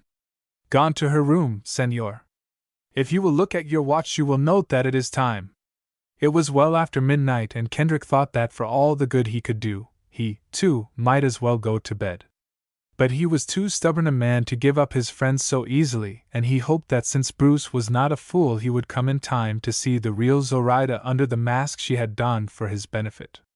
So he waited, walking up and down. Zoraida entered so quietly that she was in the room and the door shut after her before he felt her presence. "Bruce has gone out that way, looking for you," he said. "I can see him presently," she answered lightly. "I think he will wait, don't you?" "I fancy he will," he returned bitterly. "What do you want with the boy, Zoraida? What has he done to you that you should ruin him, first financially and then every other way? Aren't you afraid of what you are building up for yourself? Men like Barlow and Bruce West may let you sing their souls to sleep for a little. Look out when they wake up." She laughed softly. "I think that all along you have doubted my power," she said, her eyes steady on his. "Are you beginning to see that Zoraida Castlemar is a girl to reckon with? You have said that the great things I attempt are beyond me. Have I failed in anything I have tried? To infatuate a man is not the same thing as to build a state. And yet infatuated men make obedient lieutenants." They grew silent. In each there was much which was of its nature incomprehensible to the other, and which, of necessity, must remain so. Slowly there came a different look upon the girl's face. Her eyes softened and were more wistful than he had ever thought they could be. Her breast rose and fell in a profound sigh. All of the triumph and mockery went out of her. "Why are you so unlike other men?" she asked. And her voice, too, had softened and grown tender. "What do you mean by that?" he asked. "Escobar hated me, but he would have followed me through fire had I beckoned. You have seen the look in your friend Barlow's eyes when he turns to me, and this after only a few days, a few smiles. You glimpsed just now the love that has sprung up in Bruce West's heart like a flower full blown. There have been many, many men, my friend, who have looked upon Zoraida Castlemar as they look. Until you came there has been no man who turned his head away." Again she sighed unhiddenly. Her eyes melted into his, yearning, promising, beseeching. "And to you I have offered what would have made any other man mad with joy." He looked into her eyes, and it seemed impossible that they could speak shameless lies. For the moment at least she had the appearance of a young girl without sophistication, without the skill to hide her thoughts. Her eyes seemed unusually large, wide open frankly, as innocent as spring violets. Was she always like this? Was this the real, true Zoraida? He felt her influence upon him, pervading his senses like heavy perfume, and spoke hurriedly. "You and I are different sorts of people," he answered. "Our ideas as well as our ideals are of different orders." "And what if I altered?" whispered Zoraida, coming closer to him. "What if I discarded all of my ideas and ideals? Yes, and my ambitions with them. What then, Senor Jim Kendrick?" He shook his head and moved restlessly. "I am no woman's man, you know that. And if I were, you know also that you are not my kind of woman." And still no passionate outburst came from Zoraida denied. Rather she grew more deeply meditative. Almost she seemed saddened and weary. "Your kind of woman," she mused. And then, in pure jest, "Like Escobar's captive?" For some obscure reason after which he did not grope, the half sneer of the words stung Kendrick into a sharp retort. "By heaven, yes!" he cried. "There's the sort of girl for any man to put his trust in, to give the best that is in him." Zoraida gasped. Utter amazement filled her eyes. Then came incredulity. She would not believe. But when she saw the seriousness of his eyes, her passion burst out upon him. Her two hands rose and clenched themselves on her panting breast. Her eyes lost their shadow of amazement and grew brilliant with anger. "That little baby-faced doll!" she cried. "She has dared make eyes at you. And you, blind fool that you are, have turned from me to her." Her voice shook, her whole body trembled visibly, then stiffened. In a flash all girlish softness was gone. She looked as cold and cruel as steel. I had thought to let her go when the ransom came. Now I shall have other plans for her. Kendrick stared. In the first place, he said with an assumption of carelessness, you have overshot the mark. Betty Gordon hasn't made eyes at me at all, and I'm not in love with her, and have no intentions of being. Next, I failed to see what has happened that would alter your plans in her regard. Zoraida laughed her disbelief. Any girl in her place would make eyes at you, she retorted. And as for my plans, perhaps you may be allowed to watch the working out of them. Would you enjoy, she taunted him, the sight of Betty Gordon in a steel cage into which we allowed to enter a certain pet of mine? At first he did not understand. Then he stared at her speechlessly. Words of Juanita, spoken fearfully that morning, recurred to him. She would give me to her cat, her terrible, terrible cat, to play with. He opened his mouth to lift his voice in hot protest. Then he bit back the words, savagely calling himself a fool for the mad thought. Even to Zoraida's lawlessness there must be a limit. Even the cold cruelty looking out of her oblique eyes now could not carry her so far. And yet the laugh with which he answered her was a trifle shaky. We are talking nonsense, he said abruptly. And Bruce is expecting you. When you've finished distorting facts for his consumption, I'd like a word with him. Zoraida's face went white. It is in my heart, she said in a dry whisper, to give orders that you will never see another sun rise. Give your orders then, he snapped. I'm sick of things as they are. Send in a gang of your cutthroats, and I'll give you my word I'd rather fight my way through them than stand by and watch you poison honest men's souls. She stepped across the room and put out her hand as though to the bell on the table. Kendrick watched her sternly. She stopped and looked at him wonderingly. Suddenly she dropped her hand to her side, and with the gesture came a swift alteration in her expression. A strange smile molded her lips, an inscrutable look dawned in the dark eyes. I knew already that you were a brave man, Jim Kendrick, she said. I was forgetting, losing all clear thought because a man had dismissed me from his presence? Well, of that, more another time.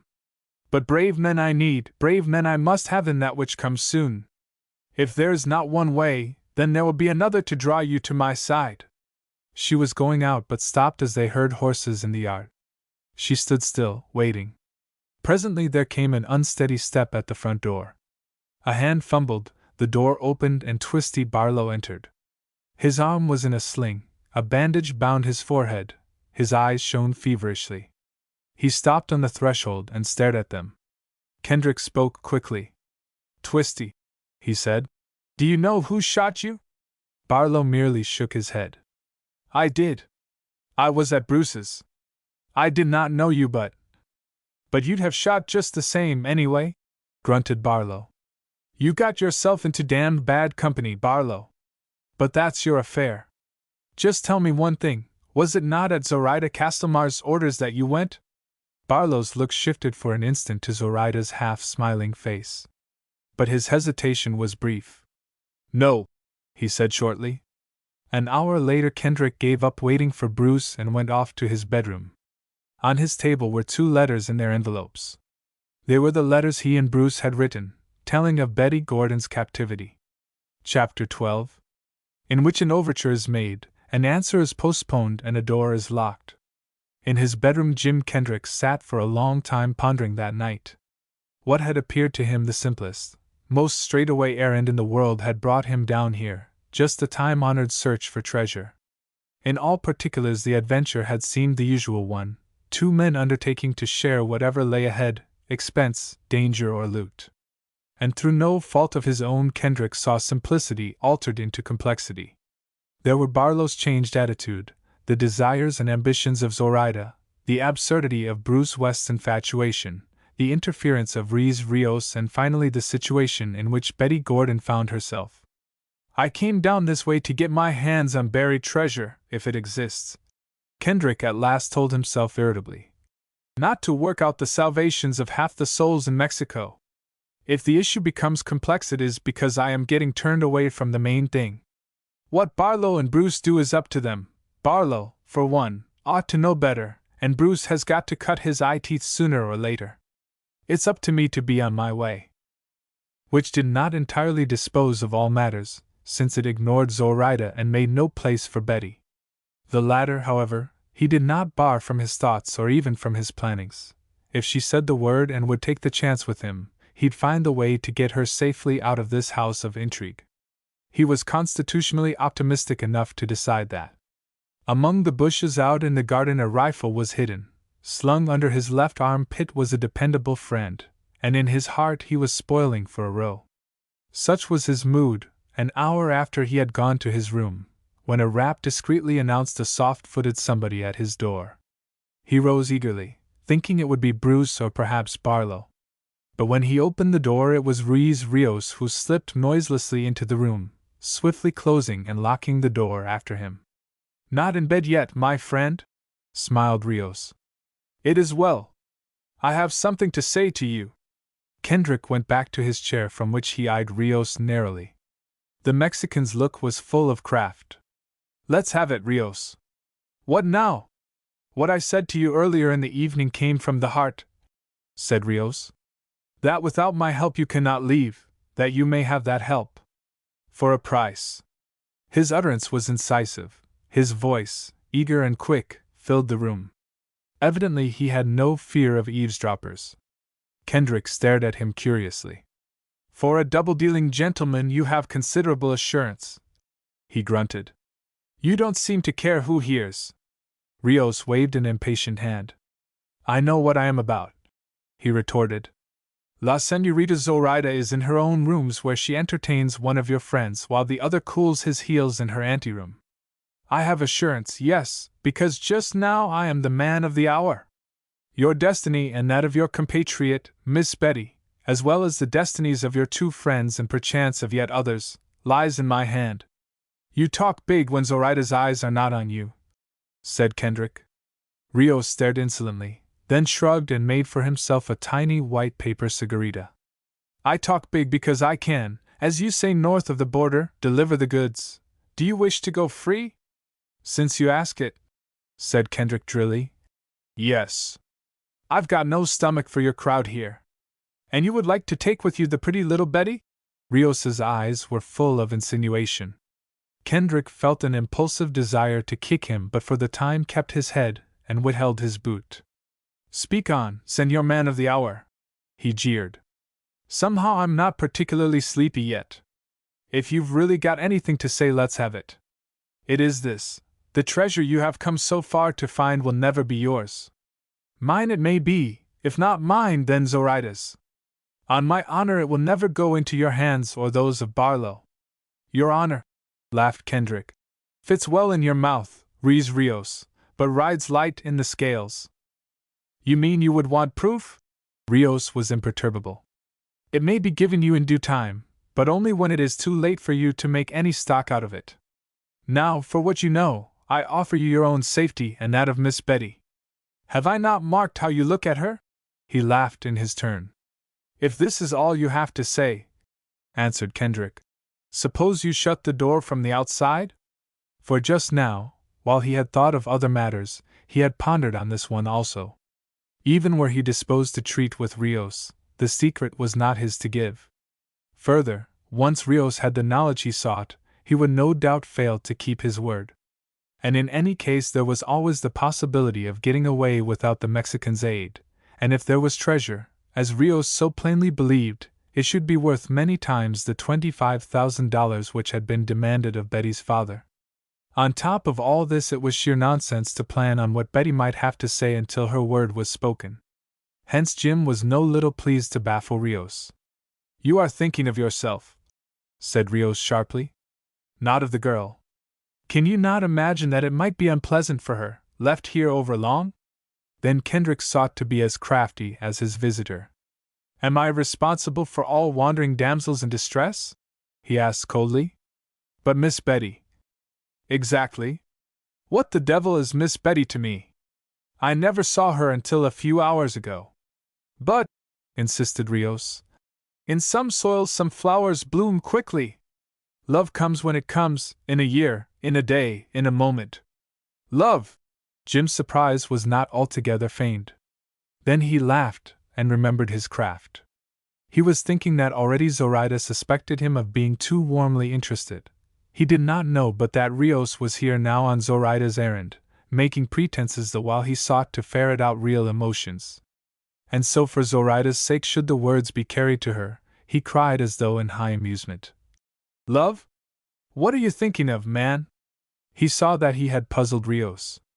The Mexican had been convinced of his keen interest in the girl and, further, knew from of old how lightly Jim Kendrick held such mere bagatelles as dollars. Kendrick drew a certain satisfaction from the situation. But his frank grin died away slowly as Rios went on. We are not friends, you and I, senor, he said smoothly. But just now that matters not, since my personal interests move me to do you a kindness. Of what happens to you later on, I care less than that. He snapped his fingers.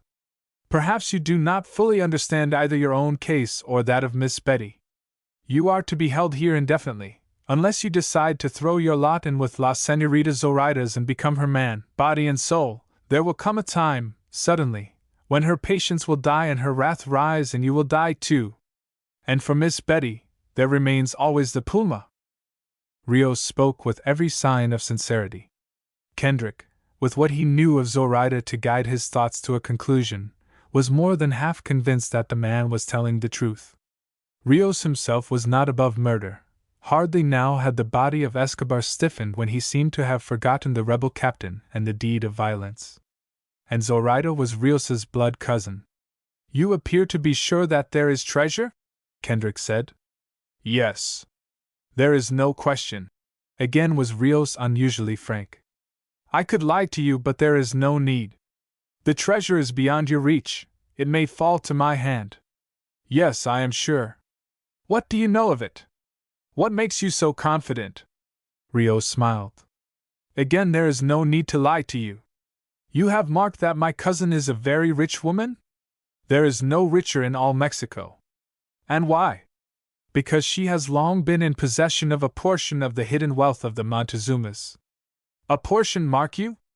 For there is some sign which she has understood to tell her that there is still other hidden treasure. Always, since she was a little girl, has she looked for it, never content with what she has. And if I come first to it, think, senor. His eyes brightened, a flush warmed his dusky skin, he lifted his head arrogantly. It will mean that I, even I, can dictate in some things to Zoraida. It will mean that she must join forces with me. It will mean that she and I together will go far, will rise high. As she will be the one bright star in all Mexico, so will I be the newly risen Sunday. So, muttered Kendrick, you two are tarred with the same stick. Now Rios's black eyes were deadly. What you know means everything to me, he said, his voice at last sunk to a harsh whisper. I killed Escobar for less. Remember that, Senor Americano.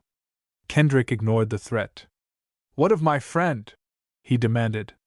Even were I of a mind to talk turkey with you, there is Barlow. Half is his. Barlow is touched with madness. Have I not told you he will have none of it? You have eyes, senor. Already my fair cousin has made of Barlow a tame animal like her cat. When she commands, he will speak. Think you he will remember in that dizzy moment that you have claims to be safeguarded? All will go to Zoraida. What you are pleased to call your share, along with his own. Jim hated to believe that. And yet he did believe. Tonight Barlow had looked at him out of hard, unfriendly eyes. He, himself, had shot Barlow out of a cattle raider's saddle. Suddenly, startling Rios, Kendrick's fist came smashing down on his table. Here I've just been deciding the whole game is simple enough, he cried. And along you come messing it all up again. Clear out. I'm going to sleep. And my answer? Talk to me tomorrow, if you've a mind to. Most likely I'll tell you to go to blazes, but that can be said as well after breakfast as now. Rios accepted his dismissal equably. For me there is gold at stake, he said, going out without protest. For you there is your life and Miss Betty's. I can afford to wait as well as you. Buenas noches, senor. Go to the devil, retorted Kendrick, and banged the door shut after him. Though he had not intimated his intention to his visitor, Kendrick, holding to his determination to simplify matters, had made up his mind to have a talk with Barlow first of all. Since that could not come until tomorrow, the thing now was to go to bed. He undressed and put out his light. Then he flipped up his window shade. Only when he was about to thrust his head out of the open window to inhale the fragrant night air and have his little look around, did he discover the bars to any possible escape there. A heavy iron grill had been fastened across the opening. Just how it was secured he could not tell, since it had been set in place from outside, and though he thrust his hand through the bars he could not reach far enough to locate the staples or hooks which held it in place. He shook it tentatively. It was amply solid. But the door was open from his room to the bath. He groped his way across the smaller room and found the knob of the door which led to the room Barlow had occupied last night. That door was locked. As he fumbled with it he heard someone stir in Barlow's room. "Who's there?" he called out. "That you, Twisty?" There was no answer. He rapped on the door and called again. Then he heard quick steps across the room and a door closed. Whoever had been there, listening without doubt to his talk with Rios, had gone. He came back and, passing through his own little sitting room, tried the door to the hall, that through which Rios had departed. Fastened by heavy iron hooks on the other side, he could hear them grate in their staples as he shook the door. A man had better be in bed this time of night than rapping at locked doors, he decided, and in 5 minutes was asleep. Chapter 13. Concerning Woman's Wiles and Witchery. When Jim woke next morning his first act was to try doors and window. All were as he had left them last night. But since he was not the man for worry, before breakfast he went into his tub singing. When he had splashed refreshingly in the cool water and thereafter had dressed, breakfast was ready for him. For, while he was in his own room, he heard the door to the room Barlow had slept in the first night open. And when he went through the bath to see who was there, he saw a tray spread on a little table by a window, the coffee steaming. No one was there. He tried the outer door which led to the hall. Locked, of course. So he sat down and uncovered the hot dishes and made a hearty meal. "They've certainly got the big bulge on the situation," he conceded. "They could starve a man, poison his rolls, or bore a bullet into him while he slept, and who outside to know about it?" Now he had the run of 4 rooms and could look out into the gardens. Not so bad, he consoled himself. He had his smoke and sat back in his chair, assuring himself that there were advantages in being shut off by himself where he could take time to shape his plans. But as an hour passed in silence, not a sound from any part of the big house, all of whose inmates might have been asleep or dead, and another hour dragged by after it, he grew first impatient and then angry. He had found that all of his planning could be done in 5 minutes. It resolved itself down to a decision to have a talk with Barlow and then, with or without help from Rios, to make a bolt for the open. If Bruce and Barlow would come to their senses and join him, it would all be so simple. 3 able-bodied, determined Americans against a handful of Zoraida's hirelings. The time came when Jim thundered at the doors and called. When only silence followed his echoing voice, he hammered at the hardwood doors with the butt of his revolver and shouted, demanding to be let out. He tried the iron gratings over the windows and found them firm in their places and too heavy barred to be bent.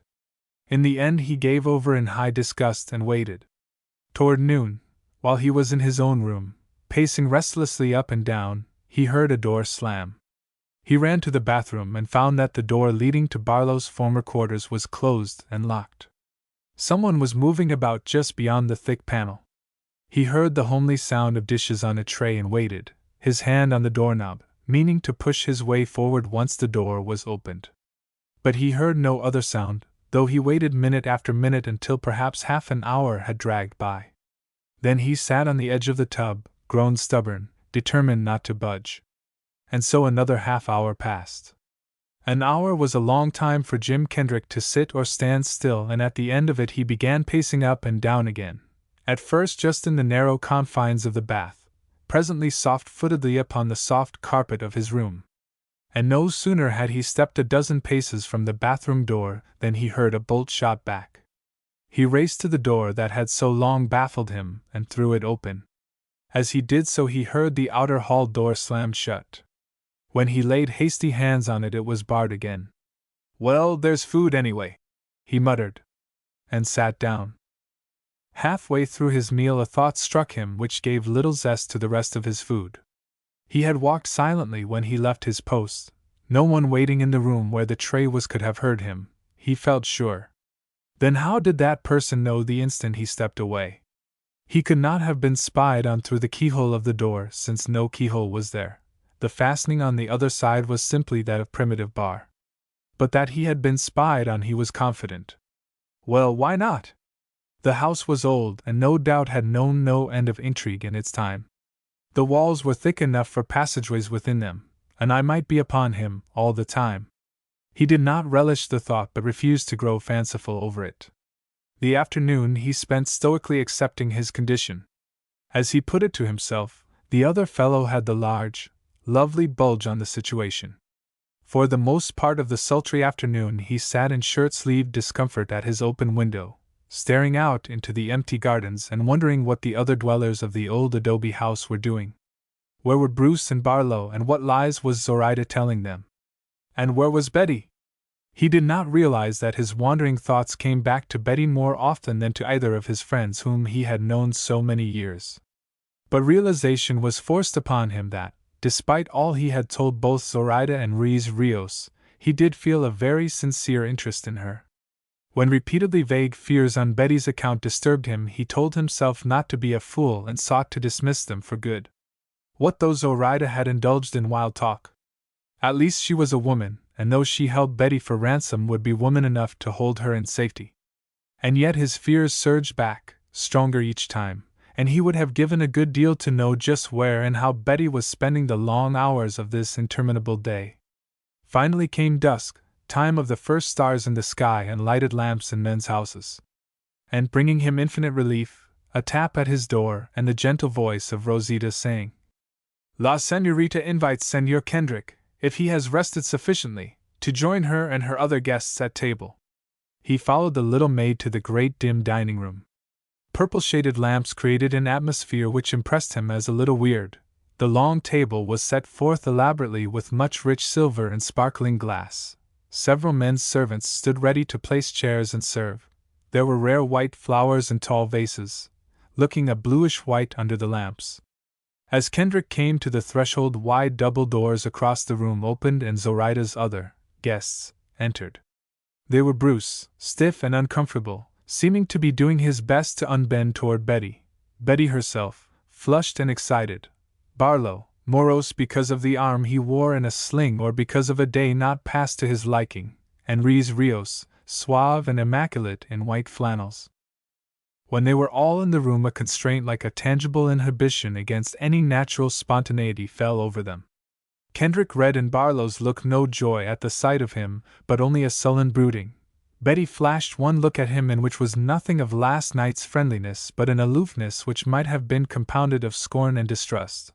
Bruce appeared not to notice him. "Oh, well," was Kendrick's inward comment. "The devil take the lot of them." Zoraida did not keep them waiting. One of the servants, as though he had had some signal, threw open still another door, and Zoraida, a splendid, vivid and vital Zoraida, burst upon their sight. She was gowned as though she had on the instant stepped from a fashionable Paris salon. And as though, on her swift way hither, she had stopped only an instant in some barbaric king's treasure house to snatch up and bedeck herself with his most resplendent jewels. Her arms were bare save for scintillating stones set in broad gold bands. Long pendants, that seemed to live and breathe with their throbbing rubies, trembled from the tiny lobes of her shell-pink ears. Her throat was bare, her gown so daringly low-cut at breast and back that Betty stared and flushed and turned away from the sight of her. At her best was Zoraida tonight. Life stood high in her blood, zest shone like a bright fire in her eyes. A moment she poised, looking the queen which she meant to become, which already in her heart she felt herself. The inclination of her head as she greeted them, the graciousness which the moment drew from her, were regal. Even the heavy armchair at the head of the table had the look of a throne. Two men drew it back for her, moved it into place when she was seated. Then she looked to her guests, smiled and nodded, and in silence each accepted the place given him. Thus Jim Kendrick sat at the other end of the table in a chair like Zoraida's. At his right was Betty who, since she averted her face from both him and Zoraida, kept her eyes on her plate. At his left was Ruiz Rios. To right and left of Zoraida sat Bruce and Barlow. "I am afraid," said Zoraida lightly, embracing them all with her quick smile, "that I have seemed to lack in courtesy to my friends today. But here, amigos, when you come to know our land of the sun, you will understand that the long hot days are for rest and solitude in shady places, while it is during the nights that one lives." A goblet of wine as yellow as butter stood at her hand, having just been poured from an ancient misshapen earthen bottle. She lifted it and held it while the other glasses were filled. "I drink with you, my friends, to many golden nights." She scarcely more than touched the yellow wine with her lips and looked to the others. Barlow, still surly, tossed off his drink at a gulp. Bruce drank slowly, a little, and set his glass down. Betty did not lift her eyes and kept her hands in her lap. Ruiz tasted eagerly and his eyes sparkled and widened. Kendrick mechanically set his glass to his lips, drank sparingly, and marveled. For never had he tasted vintage like this. Its fragrance in his nostrils rose with strange pleasant sensation to his brain. A drop on his palate seemed to pass directly into his blood and electrically thrill throughout his whole body. The draught was like a magic brew, potent and seductive. It soothed and at the same time set a delicious unrest in the blood, like that vaguely stirring unrest of youth in springtime. Barlow, the sullen, alone had drunk deeply. And in a flash Barlow was another man. A warm color crept into his weathered cheeks, he drew himself up in his chair, his eyes shone. Zoraida, looking from face to face, laughed softly. "What say you, my guests, to Zoraida's wine?" she said happily. "Made for Zoraida a full 400 years ago, treasured for her in the vaults of the ancient Montezumas, distilled from the olden Mu berry which no longer do men know where to find or how to grow. None but the Montezumas themselves and the priests of the great god Quetzal ever drank of it, and they only on great feast days of rejoicing. A taste, Miss Pansy Blossom, would bring back the roses to your pale cheeks. And see my friend Barlow!" Lightly, laughing, she laid her hand for a fleeting instant on his arm. "Already has the moonberry made his heart swell and blossom and filled it with dream stuff like honey." Something, the golden liquor in his veins or Zoraida's touch, or the look in her eyes, emboldened the seafaring man. He clamped his big hairy hand down over her slim fingers and cried out, half starting from his chair. "It's in my mind, Zoraida, that the old Montezumas left more than bottled moonshine after them. To be taken by them that have the hearts for the job. Maybe for you, yes, and for me." Zoraida drew her hand away, but the laughter did not die in her eyes or pass away from her scarlet lips. Barlow, holding himself stiff, shot a look that was open challenge at Kendrick, who returned it wonderingly. Rios touched up the ends of his black mustachios and appeared highly good-humored. "Who knows?" said Zoraida softly, with a sidelong look at Kendrick. "At least, spoken like a man, friend Barlow." Her mood was one of intense exhilaration. The movements of her supple body in her ample chair were quick and graceful and sinuous, like a slender snake's. She seemed ethereal and glowing. It was as though for the moment life was for her as a great dynamo to which she had drawn close so that it sent its mighty, pristine, and vigorous current dancing through her. She lifted her glass and sipped while she still smiled. She saw Barlow's empty goblet, and impulsively emptied into it half of her own. Though her back for the time was upon Bruce, she seemed to feel his quick, jealous frown, for she turned swiftly from Barlow, and her fingers fluttered to Bruce's shoulder. Kendrick saw her eyes as she gave them to Bruce in a look that was like a kiss. The boy flushed, and when she made further amends by holding to his lips her own glass, he touched it almost reverently. Kendrick, sickening with disgust at what he chose to consider a competition in asininity between his two old friends, turned from them to Betty with some trivial remark. As he spoke, he was contrasting her with the splendid Zoraida, and had he voiced the comparison, Zoraida must have whitened with anger and mortification, while Betty flushed up, startled. He would have said, "One is like a poisoned serpent, and the other like a flower." But instead of that, he merely said, "And how have you spent the long day, Miss Betty?" Betty raised her head and looked at him steadily. "A flower?" Quickly, even before she spoke, he amended that. "A girl, rather, A girl with a mind of her own and a scorching, transcriber's note, scorching, hot temper and her utterly human moments of unreasonableness. Her glance meant to cut, and did cut. Her voice was serene, cool and contemptuous. "I do not require to be amused, thank you," she said. "Amused?" demanded Kendrick, puzzled equally by words and expression. "I am here against my will," she explained. "You are among your chosen friends. To entertain me you need not deny yourself the pleasure of their delightful conversation." "You know better than that," he said sharply. "If you don't care to talk with me." "I don't," said Betty. Kendrick reddened angrily. He opened his lips for the retort he meant to make, then instead gulped down his wine and sat back glowering. After having been fool enough to worry over her all day long, to be told to hold his tongue now set him to forming sweeping and denunciatory generalizations concerning her entire sex. Well, he wanted matters simplified, and here came the desired solution. Betty could forage for herself, could go to the devil if she liked, he told himself bluntly. Before the night passed he meant to make a break for the open, and, thank God, he'd go alone. As a man should, with no woman around his neck. Because a girl had hurt him, he chose now to pretend to himself that he was glad to be rid of her. After that, during the meal, both Jim and Betty sat for the most part silent, and Rios, nursing his mustache and watching all that went forward, had little to say. On the other hand, Zoraida and Bruce and Barlow made the dinner hour lively with their talk. Skilled in her management of men, Zoraida had never shown greater genius for holding two red-blooded, ardent men in leash. She threw favors to each side of her. A tumbled rose from her hair was loot for the sailor man, who at the moment was of a mood to forget other greater and more golden loot for the scented, wilting petals. A bracelet coming undone was for Bruce's eager fingers to fasten. And always when she looked at one man with a kiss in her oblique eyes, her head was turned so that the other man might not see. Kendrick she ignored. "The same old story of good men gone wrong," philosophized Kendrick. "Let a man get a woman in his head and he's no earthly good." And in his turn, he ignored Betty. Or at least assured himself that he did so. But Betty, being Betty, though for the most part her eyes seemed downcast, knew that the man at her side thought of little but her own exasperating self. She did a good bit of speculating upon Jim Kendrick. She was perplexed and uncertain. When he was not observing, she shot many a curious sidelong look at him. "Miss Zoraida is about due to overreach herself," thought Kendrick. "She can't drive Barlow and Bruce tandem." But Zoraida appeared to feel no uneasiness. As the meal went on and meats and fruits were served and other vintages poured and coffee set bubbling over a tiny alcohol flame on the table, her spirits rose and she dared anything.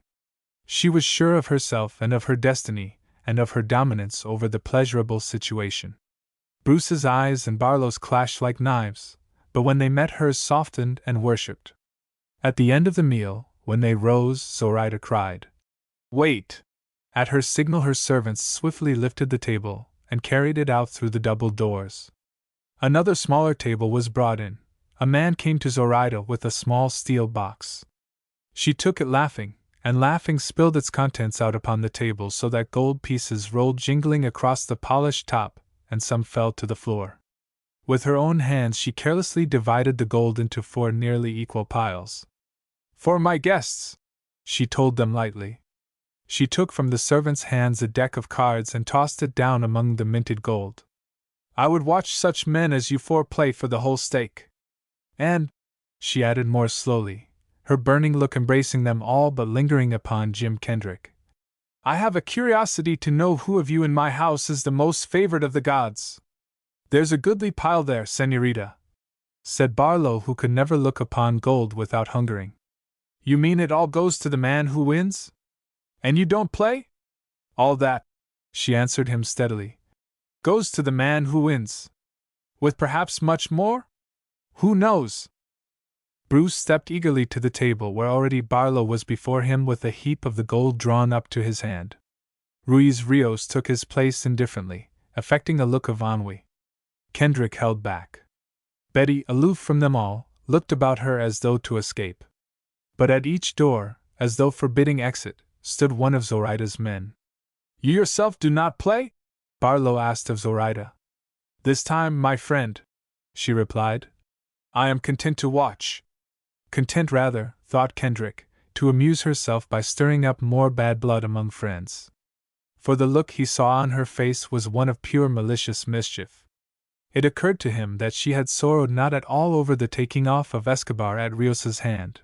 He had the suspicion that in her cleverness she discerned looming trouble as a result of encouraging the infatuations of two men like Bruce and Barlow, and that before she would let herself be destroyed by an inevitable jealous rage she meant to set them at each other's throats. Such an act he deemed entirely germane to Zoraida's dark methods. Senor Jim does not care to play?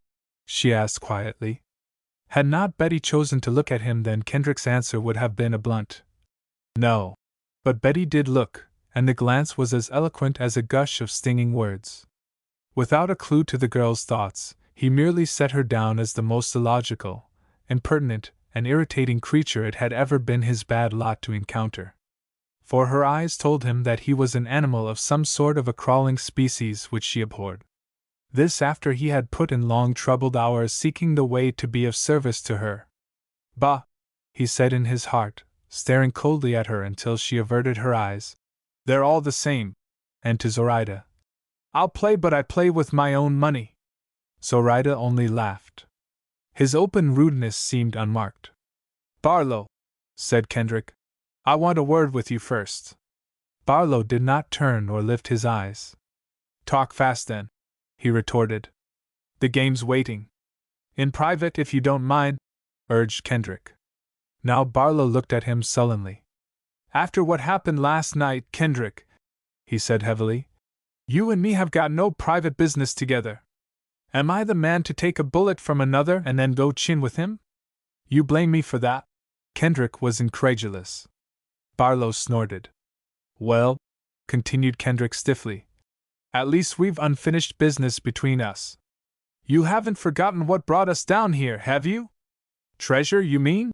Barlow spat out the words defiantly. Put the name to it, man. Well, what of it? The understanding was that we stand together. That we split what we find 50-50. Does that still go? Barlow pulled nervously at his forelock, his eyes wandering. For an instant they were fixed on the smiling face of Zoraida. Then grown dogged they came back to Kendrick. Hell take the understanding, he blurted out savagely. We stand even tonight, one as close to the loot as the other. It's every man for himself, whole hog or none, and the devil take the hindmost. That's what it is. Good, snapped Kendrick. That suits me. He slammed his little pad of banknotes down on the table and took his chair. What's the game, gentlemen? They named it poker and played hard. Reckless men with money were they all, men accustomed to big fast games. The most reckless of them, Jim Kendrick, was in a mood for anything provided it raced. Betty's attitude, Betty's look, had stirred him after a strange new fashion which he did not analyze. Barlow's unreasonable unfriendliness hurt and angered. The jeer in Rios's hard black eyes ruffled his blood. And even young Bruce looked at him with a defiance which Kendrick had no stomach for. From the first card played, Jim Kendrick, like a pacemaker in a race, stamped his spirit upon the struggle. Betty, seeing that she was not to be allowed to go, sat down, and for a space made a pretense of ignoring what went forward before her. But presently, as the atmosphere grew strained and intense, she forgot her pretense and leaned forward and watched eagerly. Zoraida had a couch drawn up for her, richly colored silken cushions placed to her taste, and stretched out luxuriously, her chin in her two hands. There are isolated games wherein chance enters which make one wonder what is this thing named chance, and from which one rises at last touched by the superstition which holds so firm a place in the hearts of all gamblers. From the beginning it was Jim Kendrick's game. When a jackpot was opened he went into it with an ace high, though it cost him $100 to call for cards, which was not playing poker but defying mathematics and challenging his luck. And the 4 cards given him by Bruce, whose blue eyes named him fool, were 2 more aces and 2 queens. And the pot that was close to $100 before the sweetening was done, was his. Barlow, who had lost most, glared at him and muttered under his breath. Young Bruce merely stared incredulously and looked again at the cards to make sure. Rios, who had kept clear, smiled and murmured, "Lucky at cards, unlucky in love, senor." "I prefer the cards, thanks," said Kendrick, stacking his winnings. And there was enough of the boy left in him for him to look briefly for the first time at Betty. Zoraida saw and bit her lip. But though it was borne in upon those who played and those who watched that it was Jim Kendrick's game, there were the inevitable tense moments when each man in turn had his own eager hope. Bruce, no cool hand at gambling, showed his excitement in his shining blue eyes. Barlow muttered to himself. Rios sat forward in his chair and left off pointing the tips of his mustaches. At the end of the first half hour, though Kendrick's heap of winnings was by far the greatest, no man of them was down to bedrock. And by now Kendrick lost patience. "Make it a jackpot for table stakes," he invited. "One hand for the whole thing." "What's the hurry?" demanded Bruce. "You're doing well enough as it is, aren't you?" "A quick killing is better than slow torture," returned Jim lightly. "And you'll note that I am offering odds. Better than 2-1 against the flushest of you." "Bueno, senor," said Rios. "It suits me." "It's a fool thing to do," growled Barlow. A fool thing for Kendrick, but not for him, since his were the biggest losses.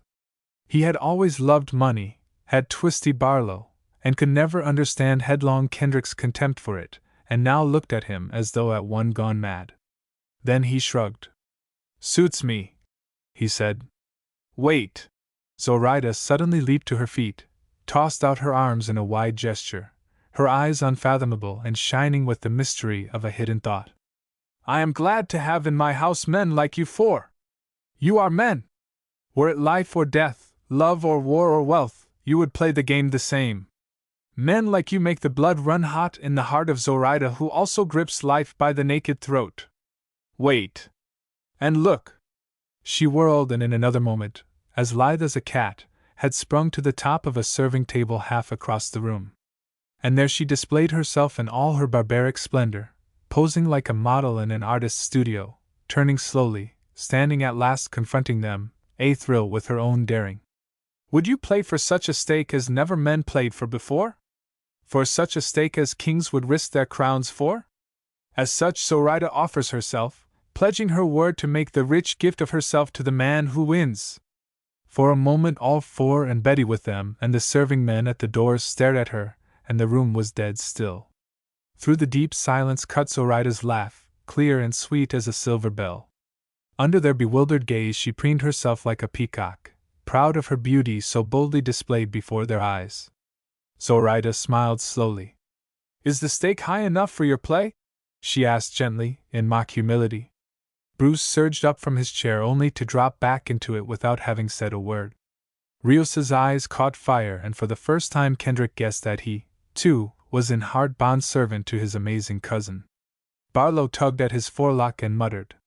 "Heap all the gold together," cried Zoraida. "Play for it, and each man of you pray his favorite god for success. For with it goes Zoraida." Betty, looking at her out of round eyes, seemed once more the little girl Kendrick had first taken her to be. "Will you play?" said Zoraida softly. "Yes. By God, yes!" cried Barlow. Rios merely nodded and shoved his money to the middle of the table. Bruce started like a man from a dream and with hands that shook visibly thrust forward his own gold. Then all looked to Kendrick. Impulse decided for him, and his answer came with no measurable time of hesitation. If he played and lost, as he looked at it, there was nothing to regret. If he played and won, perhaps it would have been Zoraida's own all-hazarding hands which had shown the way to break the chains that bound his two friends to her. It would need something like this to bring both Bruce and Barlow to their senses. It was mostly of Bruce that he thought just then. "One hand of cards?" said Barlow. "Rather one card, my friend," said Kendrick drily. "We are keeping a lady waiting." "Oh!" gasped Betty. A shining pyramid was made of the gold pieces. Then the cards were shuffled, and one of the serving men was called forward. He dealt one card to each of the four men, face down, and stepped back. Then the cards were turned over. All were high cards, not one lower than a 10, yet with no two alike. The one ace, the ace of hearts, lay in front of Jim Kendrick. Chapter 14. Concerning a difficult situation, recklessly invited.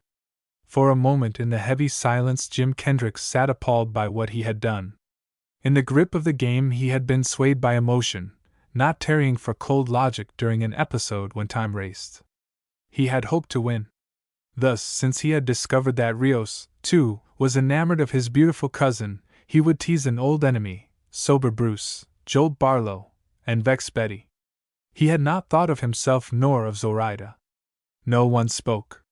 The first sound was a long shuddering breath from young Bruce. His face was a sick white save for a spot of red in each cheek. His eyes looked like those of a man with a high fever. Kendrick sat staring in perplexity at the gold he had won, automatically gathering it toward him. Zoraida stood motionless, displaying herself, awaiting his eyes. And abruptly, when he lifted his head, his eyes went not to her but to Betty. The girl appeared fascinated and horrified. Jim's eyes pleaded with her. Betty began to twist her hands in an agony of bewildered emotions. Zoraida, waiting for Jim's face to be lifted to her and not one accustomed to waiting on a man, frowned. But swiftly and before anyone but the always watchful Rios saw, she broke the silence with her little cooing laughter. She put out her two white arms toward the men at the table, saying softly, "Will you help me down, Senor Jim?" Before Kendrick could answer, Bruce was on his feet. The blood charged to his face so that the red spots were merged in the crimson flood. The boy looked ready for murder. "Stop this, Zoraida!" he said excitedly. "Stop it! You are mad! Have you forgotten, good God?" "Betty," said Kendrick, hardly knowing what he would say. He wanted her to understand. "Don't speak to me!" Betty flung the words at him passionately. "You are an unthinkable beast!" Bruce heard nothing that was said, saw nothing but Zoraida. He came 2 steps toward her and then stopped, staring at her. "Zoraida," he commanded, as one who speaks with love's authority, "you don't realize what you are doing. It is that cursed wine you have drunk, or there is just desperation in the air and it has got into you. This hideous jest has gone far enough, too far. Tell Kendrick that it was all a jest. Nothing more. Had you won," said Zoraida sweetly, "what then, Senor Bruce? Would you have been jesting?"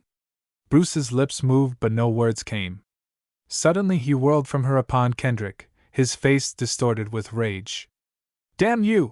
he burst out. No longer was it merely a case of murder in his look. The urge to kill had swept into his heart, rushed hotly along his pounding arteries. Before now had Kendrick seen men frenzy-lashed, like Bruce, briefly insane with the blood impulse, and as Bruce cursed him he knew that he meant to kill him. There were half a dozen paces between the two men, and already was Bruce's hand lost under the skirt of his coat. Kendrick sprang to his feet, and as he did so Bruce whipped out his pistol. There seemed no loss of time between the action and the discharge. But Kendrick had been quick, and only his promptness saved the life in him that night. As he went to his feet he swept up in his hand a heap of the shining gold pieces and flung them straight into the boy's purpling face. The bullet went by Kendrick's head, doing no harm beyond splintering the wall behind him. Before Bruce could shake his head and fire again, Kendrick was upon him, worrying him as a dog worries a cat. Bruce, even in the desperation driving him, and with a gun in his hand, was little more than a stripling in the hard hands at his wrist and throat. A sudden heave and mighty jerk came close to breaking his arm and freed the pistol from his claw-like fingers. Kendrick hurled him back so that Bruce staggered half across the room and crashed to the floor. Before he could come to his feet the pistol had been dropped into Kendrick's coat pocket. During the whole time Twisty Barlow had sat like a man bereft of volition, his face puckered queerly, his mouth a little open. He looked at the gold on the tabletop and at Zoraida. When Kendrick had hurled the coins into Bruce's face he looked at the gold rolling across the floor and again back to Zoraida. Rios, having risen quietly, stood with one hand on the back of his chair, one hand at his mustache, looking steadily at his cousin. Even while Kendrick and Bruce battled, Rios gave them scant attention. He was watching Zoraida as though his life itself depended on his reading her wild heart aright. Slowly, as though he had been half stunned, Bruce rose from the floor. Once more his face was white and looked sick. He had in his eyes the startled expression of a man rudely awakened from profound slumber. He walked with dragging feet across the room and dropped wearily into a chair. He put his elbows on his knees and his head into his hands. Zoraida, seeing that Kendrick would not come to her, caught up her gown and leaped lightly down, landing softly like a cat. She put into her eyes what she pleased, a confusion of messages, a swooning passion, a maidenly tenderness, a joy that seemed to peep forth shyly. On tiptoes, as though she would not break the hush of the room, she went to the hall door, smiling a little in her backward look. A moment she whispered to the serving man at the door, then she was gone and they heard only the light patter of her slippers. The man to whom Zoraida had whispered spoke in an undertone to his fellows. One of them went out swiftly, the others threw wide the 3 doors and then gathered up the fallen gold. It was replaced in its box and gravely presented to Kendrick.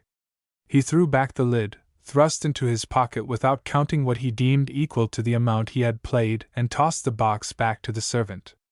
"Divide with your friends," he said shortly, and turned toward Betty. But already, with the doors open, she had sought escape. He saw the whisk of her skirt and marked the erect carriage of her head of brown hair as she went out. Jim Kendrick stood looking about him and cursed himself for a fool. Headlong he had always been, plunging ever into deep waters that were not over clear, but he could not recall the time he had been a greater blunderer. He had no more than decided that the one thing for him to do was to simplify matters than here he went already interfering in other people's business, and making a mess of the whole thing. Betty adjudged him being desirous of becoming Zoraida's lover. Bruce sought his death. Rios's eyes were like knives. Barlow still sent his sullen glances from the box of gold in a servant's hands to the door through which Zoraida had passed. Kendrick went to where Bruce still sat, and put his hand gently on the slack shoulder. "Bruce, old man," he said. But Bruce, though with little spirit in the movement, shook the hand away. "There's no call for talk between you and me, Jim," he said wearily. "Talk can't change things. Just now I wanted to kill you." He shuddered. The man with whom Zoraida had whispered was speaking quietly with Rios. Kendrick, seeing them beyond Bruce's bowed head, saw a fire of rebellion burning in Rios's eyes. Then, surprising him when he expected an outburst, Rios merely shrugged his shoulders and left the room. The servant came on to Barlow. Again he whispered. Barlow heard him through stolidly, then for the first time looked long and steadily at Kendrick. Kendrick guessed from the workings of his face that he was struggling with his own problem. Gradually the sailor closed his mouth until at last the teeth were clamped tight, the muscles at the corners of his jaw bulging. "Barlow," said Kendrick then, "there's too infernally much whispering in corners in this house. Even if we 3 seem to be at cross purposes now we have been friends." "You talk of friendship," Barlow spoke with cold bitterness, "when here I crawl around with a hole in my shoulder, when West there in his chair has just tried to bore you and got smashed in the face for his trouble? After what's happened tonight, man, you and me are done." He stalked off to the door. But at the threshold he paused long enough to turn and mutter, "We all know what we are after, I guess. Don't fool yourself, Jim Kendrick, that everything's landslid in you, transcriber's note, your way." Plainly Zoraida's orders had been intended to clear the room save for Kendrick. For the servant came to Bruce when Barlow had gone and spoke to him. Kendrick tried to catch the words but could not. But he saw Bruce suddenly jerk up his head and watched a slow return of color into the drawn face. Then Bruce, eyeing Kendrick with suspicion and in open hostility, quitted him in a silence that was ominous. Kendrick's anger, ever ready like his mirth, burned hot through him. He had shot Barlow in Bruce's quarrel, not knowing Barlow in the dark, and for this Barlow hated him. Bruce had sought to kill him, and for this Bruce hated him. He had sought to befriend Betty, and Betty hated him.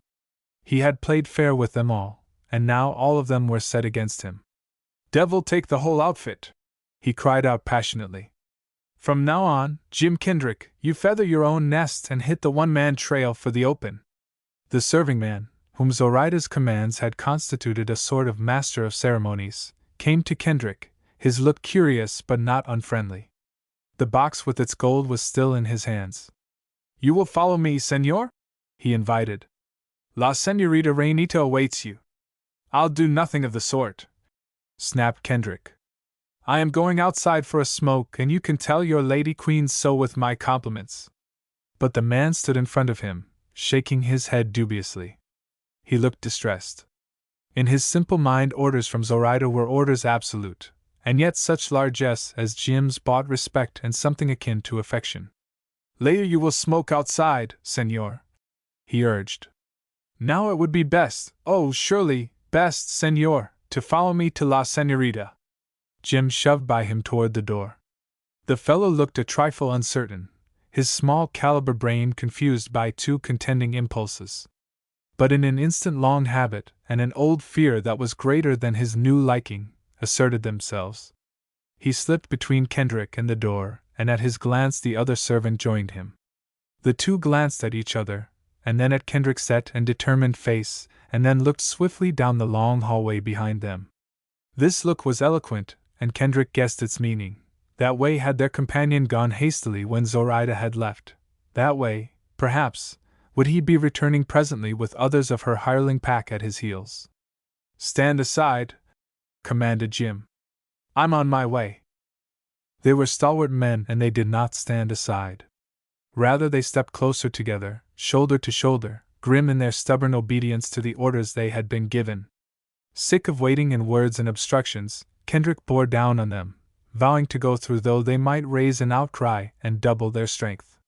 They were ready for him and stood up to him. But their impulse of obedience and routine duty was a pale weak motive before his rage at eternal hindrance. He charged them like a mad bull. He struck to right and left with the mighty blows of lusty battlejoy, and though they struck back and sought to grapple with him, he hurled one of them against the wall with a bleeding mouth, and sent the other toppling backward, crashing to the floor in the hall. And through he went, growling savagely.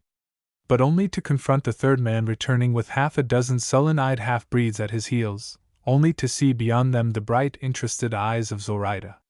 "Call your hound dogs off!" he roared at her. "I'm going through." Zoraida clapped her hands. "Muchachos," she commanded them, "tame me this wild man. But no pistols or knives, mind you." She drew up close to one wall and watched. She might have been an excited child at a three-ring circus.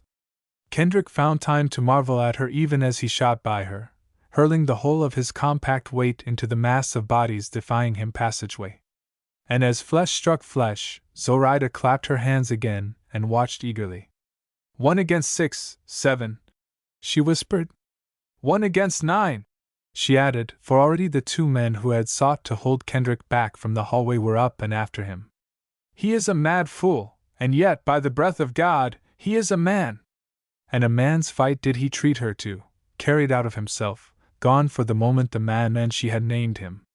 It was Jim Kendrick's way to fight in silence, but now he shouted as he struck, defying them, cursing them, striking as hard as God had given him strength, recking not in the least of blows received, heart and mind centered alone on the pulsing, throbbing prayer to feel a bone crack before him, to see a head snap back, to feel blood gush forth from a battered face.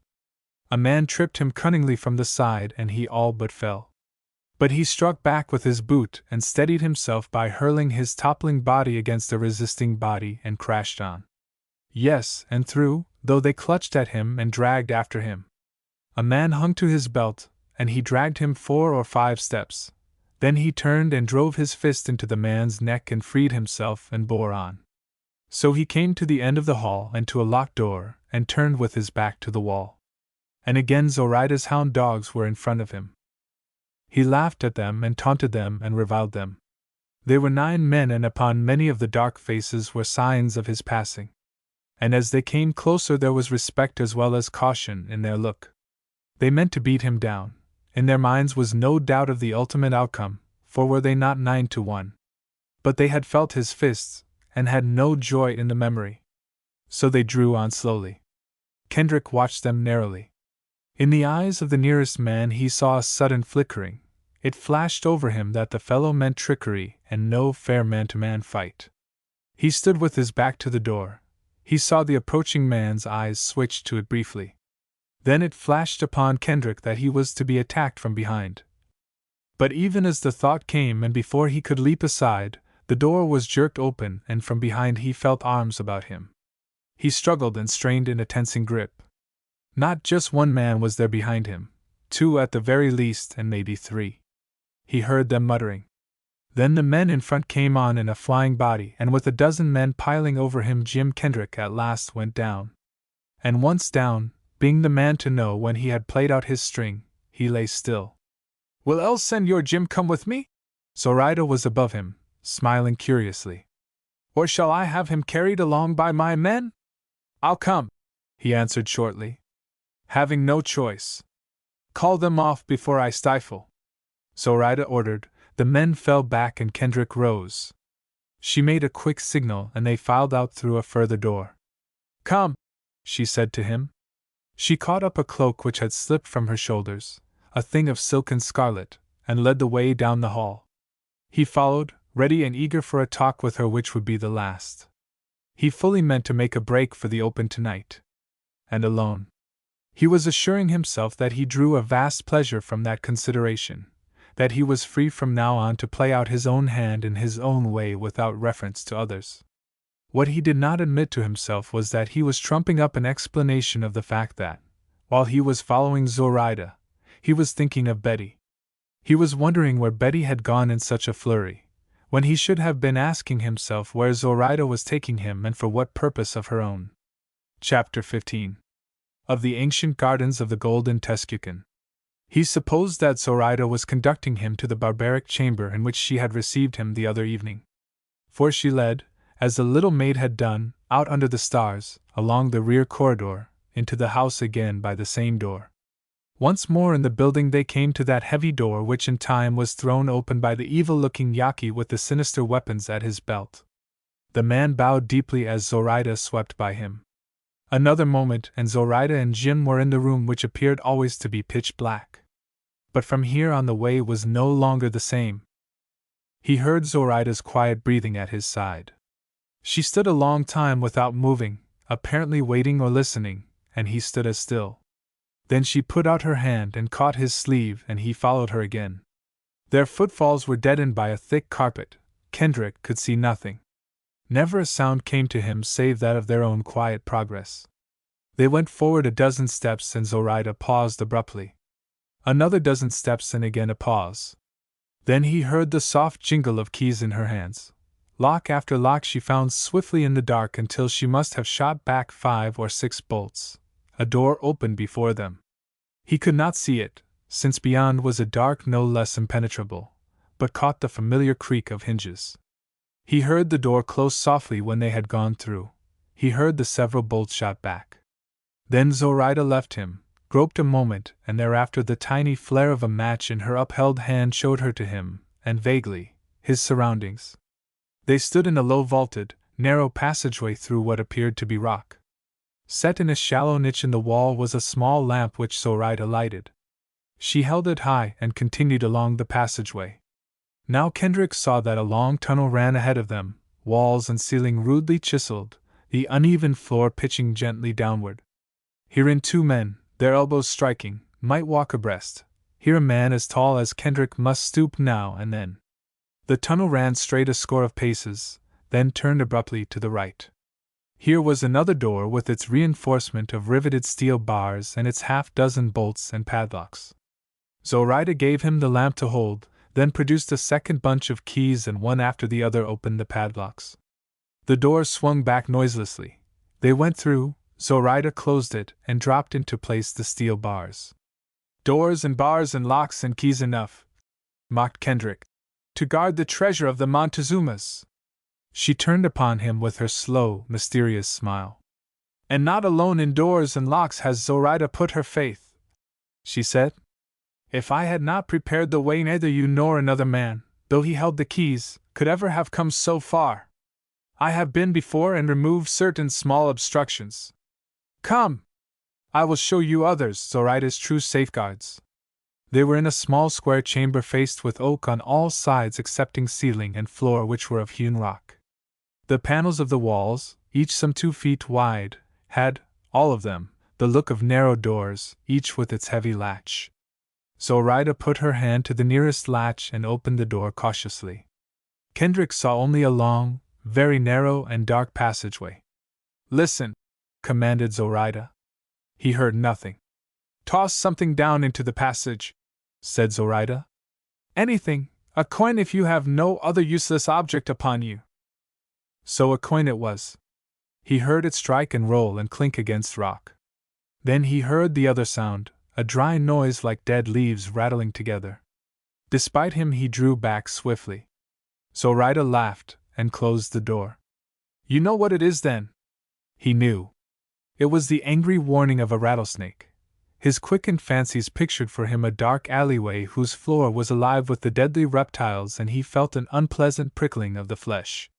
"If you went on," she told him serenely, "and you chose any door but the right one, and there are 12 doors, you would never come to the end of a short hallway. And even though you happened to choose the right door, it were best for you if Zoraida went ahead. Come, my friend." She opened another door and stepped into the narrow opening. Though he had little enough liking for the expedition, Kendrick followed. Once more he heard a rustling as of thousands of dry, parched leaves, and was at loss to know whence came the ominous sound. Again Zoraida laughed, saying, "I have been before and prepared the way." And they went on. Then came another door with still other bars and locks. Zoraida unlocked one after the other, then stood back, looking at him with the old mischief showing vaguely in her eyes. "Open and enter," she said. He threw back the door. But on the threshold he stopped and stared and marveled. Zoraida's pleased laughter now was like a child's. "You are the first man, since Zoraida's father died, to come here," she told him. "And never another man will come here until you and I are dead. It is a place of ancient things, my friend. It is the heart of ancient Mexico." The heart of ancient Mexico. Without her words he would have known, would have felt. For old influences held on, and the atmosphere of the time of the Montezumas still pervaded the place. He forgot even Zoraida as he stepped forward and stopped again, marveling. Here was a chamber of colossal proportions, and more than a chamber in that it gave the impression of being without walls or roof.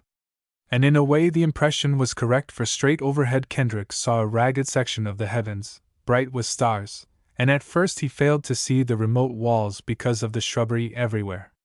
Here was a strange underground garden that might have been the courtyard to an oriental monarch's palace, a region of spraying fountains, of heavily scented flowers, of berry-bearing shrubs, of birds of brilliant plumage. It was night. The stars cast small light down here into the depths of earth, and yet it was some moments before the startled Kendrick asked himself the question, "Where does the full light come from?" And it was still other moments before he located the first of the countless lamps, lamps with green shades lost behind foliage, lamps set in recesses, lamps everywhere but cunningly placed so that one was bathed in their light without having the source of the illumination thrust into notice. That here, at some long dead time of Mexican history, had been the retreat of some barbaric king Kendrick did not doubt from the first sweeping glance. He knew something of the way in which the ancient monarchs had builded pleasure palaces for their luxurious relaxation, how whole armies of slaves, captured in war, were set at a giant task like other captives in older days in Egypt. He knew how thousands, tens of thousands of such poor wretches hopelessly toiled to build with their misery places of flowers and ease. How to celebrate many a temple or palace completed these poor artificers in a mournful procession of hundreds or thousands as the dignity of the endeavor required, went to the sacrifice. Now, standing here at Zoraida's side in this great still place, these thoughts winged to him swiftly, and for the moment he felt close to the past of Mexico. "What was once the country place of Nezahualcóyotl, the golden king of Tezcuco," said Zoraida, "is now the favorite garden of Zoraida. For the great Nezahualcóyotl captive workman, laboring through the days and nights of many years, builded here as we see, my friend. Here he was wont to come when he would have relief from royal labor and intrigue, to shut himself up with music and feasting and those he loved. Here he came, be sure, with the beloved princess whom he ravished away from the old lord of Tepechpan. And here she remained awaiting him when he returned to the royal place at Tezcatzinco. And here were placed, 450 years ago, the ashes of the Golden King and of his beloved princess, and here they remain until this night. Come, Senor Americano, you shall see something of Zoraida's garden, which after Nezahualcóyotl came in due time to be Montezuma's, and after him, Guatemala. Kendrick found himself drawn out of his angry mood of a few minutes past, charmed out of himself by his environment.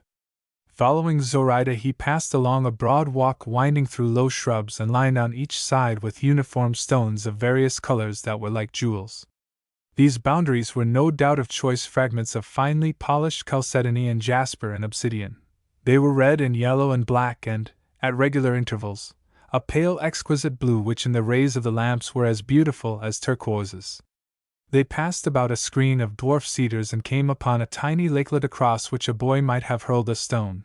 In the center, sprayed by a fountain that shone like silver, was a life-size statue in marble representing a slender graceful maiden.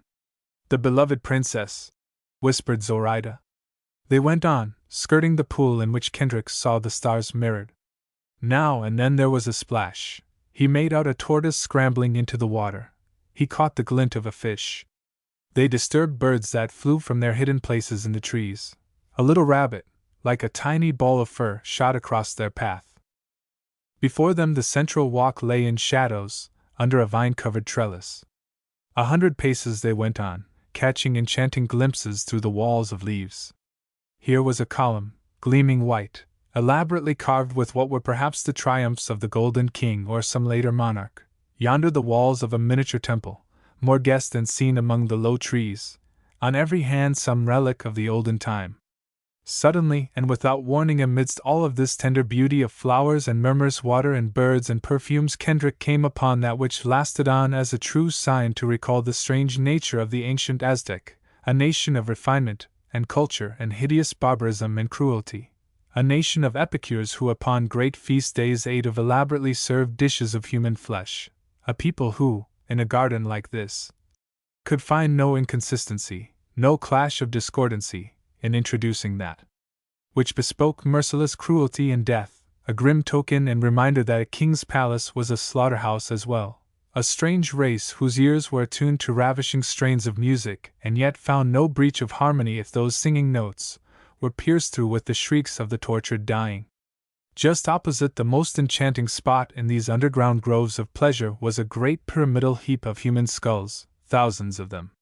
"The builders," explained Zoraida calmly.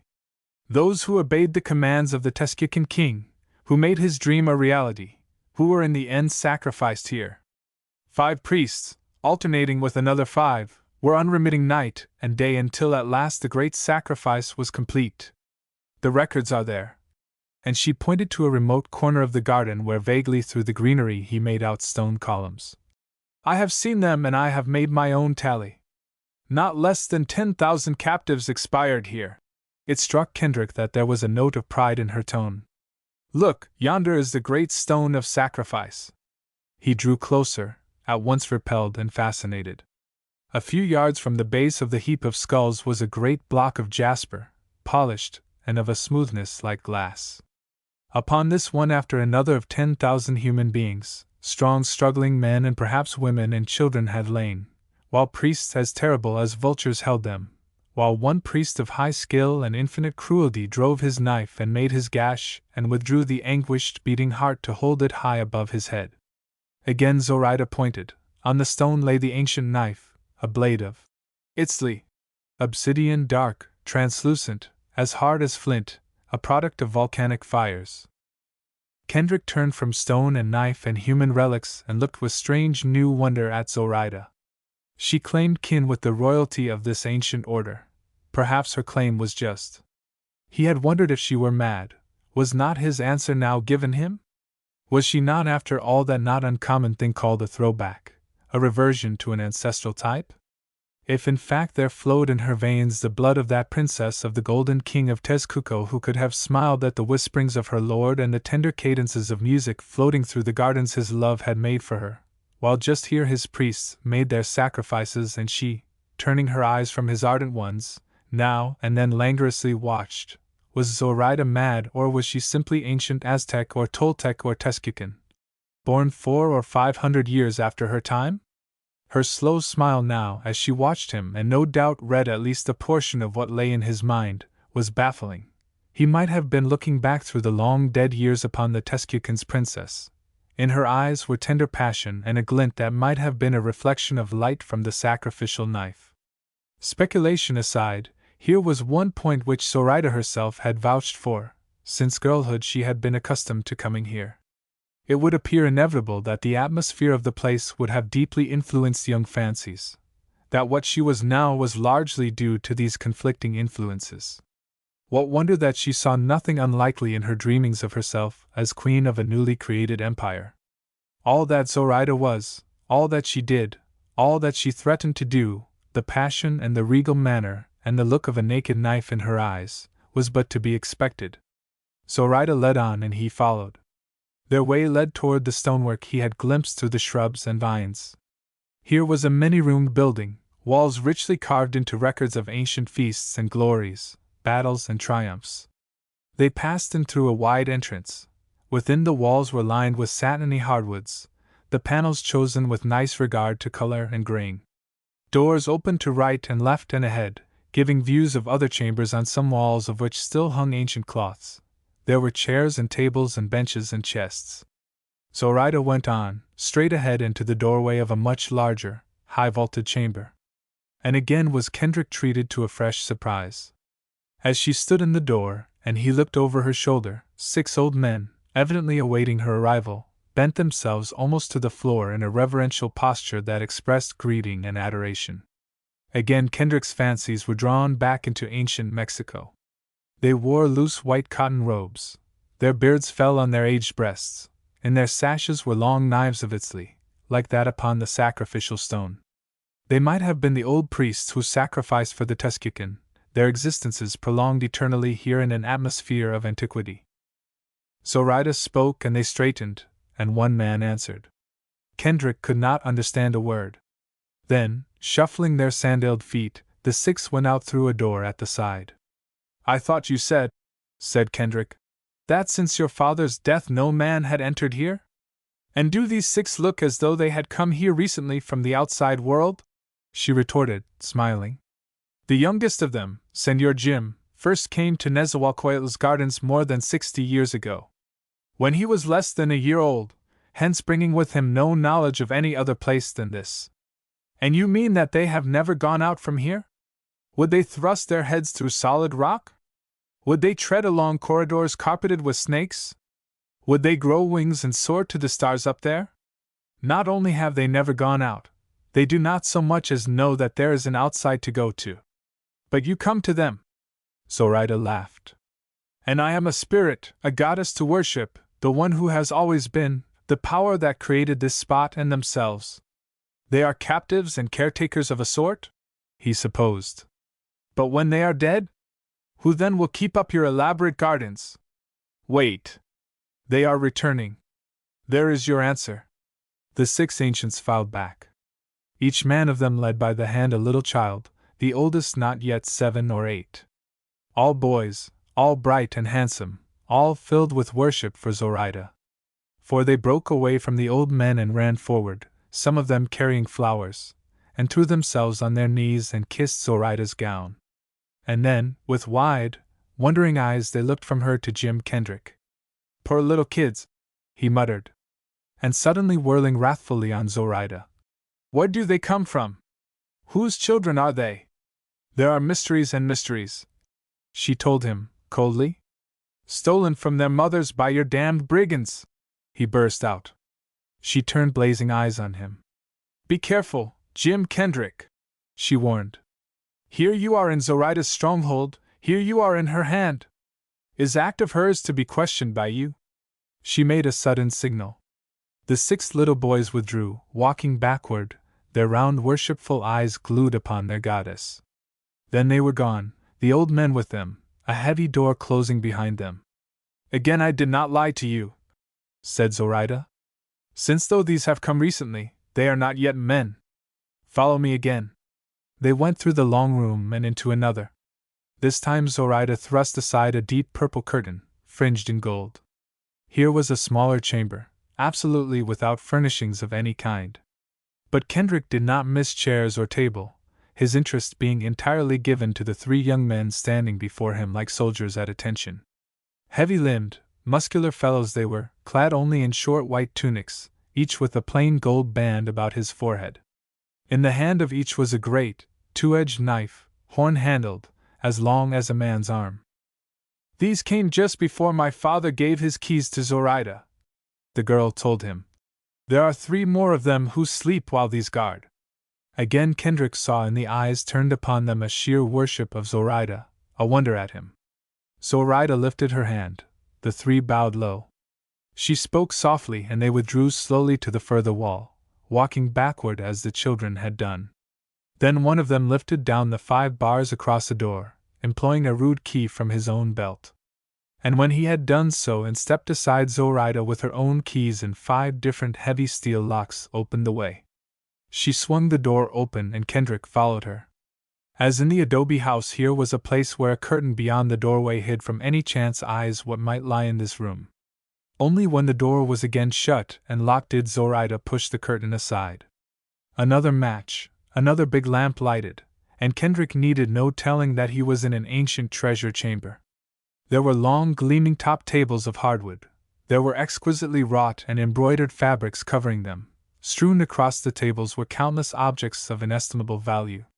Vases and pitchers and plates of hammered gold, golden goblets set with rich stones, ropes of silver, vessels of many curious shapes, some as small as walnuts, some as large as water pitchers, but all of the precious metals, knives with blades of obsidian and handles of gold, mirrors of selected obsidian bound around in gold, necklaces, coronets, polished stone jars heaped with gold dust.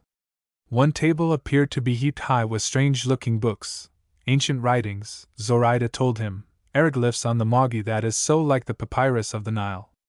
"And look," laughed Zoraida, "here is something that would open the greedy eyes of your friend Barlow." She opened a cedar box and poured forth the contents. Pearls, pearls by the double handful, such as she had worn that night at Ortega's gambling house, many times in number those which Barlow had declared would make Kendrick's $20,000. "Look sick." In the lamplight their soft effulgence stirred even the blood of Jim Kendrick. "When the great Sanguadamo knew that he would die a dog's death at the hands of the conquerors," Zoraida said, "he had as much of the royal treasury as he could lay his hands on brought here. The Spaniards guessed and demanded to be told the hiding place. Guatemotzin locked his lips. They tortured him. He looked calmly back into their enraged eyes and locked his lips the tighter. They killed him, but he kept his secret." She had mentioned Barlow, and just now Kendrick's thoughts had more to do with the present and the immediate future than with a remote and legendary history. "So," he said, "while Barlow and I made our long journey south, seeking the treasure of the Montezumas, you already had it safe under lock and key for God knows how long. Choose what pleases you most, Senor Jim," she said, "that I may make you a rich gift." But though for a moment the glowing pearls, the gold and silver trinkets held his eyes, he shook his head. "It strikes me," he said bluntly, "that you and I are not such friends that rich gifts need pass from one to the other of us. Then not even all this," and with a quick gesture she indicated all of the wealth that surrounded him, "can move you? Are you man, Jim Kendrick, or a mechanical thing of levers and springs set into a man's form? I have never had the modern madness of lusting for gold, that is all," he told her. "Not entirely modern," she retorted, "since here are ancient hoardings, nor yet entirely mad, since it is pure wisdom to put out a hand for the supreme lever of worldly power. You are a strange man, Senor Jim." "I am what I am," he said simply, "and, like other men, content with my own desires and dreamings." She studied him, for a while in open perplexity, then in as frank a glowing admiration. That he should set aside with a careless hand that which meant so much to her, but made of him in her eyes a sort of Superman. "The thing to do," said Kendrick out of a short silence, "is to open your doors and let me go back to the States. I came here looking for treasure trove. Your claim antedates mine and I am no highwayman." Zoraida seated herself in a big carved chair by the long table whereon lay the ancient writings, folded like fans and protected between leaves of decorated woods of various shapes and colors. Let me tell you 2 things, my friend. 3, rather. You saw the sky just now and thought to yourself that all of my safeguards here would be foolish and unavailing if a man sought the way to make his entrance from above. Be sure the way is guarded there, too. Above us towers little Quetzal Hill, which is a long dead volcano. The hole you saw was in the bottom of the cone. If a man sought to come to it, first he must climb a steep and dangerous mountain flank. The old kings did not forget so obvious a thing. Captives toiled up there while their fellows burrowed down here. The hazardous way through infinite labor continuing through many years, was made infinitely more hazardous. There are balanced rocks of 1,000 tons weight that are secure in the outward seeming, placed to hurl to destruction the adventurer who sets an unwary foot on them.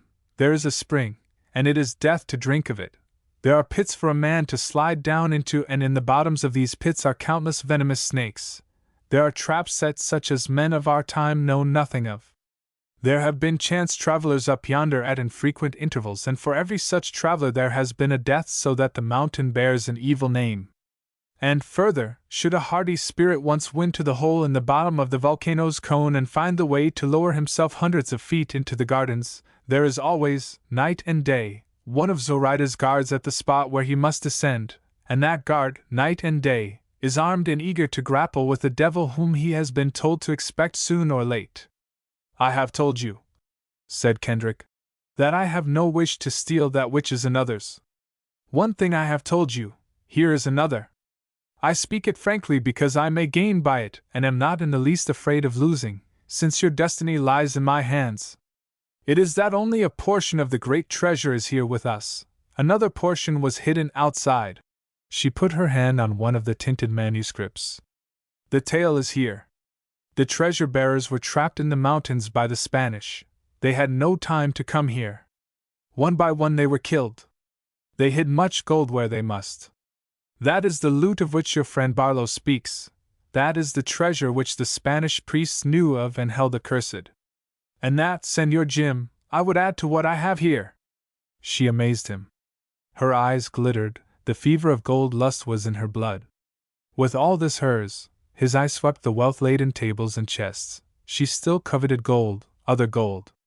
The third thing, said Zoraida sharply, that you may understand why I mention to you the second, is this: you will never go free until I say the word. And I shall never say the word until you and I have brought the rest and placed it here. So there was other treasure. Like this, rich, wrought vessels, fine gold, pearls perhaps. And Zoraida did not yet know where it was. Barlow had had enough sense to keep his mouth closed. Jim Kendrick's thoughts flew back and forth rapidly. The strange thing was that at a time like this the vision which shaped itself, vivid and clear-cut in his mind, was of little Betty Gordon with a double string of pearls around her throat. Of what are you thinking? Demanded Zoraida sharply. She had been watching him keenly. There is a look in your eyes. For an instant she almost dared think that that look was for her. Jim flushed.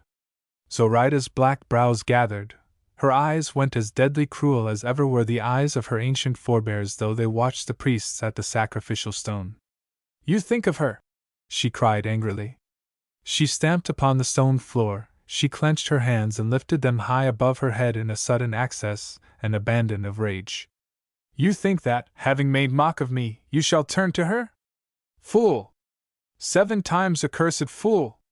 I will show you the doll-faced, baby-eyed girl, and you will see, too, what fate I have reserved for her. To cross the path of Zoraida means, but what are words? You shall see! With a strange sick sinking of his heart Kendrick followed her, forgetting the treasure about him. Chapter 16. How to, in the labyrinth of mirrors, watch distant happenings. An oppression such as he had never known fell upon Kendrick. Nor was the depressing emotion an emanation alone of his growing dread on Betty's account. The atmosphere of the place through which he moved began to weigh him down, to crush the spirit within him. They left the treasure chamber, which was 6 times doubly locked after them. They went through the ancient empty rooms and out into the gardens. Kendrick, looking up, saw the small ragged patch of sky and felt as though upon his own soul, stifling him, rested the weight of the hollow mountain. To him who loved the fresh, windswept world, the open sea with its smell of clean salt air, the wide deserts where the sunshine lay everywhere, this pleasure grove of a long-dead royalty was become musty, foul, permeated with an aura of a great gilded tomb. His sensation was almost that of a drowning person or of one awaking from a trance to find himself shut in the narrow confines of a buried coffin. The air seemed heavy and impure. He fancied it still fetid with all the blood of sacrificial offerings which the ravening soil had drunk. But he knew that now was no time for sick fancies, and he shook them off and bent his mind to the present crisis. Zoraida was retracing the steps which had led them here. She had spoken of Betty. It was likely then that they were returning through the long passageways to the house. Dark hallways to thread, the dark mind of his guide to seek to read. Now, while darkness outdoors was well enough, the black gloom of a maze at any corner of which Zoraida might have placed one or a dozen of her hirelings, had little lure for him. She did not mean to let him go free. She had kept him all day immured in his own room. She would no doubt seek to lock him up again. "It's tonight or never to make a break for it," he decided as he followed her. They were passing the block of jasper, the ancient stone of sacrifice. Zoraida went by first. Kendrick was passing when an impulse prompted him to put out a sudden hand for the keen-edged knife of obsidian. He slipped it into his belt and hid the haft with his coat. If it came to an ambush, to an attack in the dark, a revolver bullet might fly wild while the wide sweep of a knife blade would somehow find a sheath in something more palpable than thin air. They went on, returning along the way they had come. When the gardens of the Golden Tescucan were behind them and a door barred, Kendrick experienced a sense of relief, even though the tunnels were ahead of him. He kept close to Zoraida, prepared for any sort of trickery and with no desire to have her whisk suddenly through a door somewhere and slam it in his face. His one urgent prayer was for a breath of the open. Just then the consummation of human happiness seemed to him to be freedom on horseback somewhere out in the mountains with the whole of the wide starry sky generously roofing the world. He thought of Betty, and he thought, too, of the 6 little boys doomed to count themselves happy back yonder where at most the sun shone down upon them a few minutes of the day. Never once did Zoraida turn, not once did she speak as they hastened on. What little he saw of her face where there was lamplight showed him hard-set muscles. At last they were again in the house, which was hushed as though untenanted or as though its occupants were asleep or dead. He could fancy Bruce in some remote room, tricked by some false message of Zoraida's, eagerly expecting her, hungering for her lying explanations. He could picture Barlow, glowering, but awaiting her, too. Well, the time had passed when he could largely concern himself with them, and what they did and thought. Tonight he must serve himself, and Betty. If she would listen to him. Presently he saw where it was that Zoraida was conducting him. He remembered the dim anteroom in which they paused a moment, while Zoraida fastened the door behind them. Then, the curtain thrown aside, they were again in that barbaric, tapestry-hung chamber in which, the first night here, he had been brought before her. As before, the ruby upon the thin crystal stem shone like a burning red eye. Now, for the first time since they had turned away from the Golden Tescucan's treasure chamber, was Kendrick given a full, clear view of Zoraida's face. During their progress many thoughts had come and gone swiftly through his mind. Now, as they two stood looking steadily at each other, he realized clearly that one matter and one alone had occupied her. No abatement of cruelty had come into her long eyes. No flush of color had swept away the cold whiteness of her cheek. She was set in a merciless determination, relentlessly hard. The colorless face resulted from a frozen heart. Before now Kendrick had seen murder staring out of a man's widened eyes. Now he saw it in a woman's. For the instant only she had looked at him as though she were probing into his secret thought, and there swept over him the old, disquieting sensation that each thought in his mind lay as clear to her look as a white pebble in a sunlit pool. Then her eyes passed on, beyond him. He turned and saw the hangings parted at that spot where Zoraida had appeared to him that other time. One of the brutish, squat forms which Kendrick remembered stood in the opening. Zoraida spoke with the man swiftly, her voice hard and sharp. A quick change came into the heavy, thick-lipped face. The stupid eyes brightened. The face was distorted as by some hideous anticipation. Zoraida ended what she had to say. The man spoke gutturally, nodding his head. Then he dropped the curtain and was gone. Zoraida went to her black chair with the crystal balls for feet and sat stiffly, her ringed fingers tapping restlessly upon the white arms. Presently the man returned, carrying a wide flat box. Thereafter, while Zoraida watched him impatiently, he occupied himself after a fashion which Kendrick found inexplicable. From the box the man took a number of rectangular mirrors, fine clear glass framed with thin bands of ebony. Deftly into a groove made in the back of each mirror, he slipped the end of a tall ebony rod. Then he rolled back the heavy rug from 2/3 of the floor. The floor was of stone, laid fancifully in colored mosaic. Here and there, seemingly placed utterly at random, were smooth round holes in the stone blocks. Into each hole the haft of one of the rods was thrust so that when the man stepped back to survey his handiwork there was a little forest of mirrors on glistening stems grown up in apparent lack of design, like young pines on a tableland. Then Zoraida rose and went from one of the glasses to another, turning them a little to right or left, adjusting painstakingly, seeming to read the meaning of some fine lines scratched in the stone floor. Her eyes were like a mad woman's. She herself moved her chair, shoving it from the rug to the bare floor, careful that each supporting crystal sphere rested exactly upon a chosen spot. Her retainer handed her a small stool. She placed it, and since it was near the spot where he stood, Kendrick made out the 4 crosses where the 4 legs were to go. Then Zoraida went swiftly back to her chair. As she sat down she called again sharply to the squat brute who served her. His broad ugly teeth showed white in his animal grin. He ran across the room and swept back the curtains draping the wall. They were laced to rings along the upper edge and the rings ran on a long rod. As they were whipped back they disclosed no ordinary wall but a great expanse of mirror extending from floor to ceiling, from corner to corner. When 2 other walls were exposed they too resolved themselves into clearly reflecting surfaces. "Claptrap again," muttered Kendrick, beginning to feel a strange dread in his heart and growing angry with it, and determined that Zoraida should not guess. "Be seated," commanded Zoraida sternly. "If you would see what amusement is being offered a friend of yours." One by one the lamps were being put out by the hasty hand of the fellow whom Kendrick began to long to strangle. He could hear a low guttural gurgling sort of noise rising from the thick throat, issuing from the monstrous mouth. Zoraida did not appear to hear but sat rigid, waiting. At last, when all but one opaque shaded lamp were extinguished and the room was cast into shadowy gloom, Kendrick, impelled by environment, a curious dread and perhaps the will of Zoraida, sat down on the stool. "Claptrap, you say?" scoffed Zoraida. "Watch the first mirror." At first the mirror reflected nothing save the shadowy room and a vague, half-seen line of other mirrors. But while Kendrick watched there came a swift change. Somewhere a lamp had been lighted, several lamps, for there was a brilliant light.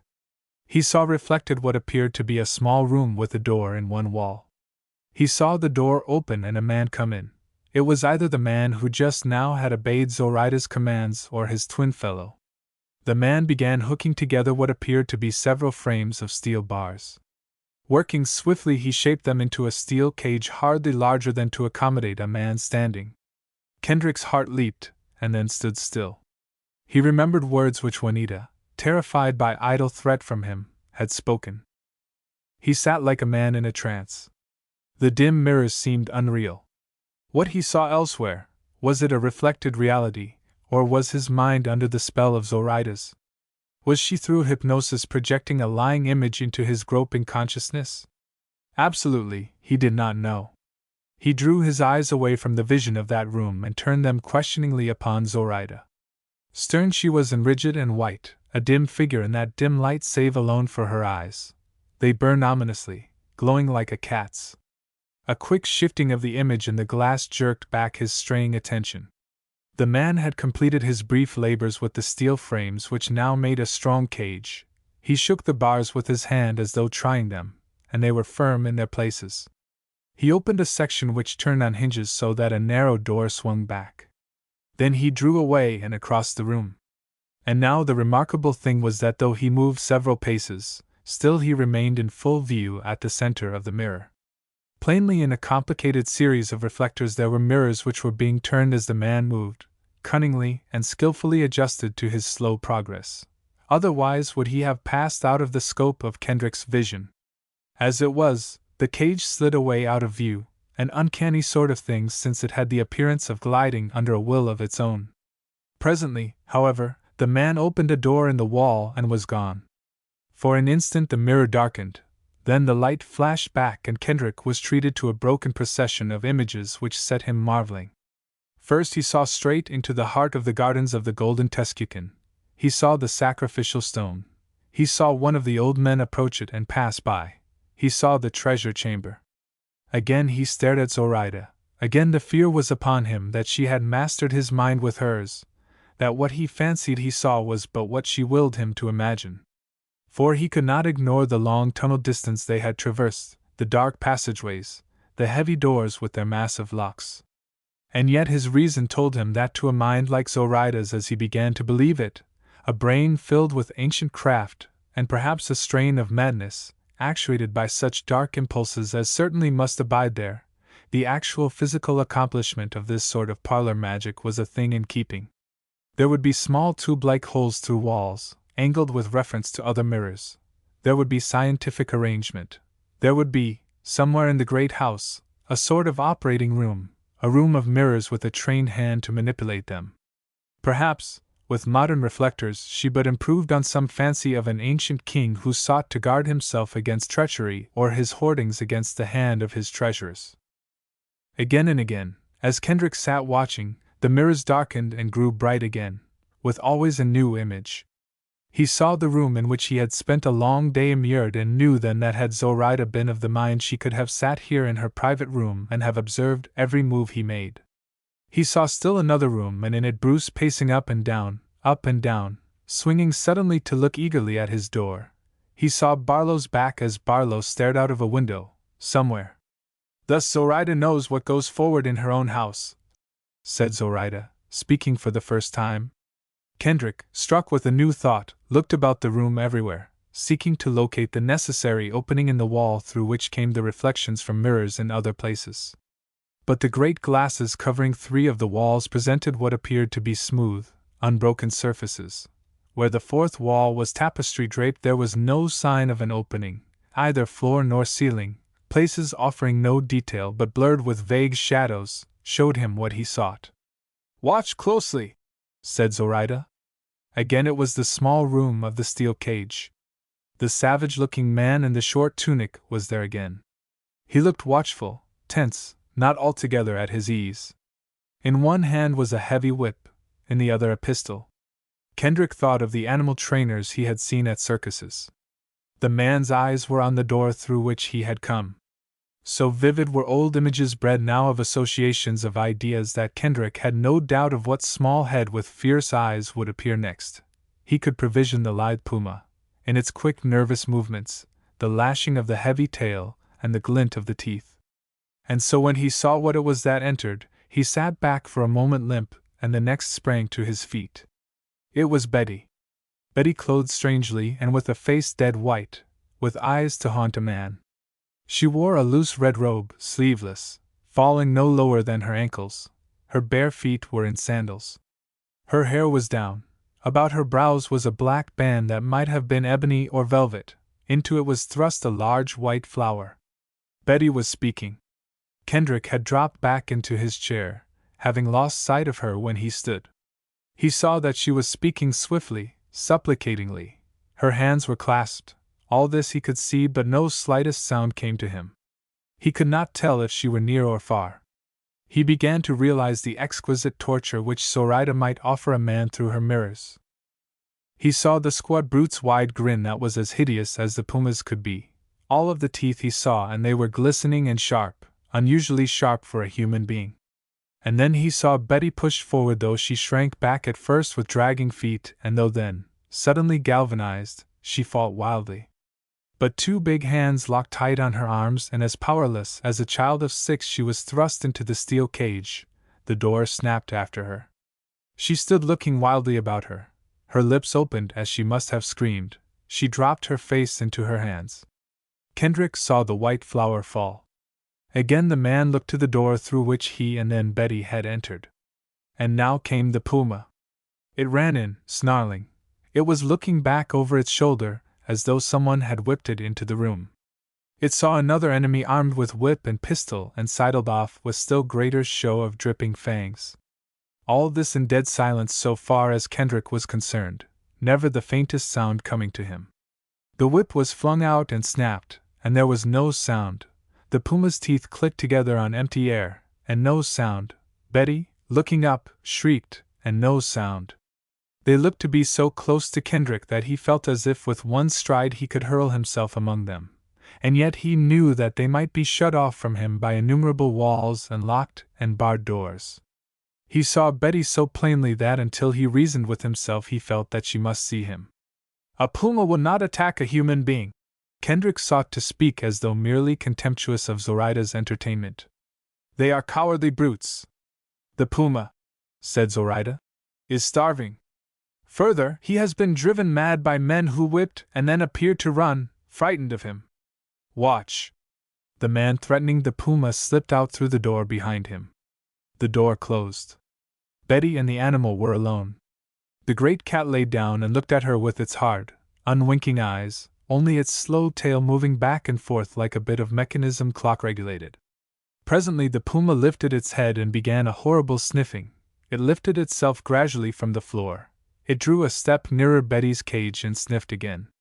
Kendrick could see Betty draw back the few inches made possible by the narrow confines of the cage, could see that again she screamed. A little fresh blood has been sprinkled on the floor of the cage, said Zoraida. A little of it is on the gown she wears. It will not be over long to watch.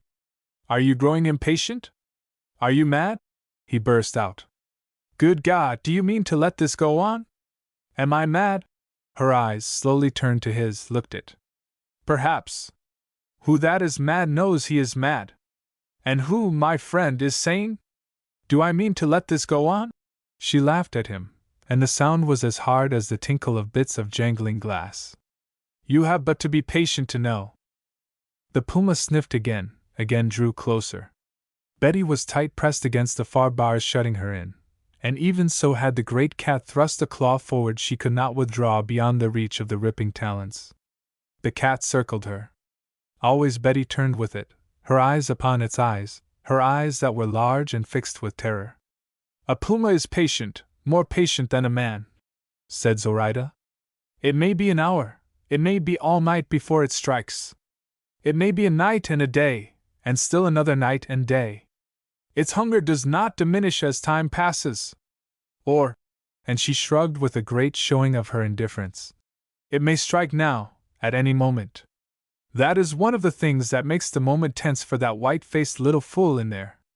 Imagine when she is worn out, if it lasts that long, when sleep will no longer flee because of terror, and when I command that the light shall be extinguished where she is. You see, she must be thinking all those things. The sweat broke out on Kendrick's forehead, he felt as though ice ran in his veins. If he only knew where all this was going on. Was it above him or below, to right or left? 10 steps or 100 yards away? By God! He shouted. But only Zoraida's merciless laughter answered him. I had to choose between this and the ancient stone of sacrifice, she told him. Have I not chosen well? The puma had been still. Now again it moved and its feet had quickened, it glided with ever-increasing swiftness, it came close to the steel bars, it showed more of its sharp, tearing, dripping teeth. Betty! Shouted Kendrick. He knew that Betty could not hear, that he could do nothing. Nothing? As the thought framed he leaped to his feet and in the grip of such a rage as even he had never known, hurled himself across the few paces between him and Zoraida. You have the way to stop this damn thing! His hands, like claws, were thrust before her face. You will stop it! Even in his headlong rage there were cool cells in his brain. He saw the quick, significant look Zoraida shot over his shoulder, and turned. There behind him stood one of the squat brutes who did her bidding. Kendrick saw something in the man's hand but did not reck whether it was gun or knife or club or something else. He whipped about and struck. As the man staggered under the unexpected blow, Kendrick snatched up the heavy stool on which he had been sitting and struck again, so swift that the blow landed while the figure was yet staggering backward. The man fell, stunned, and then, as quick as light, before Zoraida could lift a hand, Kendrick was upon her again. "Call off your cat!" he shouted at her. She lifted her head defiantly. "Never has man dictated to me!" she cried angrily. "Here I dictate. If you dared put a hand on me." He saw her own hand creeping out toward the table. What it sought he did not know, a hidden bell, perhaps. Or a dagger. He remembered her swift attack upon Ortega. He seized her wrist, his fingers locked hard about it. She struggled and he held her back in her chair. Suddenly she relaxed and shrugged and laughed at him. "You add to the entertainment," she mocked him. "For, mind you, while you make large commands, the puma draws nearer and nearer. If you will, between your great commands, but glance into the mirror. I say you can put a stop to that infernal torture," he said fiercely. "And you will?" "Yes?" she sneered at him. "And you will make me, perhaps? You, a common adventurer, will dictate to Zoraida."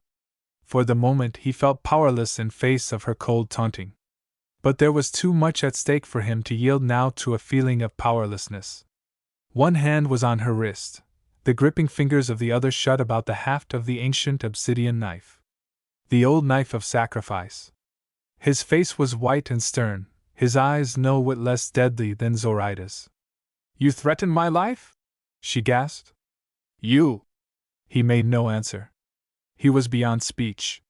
Slowly he lifted the great knife, slowly as in a dream he set the thin point against the soft flesh of Zoraida's throat. As a tremor shook his hand, Zoraida whipped back. "You would not dare! You would not dare!" His hand was steady again. He held her still, and the point of the knife crept a hair's breadth closer to the life within her. A little more, and it would have slipped into the skin it was pricking. "You could not do it," she whispered. Then he spoke. "I can do it." His lips were dry, his voice very harsh. "You have said that you know me for a man of my word. Well then, I swear to you that little by little I'll drive that knife in unless you set that girl free." Still she sought to brave it out, sought to defy him. Her eyes, on his, told him that his will was less than hers, and that this could never be. But Kendrick knew otherwise. It was given him to know that if Betty died, he did not care to live. Like men of his stamp, it was unthinkable to him that he should lift his hand against a woman. But woman for the moment Zoraida was not. Fiend, rather, reincarnated savage, a thing to stamp into the earth. What he had said he meant. He was giving her time because on her rested Betty's fate. He pressed the knife a little deeper. So steady was his hand, so stiff Zoraida's body, so gradual the increased pressure, that the knife point made in the white flesh a tiny, shadow-filled dimple. Now came into Zoraida's eyes a swift change, a look which in all of her life had never been there until now. A look of terror, of realization of death, of frantic fear. She sought to speak, and words failed her. The knife pressed steadily. A piercing scream broke from her. Chapter 17. How one who has ever commanded must learn to obey. Suddenly Zoraida had become as docile as a little frightened child. She shivered from head to foot. She put her two hands to her throat where just now the point of the knife had been. "Quick!" said Kendrick. She rose in haste. A vertigo was upon her like that dizzy weakness of one very sick, seeking prematurely to rise from bed. She had experienced a shock from which she could rally only gradually. She looked broken. Her eyes appeared to see nothing about her but stared off into the distance through a veil of abstraction. "We will have to go," she said tonelessly. "There is no other way." They passed by the inert figure on the floor and out, Kendrick with his left hand always on her arm. Again the knife was hidden under his coat, but his fingers did not release it. "Quick!" he said again. So Zoraida, obedient in this strange new mood governing her, making no effort to shake off his hand, having no thought to gainsay him, hastened. In perhaps 5 minutes they were unlocking the last door, and Kendrick heard beyond the whining of the puma. Kendrick had had time for thought during this brief interval which had seemed much longer. For the present both his safety and Betty's would undoubtedly depend upon his keeping Zoraida with him. So now, as he flung open the door, he carried Zoraida along into the room. At first he did not see the cat lying close to the cage. He saw only Betty. A little color had come back into her cheeks. He saw the look in her eyes before it changed and knew that to Betty had come the time when hope is given up and when death is faced. She had passed beyond tears and pleading and crying out. It was given Kendrick then to learn that when the crisis had come it found in the girl's heart a courage to sustain her. Her face was set, her attitude was no longer cringing. In such tender breasts as Betty's have beat the steady hearts of martyrs. When she saw Jim Kendrick and Zoraida standing before her she stared incredulously. She was in a daze. Her first wild thought, reflecting itself unmistakably in her wide eyes, was that they had come to taunt her, he and she side by side. Then her faltering gaze left Zoraida and ignored her and went, full of earnest questioning, to Jim's face. Suddenly, at what she saw there, the red blood of joyousness ran into Betty's cheeks. At moments like this it is with few words or none at all that perfect understanding comes. In a flash his look had told her all that it would require many fumbling spoken words to repeat one half so eloquently. The puma had sprung to its feet but stood its ground. The murderous eyes were everywhere at once, on Betty, on Jim, on Zoraida, most of all on Betty. The quivering nostrils widened and sniffed. The tawny throat shook with a series of low growls. Jim's foot stirred. The cat's teeth came together with a snap. With little wish as Kendrick had to create a disturbance just now, it was beyond his power to withhold his hand as he saw Betty draw back against the walls of her cage. In his pocket was Bruce's weapon. Kendrick jerked it out, and before Zoraida's cry could burst from her lips and before her hand struck his arm, he drove a bullet into the puma's skull between the hard evil eyes. The animal dropped in its tracks, with never another whine. As the puma went down, Zoraida winced as though in bodily pain, as though it had been her flesh instead of her cat's that had known the deep bite of hot lead. She looked from the twitching animal to Kendrick like one aghast, like one stupefied by what she had seen, who could not altogether believe that an accomplished act had in reality taken place. There was horror in her look. She recalled to him vividly though fleetingly a South Sea Island priest whom he had seen long ago, when the savage's idol had been overthrown and cast down into a mud puddle under the palm trees. At that moment Zoraida might well have been sister to the idolater of the South Seas or some ancient Egyptian priestess stricken dumb at the sight of sacred cat violated. But there was Betty. Jim jerked open the door of the cage. Betty stumbled through and somehow found herself in his arms. They closed tight about her. The two turned to Zoraida. She, white-faced and silent, watched them with smoldering eyes. And into those eyes, as for a space Betty's heart fluttered against Jim Kendrick's breast, came for the first time since the knife had been withdrawn from her throat, a quickening of purpose, a glint as of a covered fire breaking through. "Come, Betty," said Jim quickly. "We are going to clear out of this, you and I, right now." He noted a slight restless stirring of Zoraida's foot and stepped to her side, his hand again on her arm. "We are not through with you yet," he told her. "Miss Gordon will want some clothes." "In her room," agreed Zoraida. "Come." Had she delayed her answer the fraction of a second he might have followed her, suspecting nothing. But as it was he remarked on her eagerness. Zoraida was passionately set on treachery and he sensed it. "No," he answered. "From here we go straight out into the open." Zoraida had yielded to the pressure on her arm as though to continue in her new role of implicit obedience. But now his distrust was wide awake. There may have been a slight involuntary stiffening of her muscles, hinting at rebellion. There was something which warned him in the look she sought to veil. "What clothes Betty needs you can give her. Here and now." "Oh!" cried Betty, with a look of abhorrence and a shudder. "I couldn't. It can't be helped," he retorted. And to Zoraida, "She'll want shoes and stockings." The look he had then from Zoraida was one of utter loathing and at last of unhidden lust for his undoing. But after it she bestowed on him a slow contemptuous smile, and again she obeyed. Her little shoes she kicked off, she drew off her stockings and he handed them to Betty. Zoraida goes barefooted at a man's command. A first note of laughter was in Zoraida's voice. What more? Am I to disrobe in a man's presence? Your cloak, he muttered. We'll make that do. The cloak Betty accepted and threw about her shoulders. The shoes and stockings she held a moment, looking at them with repulsion in her eyes. They were too intimate, they had come too lately from Zoraida, and in the end she threw them down. My sandals will do, she said. I can't wear her things. Kendrick picked them up and thrust them into his pocket. Later then, he said. God knows we can't be choosers. No. And again he confronted Zoraida. You will show us the way.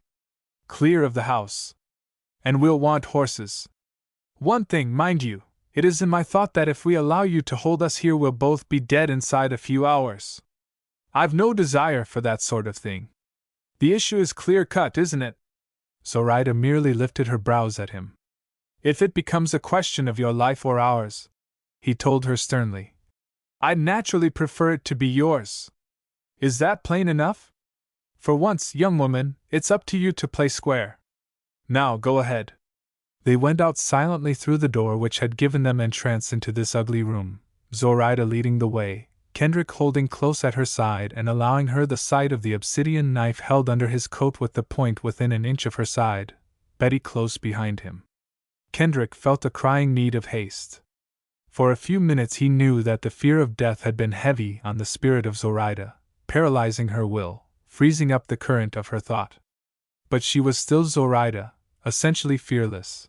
Her characteristic fortitude would not be long in reinstating itself in her heart. The mental confusion was swiftly being replaced by the activity of resurging hatred. He must be watchful of every corner and door, most of all watchful of her.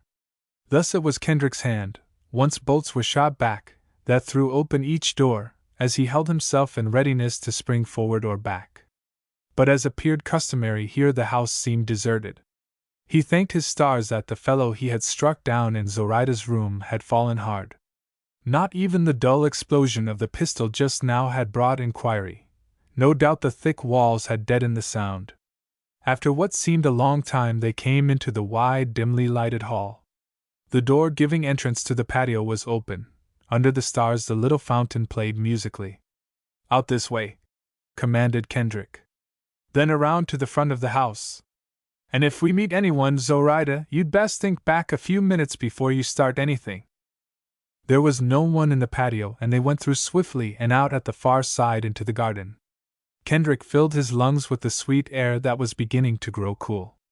The glitter of the stars was to him like a hope and a promise. Never had he been so sick of four walls and a smothering roof. Now the musty gardens of the Golden King seemed to him infinitely far away, 1,000 times farther removed than the dancing lights in the heavens. With his hand gripping Zoraida's forearm they skirted the house. Presently they came to the front driveway, and Zoraida must have wondered as he forced her to go with him to a clump of bushes. He stooped, groped about a moment, and then straightened up with a little grunt of satisfaction. The rifle was in his hands. Now the horses, he said, and the three walked out into the starlight and toward the double gates. Whatever you will say will go with the men out there. And be sure you say we are to be allowed to go for a ride. Zoraida did not answer, and Kendrick wondered, not without uneasiness, what she would say. His grip tightened on her arm. She did not appear to notice. The watch towers on either side of the gate were lighted as usual. From one came the low drone of two men's voices, the other was silent. No other sound save that of the rattle of bit chains as a horse somewhere shook its head. A man appeared from nowhere, with the air of having suddenly materialized out of the atmosphere. He came close, made out that one of the three was Zoraida, and backed away, sweeping off his hat. They came to the gates which the newly risen figure threw open. They went through, Kendrick having the air of a man lending his arm to a lady, Betty with the cloak drawn close about her, following. They were out. Now nearer than ever came the friendly stars, sweeter than ever was the night air. Kendrick looked swiftly about, taking note of the darkness lying close to the earth, thanking God that there was no moon.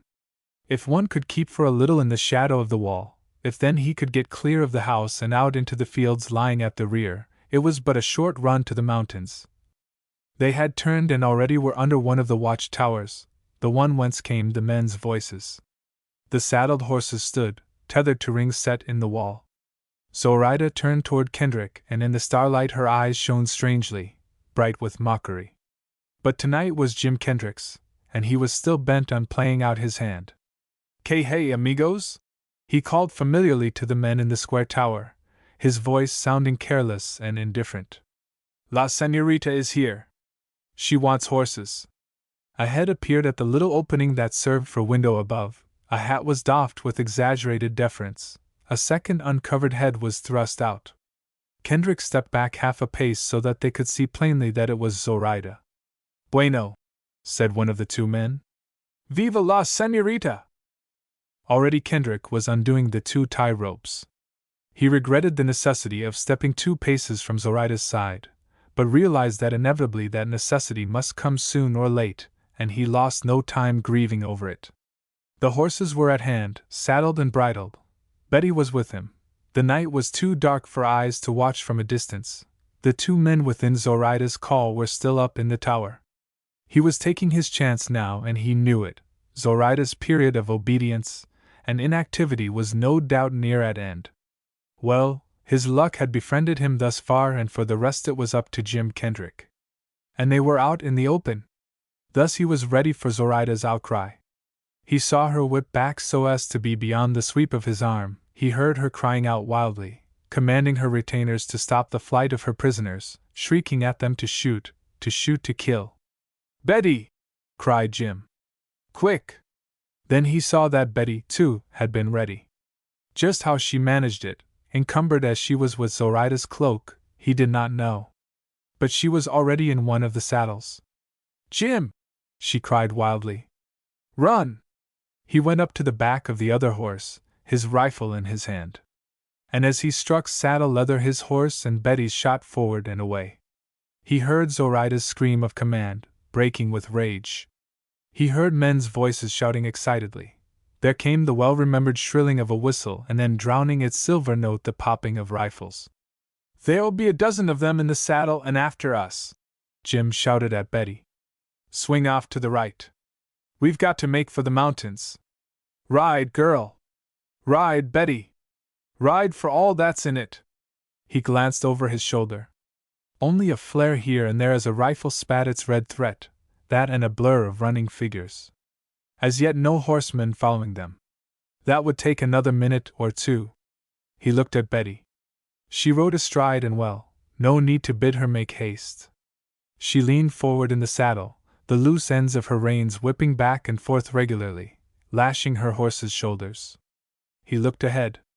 There the mountains rose black and without detail against the sky. He looked up. The stars were shining. Abruptly, as though at a command, the rifles ceased firing after them. And instead of the explosions which had concerned Kendrick little, came another sound fully to be expected by now and of downright serious import. It was the scurry and race of hoofs, how many there was no guessing. Pursuit had started, and it was certain that the numbers of the pursuers would swell swiftly until perhaps a score of Zoraida's riders were on their track. Kendrick settled down to hard riding, drawing in close to Betty's side. "We got a couple of minutes on them," he called to her. "That means we're ahead of them between 1/4 and 1/2 mile. In the dark, that's something." Betty made no answer. They sped on. He tried to see her face, but her hair was flying wildly. He wondered if her terror were freezing the heart in her. His own sensation at the moment was one of a strange sort of leaping gladness. After prison walls, this rushing through the night was like a zestful game. He felt that he had that even break which was ever all that he asked. If only Betty could feel as he did. His horse stumbled, and then steadied and plunged on. The ground underfoot was rapidly growing steeper and more broken. The first slopes of the mountains were beneath them. The horses, though urged on, were not making their former speed. Now and then dry brush snatched and whipped at the stirrups. Here and there a pine tree stood up black and still. And then Kendrick knew that the riders behind were gaining on them. Zoraida's men would know every trail even in the dark, would know all of the cleared spaces, would thus avoid both brush and steeps. Kendrick turned in the saddle. He made out dimly the foremost of the pursuers and heard the man's shout to his companions. "Betty!" called Kendrick. "Yes?" she answered, and it struck him that perhaps he had imagined her terror greater than it actually was, for her voice was quite clear and even sounded untroubled. "What is it?"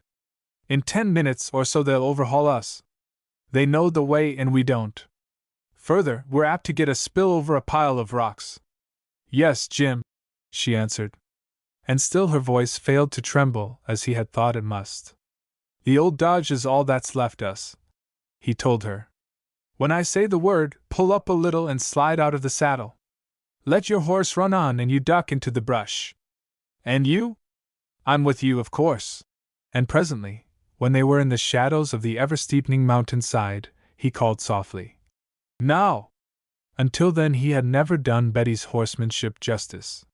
He saw her bring her mount down from a flying gallop to a sliding standstill, he saw her throw herself from the saddle, he saw the released animal plunge on again under a blow from the quirt which Betty had snatched from the horn, the whole act taking so little time that it hardly seemed that the horse had stopped for a second's time. Kendrick duplicated her act and ran toward the spot where she had disappeared. In another moment his hand had closed about hers, was greeted by a little welcoming squeeze, and he and Betty slipped side by side into the thicker dark at the mouth of a friendly cañon. Chapter 18. Of Flight, Pursuit, and a Lair in the Cliffs. Straightway Jim Kendrick began to understand the real Betty. He broke away through the bushes for her, confident that the noise of their progress was lost in the increasing beat of hoofs and rattle of loose stones. They stumbled into a rocky trail in the bottom of the cañon, and made what haste they could, climbing higher into the mountain solitudes. The pursuit had swept by them. They could hear occasional shouts and twice gunshots. They came to a pile of tumbled boulders across their path and crawled up. There was a flattish place at the top in which stunted plants were growing. Here they sat for a little while, hiding and resting and listening. Hardly had they settled themselves here when they heard again the clear tones of Zoraida's whistle. Not more than 50 yards away they made out the form of Zoraida's white horse. There was a little sound from where Betty sat, and Jim thought that she was sobbing. "Poor little kid!" He had it on his lips to mutter when the sound repeated itself, and amazed, he recognized it for a giggle of pure delight. This from Betty, sitting on a rock in the mountains with a crowd of outlaws riding up and down seeking her. "You're about as logical an individual as I ever knew," was what he said. And with a grunt at that. "I never claimed to be logical," retorted Betty. "I'm just a girl." Even then, while they whispered and fell silent and watched and listened, he began to understand the girl whom he was to come to know very well before many days. She did not pretend at high fearlessness. When she was afraid, she was very much afraid, and had no thought to hide the fact. Tonight her fright had come as near killing as fright can. But then she was alone, and there was no one but herself to make the fight for her. Now it was different. Since Jim had come, she had allowed her own responsibility to shift to his shoulders. It was instinctive in her to turn to some man, to have some man to trust and to depend upon. Jim was looking out for her, and right now, while Zoraida and her men searched up and down, Betty clasped her arms about her gathered-up knees and sat cozily at the side of the man whose sole duty, as she saw it, was to guard her with his life. So Betty, close enough to touch the rifle across Jim's arm, could giggle as she pictured Zoraida rushing by the very spot where they hid. "You're not afraid, then?" asked Jim. "Not now," whispered Betty. They did not budge for half an hour. During that time Kendrick did a deal of hard thinking. Their plight was still far from satisfactory. No food, no water, no horses, and in the heart of a land of which they know nothing except that it was hard and bleak and closely patrolled by Zoraida's riders. That they could succeed now in eluding pursuit for the rest of the night seemed assured. But tomorrow? Where there was one man looking for them now, there would be 10 tomorrow. And there were the questions of food and water. Above all else, water. At last, when it was very still all about them, they moved on again. They climbed over the rocks and further up the cañon. Here there were more trees and thicker darkness, and their progress was painfully slow. They skirted patches of thorny bushes. They went on hands and knees up sharp inclines. They stopped frequently, panting and straining their ears for some sound to tell them of a pursuer. They went on again, side by side or with Kendrick ahead, breaking trail. "We'll have to dig in somewhere before dawn," said Jim once while they rested. "Where we can stick close during daylight tomorrow." Betty merely nodded. All such details were to be left to him. It was his clear-cut task to take care of her. Just how he did it was not Betty's concern. So they went on, left the cannon where there was a way out, made their toilsome way over a low ridge and slid and rolled down into the next ravine. And here, at the bottom, they found water. A thin trickle from a spring, wending its way down to the larger stream in the valley. They lay down, side by side, and drank. Then they sat back and looked at each other in the starlight. "Betty," said Jim impulsively, "you're a brick." "Am I?" said Betty. And by her voice he knew that she was pleased. "We're not as far from the house as I'd like," he said presently. "But it will take time to locate a decent hiding place, and we've got to stick within reach of water." To all of this Betty agreed. Personally she'd like to be 1,000 miles away from this hideous place, but they would have to make the best of things. That willingness of hers to accept conditions without bemoaning her fate was what had drawn from him his impulsive epithet. "The thing to do, then," said Kendrick, getting up, "is to look for a likely place to spend a long day. And it may be more than one day." Then Betty made her suggestion, offering it timidly, as though she were entering a discussion in which, rightly, she had no part. "Up yonder," and she pointed to the abrupt ridge cutting black across the stars, "are cliffy places. It's not too far from water. There ought to be hiding places among the broken boulders. And," she concluded, "we might be able to peek out and look down and see what was happening." No, he had not done her justice. He looked toward her, wondering for a moment. Then he said briefly, "Right." And they drank again and began climbing. It was Betty who, fully an hour later, found the retreat which they agreed to utilize. Kendrick was somewhere above her, making a hazardous way up a steep bit of cliff, when Betty's voice floated up to him. "I think I've got it," were her words, guarded but athrill with her triumph. "Come see. It's a great hole, hid by bushes. I don't like to go poking into it alone. You can't tell, there might be a bear or a snake or something inside." He climbed down to where she stood at the edge of a little level space, her gown gathered in a hand at each side, her pretty face thrust forward as she sought to peer into the dark before her. He saw the clump of bushes but not immediately the hole of which she spoke, so was it covered and hidden. But at length he made out the irregular opening and, thrusting the bushes aside with his rifle barrel, judged that Betty had done well. Here was a perpendicular cleft in the rock, one of those cracks which not infrequently result from the splitting of gigantic masses of rock along a well-defined flaw. In some ancient convulsion this fissure had developed, the two monster fragments of the mountain had been divided, one had slipped a little, and thereafter through the ages they had stood face to face, close together. Kendrick could barely squeeze his body through. He found the space slanting off to the side. He groped forward 6 steps, encountered an out-jutting knob of stone, slipped by it, and found that the split in the cliff now slanted off the other way and widened so that there was a space 5 or 6 feet across. How far ahead the fissure extended he could form no idea yet. He turned back for Betty and bumped into her just inside the entrance. "It's just a place for us tonight," he said.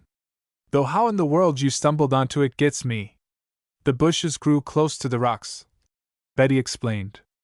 "I was thinking that we could creep back of them and find a little space where, with the brush on one side and the cliff on the other, we'd be hidden. And I found this hole. The air gets in and it's clean and fresh," he went on. "We couldn't hope for better. The walls are so close," whispered Betty, with a little shudder. "They give one the feeling they're going to press in and crush you. They widen a bit in a minute." He groped on ahead, came again to the outthrust knob and pressed by. "Here we turn a little to the right, and here's room for 12 people." Betty hurried and stood close to him. In vain her eyes sought to penetrate the absolute dark. No slightest detail of floor or wall was offered save vaguely through the sense of touch. "It's dark enough to smother you," she whispered. "I wonder what's ahead of us." I wish we dared have a light. He was silent a moment. Maybe we do dare, he said thoughtfully. The crookedness of this place ought to shut off any glow from the outside. Let's go on a little further and we'll try. He went on slowly, feeling a cautious way with his feet, his hand on the wall of rock at his side, Betty pressing on close behind him. Thus they continued another dozen paces or so. Then they stopped because they could find no means of continuing. So far as they could tell by groping with their hands, the fissure narrowed again until it was no wider than the original entrance, and its irregularities presented difficulties to blind progress. Stand here, said Kendrick. Close to the rock. Here's a match. I'll slip back to the mouth of the place, and we'll see if there's any glow gets that far. Hurry then, said Betty, with a little shiver, fingers finding his and taking the match. Appreciating her sensations, he hurried off through the dark. He rounded the turn, called softly to her to strike the match, and went on again until he was near the entrance. So still was it that he heard the scratching of the match against the sole of her sandal. But no flare of light came out to him. Did you light it? He asked. Yes. Couldn't you see it? Not a glimmer. Wait a minute and I'll bring in some stuff for a fire. The match burned down until it warmed her fingers and went out. In the dark she waited breathlessly. A sigh of relief escaped her when she heard him coming. He went down on his knees and made a very small heap of the dry leaves and twigs he had scraped up. When he set fire to it and straightened up, they watched the flames eagerly. There was scarcely more light than a candle casts, but even that faint illumination brought something of cheeriness with it. They looked about them curiously. They could see dimly the passageway along which they had come. They could make out its narrowing continuation on into the mass of the mountain. They looked up and saw an ever-dwindling space merging with darkness and finally lost in utter obscurity. Underfoot was debris, rocky soil worn away from the cliffs throughout the ages, here and there fallen slivers and scale of rock. Shadows moved somberly, misshapen and grotesque, like brooding spirits of evil stirring in nightmare. Kendrick threw on a little more fuel and, to make doubly sure, went outside again, standing in the open beyond the fringe of bushes. Never a flicker gets through, he announced when he returned. A man would have to come close enough to hear the wood crackle or smell the smoke to ever guess we had a fire going. And even the smoke is taken care of. They tilted back their heads to see how it crept lazing up and up until it was dissipated among the lofty shadows. If we can manage water and food, he went on, I think we would be safe here a year. The lazy devils taking Zoraida's pay can't make it up this way on horseback, and they're not going to climb on foot up every steep bit of mountainside hereabouts, looking for us. A year? Gasped Betty. I hope not. He became conscious of a sudden sense of relief after all that the night had offered, and his old joyous laughter shone in his eyes. But there may be wisdom in sticking close for a few days. Until they decide we've gone clear. It was the time, inevitable though it may be long delayed, of relaxing nerves and muscles. Betty sat down limply, her hands loose in her lap, her eyes drawn to their fire, looking tired and wistful. Kendrick, looking at her, felt a hot rush of anger at Zoraida for being the cause of their present condition. Betty lifted her head and caught the expression molding his face. She was wrapped about with her red gown and Zoraida's cloak. Her ankles were bare, then were scratches on them. Her sandals looked already worn out. Her hair was tumbled and snarled. She shook it loose and began combing it through with her fingers, then twisting it up into two loose brown braids. If we do have to stay a while, said Betty, gathering her courage in both hands, looking up at him and managing a smile, I'll show you how I can cozy the place up. Tomorrow, while you're doing the man's part and finding us something to eat, I'll show you what a housekeeper I can be. Why, I can make this just like home, you'll see. While he was doing the man's part. In her mind, then, it was all simplified and reduced to that. His, naturally, was to be the task of furnishing food, for nothing was clearer than that they must eat and that filling the larder was Jim's affair and not Betty's. Where he was to get food and how, and what kind of food it might be was to be left to him. There was Betty for you, quite content to leave such matters where they properly belong, in a man's hands. But he might rest assured that whatever he brought in, be it a handful of acorns or pine nuts or the carcass of a lean ground squirrel, would be, in Betty's eye, splendid. Somehow, he burst out, in spite of Zoraida and all the bandits in Mexico, we'll carry on. Of course, said Betty. He saw that she was leaning back against the rocks, that her whole body drooped, that she looked wearied out. I'm going out for some boughs, the softest I can find handy, he said. We'll have to sleep on them. And while I'm doing that, I've got to figure out a way to bring some water up here. We don't know what's ahead, and we'd be in hard luck bottled up here all day tomorrow with nothing to drink. Lord, I'd give a lot for a tin bucket. He made a little heap of deadwood close to her hand so that she could keep her fire going, and put down on the other side of her his rifle and the long obsidian knife, planning to use his pocket knife for the work at hand. You won't go far? Asked Betty. Only a few steps, he assured her. I'll hear if you call. And you have the rifle handy. He was going out when Betty's voice arrested him. It's the housekeeper's place to have the buckets ready, was what she said. What do you mean by that? He asked. I'll show you when you come back. You'll hurry, won't you? Sure thing, he answered, and went about his task. Now Jim Kendrick knew as well as any man that there is no bed to compare with the bed a man may make for himself in the forest lands. But here was no forest, no thicket of young firs aromatic and springy, nothing but the harsher vegetation of a hard land where agaves, the maguey of Mexico, and their kin thrive, where the cactus is the characteristic growth. He'd be in luck to find some small pines or even the dry-looking sparse cedars of the locality. These with handfuls of dry leaves and grass, perhaps some tenderer shoots from the hillside sage, with Zoraida's cloak spread over them, might make for Betty a couch on which she could manage to sleep. It was too dark for picking and choosing, and his range was limited to what scant growth found root on these uplands close by. When he returned with the first armful of branches, he informed Betty cheerily that outside her fire was hidden as though a sturdy oak panel shut their door for them. Betty was bending busily over her cloak and still thus occupied when he brought in the second and third trailing armful of boughs. He stood with his hands on his hips, looking down at her curiously. And as at last Betty glanced up brightly, there was an air of triumph about her. The bucket is ready for the water, she said. He came closer, and she held out something toward him, and again he adjusted his views to fit the companion whom he was growing to know. She had spoiled a very beautiful and expensive cloak, but of it she had improvised something intended to hold water. Not for very long, perhaps, but long enough for the journey here from the creek, if a man did not loiter on the way. With the ancient sacrificial knife she had hacked at a stringy, fibrous bit of vegetation growing near the mouth of their den. She had managed a tough loop some 8 or 10 inches in diameter. Then she had ripped a square of silk from the cloak which she had shaped cunningly like a deep pocket, binding it securely into the fiber rim by thrusting holes through the silk and running bits of the green fiber through like pack thread. The final result looked something less like a bucket than some strange oriole's hanging nest. It will hold water, vowed Betty, ready for argument.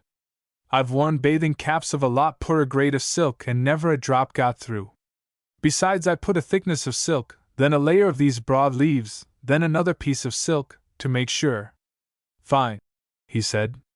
Yes, it will hold water for a while. But it's a long time from daylight until dark, and I'm afraid. As if I hadn't thought of that, said Betty. I knew that if I looked around I'd find something. I thought of your boots, of course, and I thought of your rifle barrel. But you'll need the boots and may need the gun. Come and I'll show you our reservoir. She put a handful of leaves and twigs on the fire for the sake of more light, and led the way toward the narrowing fissure further back in their retreat. Here she stopped before a great rudely egg-shaped boulder 5 or 6 feet through that lay in a shallow depression in the ground. Our water bottle, said Betty. He supposed that she referred to the depression in the rock floor, since the boulder did not fit in it so exactly as to preclude the possibility of the big rude basin holding water. The word evaporation was on his lips when Betty explained. She had hoped to find somewhere a cavity in a rock that would hold their water supply. She had noted this boulder and a flattish place at its top. There her questing fingers had discovered what Kendricks, at her direction, were exploring now. There was a fairly round hole, a couple of inches across. The edges were surprisingly smooth. Kendrick could not guess how deep the hole was. "Poke a stick into it," Betty commanded. Obeying, he learned that the hole extended 18 inches or more. Here was a fairly regular cylinder let into a block of hard rock that would contain something like 2 quarts of water, certainly enough to keep the life in 2 people for 24 hours.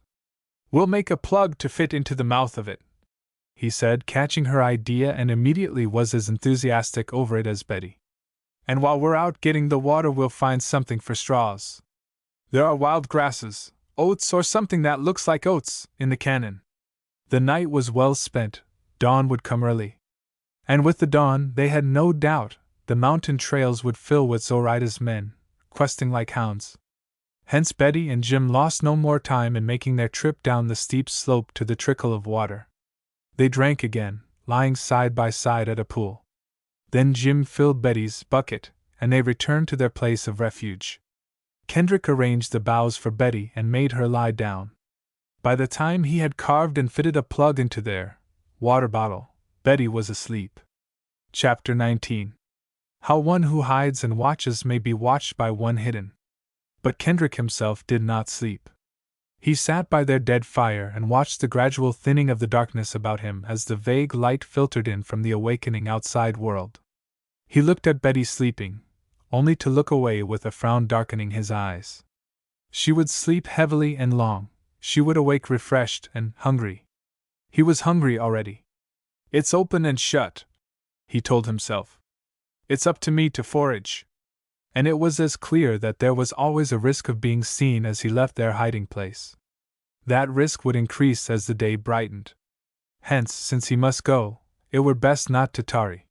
He found in his pocket a stub of pencil and an old envelope. On it he wrote a brief message, placing it on the ground near her outflung hand, laying Bruce's pistol upon it. "I'm off to fill the larder. Stick close until I come back. If I'm long gone, it will be because I can't help it. But be sure I'll be back all right and bring something to eat. Jim." He left her, not without uneasiness, but eager to hurry away so that, if all went well, his return might be hastened. He took the rifle and slipped cautiously through the bushes, stopping to make what assurance he could that he was not being seen, crawling for the most part across the open places, keeping as much as possible where boulders or trees hid him. He had already made his tentative plans. He made his way down into the bed of the ravine, and thence upstream. Swiftly the light increased over the still solitudes. The sun was up on the highlands, the canyons only were still dusky. He found a place where he could stand hidden and see the cliff-broken slope where Betty was. Here he stood motionless for a long time, watching. For he knew that if by chance someone had seen him and had not followed, it was because that someone had elected rather to seek the girl. At last, when the stillness remained unbroken and he saw no stirring thing, he expressed his relief in a deep sigh and went on. His plan was to work his way up the ravine until at last he topped the ridge and went down on the further side. From his starting place he had roughly picked out his way, shaping his trail to conform to those bits of timber which would aid in his concealment. Once over the ridge he would press on until several miles lay between him and Betty.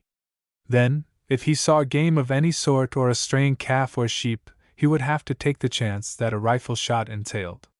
If his shot brought Zoraida's men down on him, he would have to fight for it or run for it as circumstances directed. He was an hour in cresting the first ridge. Before him lay a wild country, broken and barren in places where there were wildernesses of rock and thorny bush, in other places scantily timbered and grown up in tough grasses. A more unlikely game country he thought that he had never seen. But the land hereabouts was not utterly devoid of water, and always, as he went on, he sought those canyons where from a distance he judged that he might come to a spring. Even so he was parched with thirst before he found the first mud-hole. And before he drew near enough to drink he sat many minutes screened by some dusty willows, his eye keen either for watering game or for Zoraida's hirelings who would be watching the waterholes. But when at last he came on, he found nothing but a jumble of tracks. Ponies had watered here and had trampled the spring into its present resemblance to a mud-hole. He found a place to drink, and drank thirstily, finding no fault with the alkali water or the sediment in it. He washed his hands and face in it, wet his hair, and went on. There came 3 more spurs of mountain to cross, all unlikely for game, each one hotter and drier than the others. Twice he had seen a coyote. He had seen 2 or 3 gaunt, hungry-looking jackrabbits. They had been too far away to draw a shot, gray glimmers through patches of sage. He had seen never a hoof of wandering cattle. And he realized that during the heat of the day there was small hope of his sighting any browsing animal. He would probably have to wait until the cool of evening and then, if he made his kill, return to Betty in the dark. And though he keenly kept his bearings, he knew that if he mistook a landmark somewhere and got into a wrong canon, he'd have his work cut out for him finding her at night. Well, that was only a piece of the whole pattern, and he kept his mind on the immediate present. He estimated that he was 10 miles from camp. Ahead of him stretched still another ridge, a little higher than the others but a shade less barren. There were scattered pines and oaks and open grassy places. From the top of this ridge, half an hour later, he glimpsed a haze of smoke rising from the little valley just beyond. And when he came to a place whence he could have an unobstructed view, he saw a scattering flock of sheep, a tiny stream of water, and a rickety board shack. It was from this shelter that the smoke rose. It was high noon, and down there the midday meal was cooking. Food being cooked right under his nose. All day he had been hungry, now he was ravenous. So strong was the impulse upon him that he started down the slope in a direct line to the house, bent upon flinging open a door and demanding to be fed. But he caught himself up and sat down in the shade, hidden behind some bushes, and pondered the situation. The sheep straggled everywhere. He might wait for one of them to wander off into the bushes and then slip around upon it and make it his own with a clubbed rifle. Or he might go to the house, taking his chance. While he was waiting and watching, he saw a man come out of the cabin. The fellow lounged down to the spring for a pan of water and lounged back to the house. The eternal Mexican cigarette in his lips sent its floating ribbon of smoke behind him. 10 minutes later the same man came out, this time to lie down on the ground under a tree. Just one hombre, decided Kendrick. A lazy devil of a sheepherder. There's more than a fair chance that his siesta will last all afternoon. At any rate, here appeared his even break. He sprang up, went with swinging strides down the slope, taking the shortest cut, and reached the cabin by the back door. The Mexican still lay under his tree. Kendrick looked in at the door. No one there, just a bare, empty, untidy room. It was bedroom, kitchen, and dining room. In the latter capacity it appealed strongly to Kendrick. He went in, set his rifle down, and rummaged. There was, of course, a big pot of red beans. And there were tortillas, a great heap of them. Kendrick took half a dozen of them, moistened them in the half pan of water, and poured a high heap of beans on them. Then he rolled the tortillas up, making a monster cylindrical bean sandwich. A soiled newspaper, with a look almost of antiquity to it, he found on a shelf and wrapped about his sandwich, which he thrust into the bosom of his shirt. All of this had required about 2 minutes, and in the meantime his eyes had been busy, still rummaging. There was a box nailed to the wall with a cloth over it. In it he found what he expected, a lot of jerked beef, dry and hard. He filled his pockets, his mouth already full. On a table was a flour sack. He put into it the bulk of the remaining beef, some coffee and sugar, a couple of cans of milk. Then he looked out at the Mexican. The man still lay in the gorged torpor of the afternoon siesta. "What will he think?" chuckled Kendrick, "when he finds his larder raided and this on the table?" This was a $20 gold piece, enough to pay many times over the amount of the commandeered victuals. Kendrick took up sack and rifle, had another mouthful of frijoles and beef, and went out the way he had come. And all the way up the slope, he chuckled to himself. "Enough to last Betty and me a week," he estimated. "And a place to get more if need be. That hombre will pray the rest of his life to be raided again. And never a shot fired." He ate as he went, enough to keep life and strength in him, but not all that his hunger craved. For he thought of Betty hungering and waiting in that hideous loneliness of uncertainty, and had no heart for a solitary meal. But in fancy, Over and over, he feasted with her, and beans and jerked beef and coffee boiled in a milk can made a banquet. He hastened all that he could to return to her, though he knew that speeding along the trail could hardly bring him to her a second earlier. For he would, in the end, be constrained to wait for the coming of night before he climbed again to their camp. He realized soberly that Betty must not again fall into Zoraida's hands, that the result, inevitably, would be her death. Were Zoraida mad or sane, she was filled with a frenzy of blood-lust. There was danger enough without his increasing it for the sake of coming an hour sooner with food. In one day Betty would not starve and fast she must. But there was satisfaction in drawing steadily closer to her. He traveled as cautiously as he had come. He stopped in many places of concealment whence he could overlook miles of country. He followed not the shortest paths but the safest. And the sun was still high when he came to the last ridge and looked down the canyon and across and saw the cliffs of home. In his thoughts it was home. All day long, save for the herder, he had seen not a single soul. Now he saw someone, a man at a distance and upon the side of the canyon opposite the spot he and Betty had chosen. Kendrick had been for 10 minutes lying under a tree on the ridge, his body concealed by an outcropping ledge of rock over which he had been looking. The man, like himself, was playing a waiting game. But just now he had stirred, moving swiftly from behind a tree to a nearby boulder. Thus he had caught Kendrick's eye. And thus Kendrick was reassured, confident after the first quick sinking of his heart, that the other had not seen him. The man, too far away for Kendrick to distinguish detail of either costume or features, was hardly more than a slinking shadow. But almost with the first glimpse there came the quick suspicion that it was Ruiz Rios. He saw something white in the man's hand, a handkerchief, since the gesture was one of wiping a wet forehead. And on that slender evidence Kendrick's belief established itself. Zoraida's vaqueros would not carry white handkerchiefs. If they carried any sort at all they would probably be red or yellow or blue, or, if white originally, they would not be kept so snowy as to flash like that one. And the gesture itself, once the thought had come to him, was vaguely suggestive of that slow grace in every movement that was Rios's. The man might be anyone, conceivably even Barlow or Brace, but in his heart Kendrick knew it was Rios. Lower than ever Kendrick crouched in the shelter of the rock. Steady and unwinking and watchful did his eyes cling to the distant figure. He made out after a long period of motionlessness another gesture. The man's hands were up to his face. He was shading his eyes or studying the mountainside with field glasses. The latter probably. The afternoon dragged on and for a long time neither man moved. At last Rios, if Rios it was, withdrew a little, slipped behind a tree, passed to another and disappeared. Kendrick did not see him again though he kept alert every instant. At last came the time when the sun slipped down behind the ridge and the dusk thickened and the stars came out. Kendrick rose, stiff and weary, and began his slow, tedious way down into the canyon.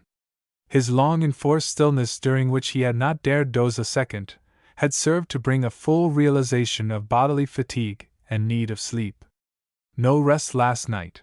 Today many hard miles and little nourishment.